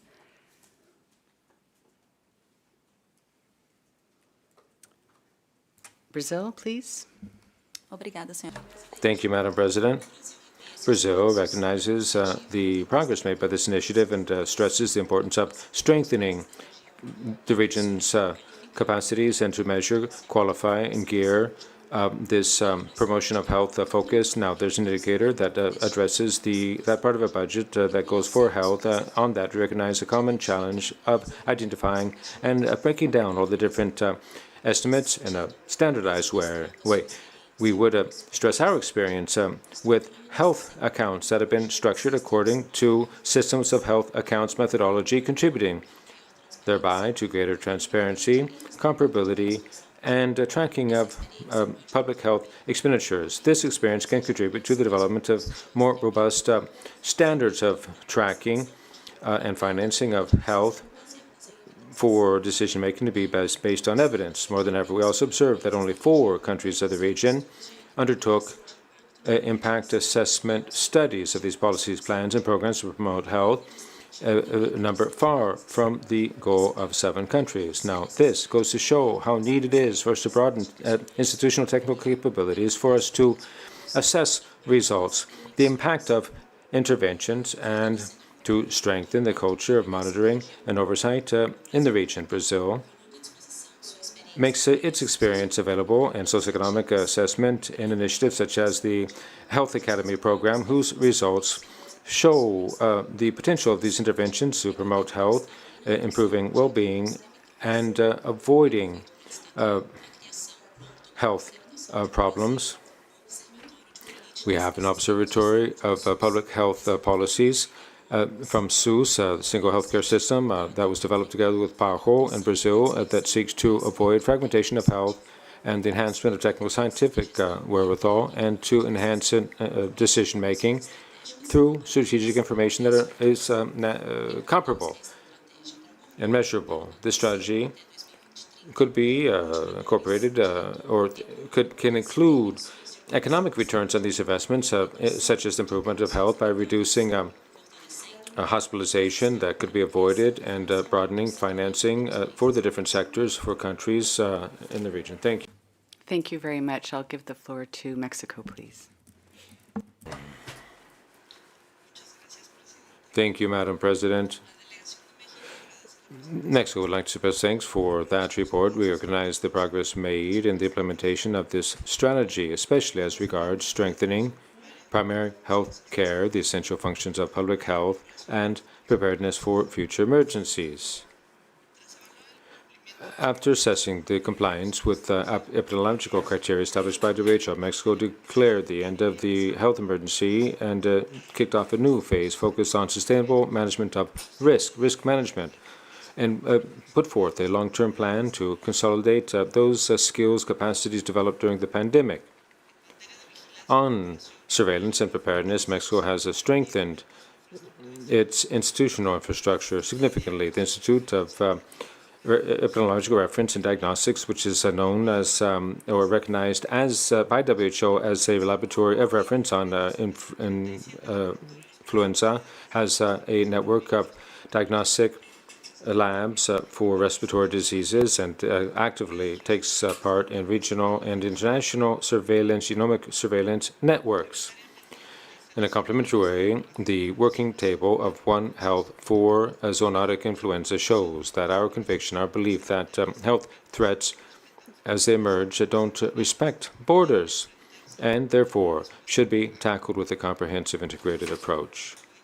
We also agree with the report where it says that outstanding challenges cannot be put off because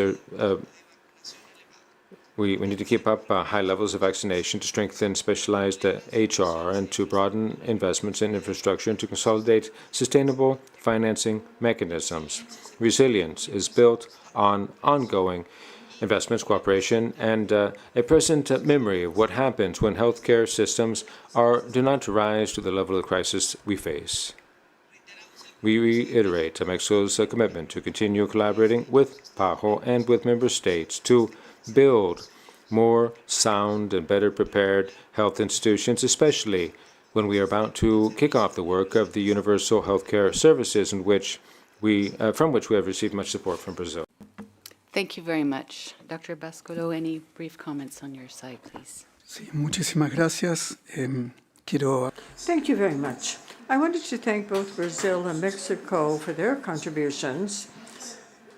Their remarks were right on target.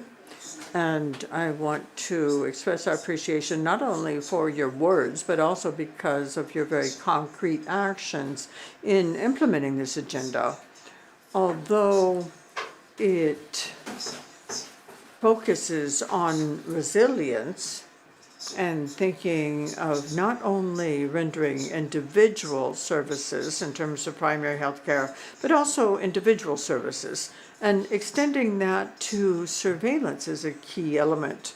So in this case, I wanted to point to the existence in our region of 3 different networks.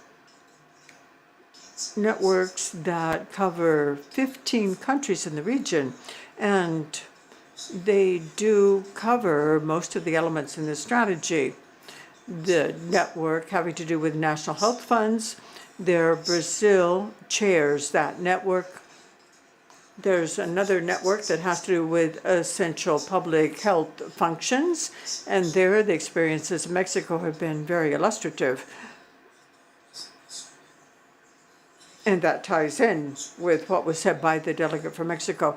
And also the integrated health services network, where all of this is applied in the field.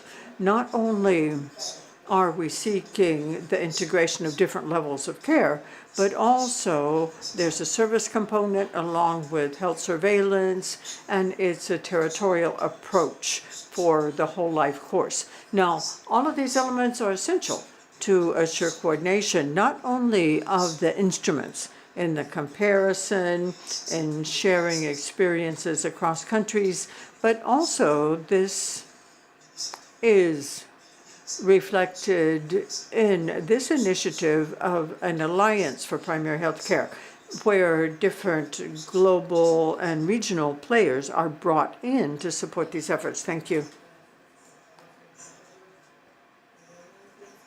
I think that in different moments of this meeting I have already addressed how important it is to implement the lessons learned from the pandemic and to build the resilient health system. I think that probably is one of the most important. So I really appreciate the comments from Brazil, Mexico. I congratulate our member states for the implementation of this resolution that are making very important progress. Ernesto Bascolo has mentioned several initiatives, concrete initiatives that are being implemented. So I think that let's continue the work to implement until the end of the period. Thank you very much. Thank you so much. The discussions will be reflected in the final report. That concludes this item. We will conclude for the day. Thank you all very, very much for another excellent day.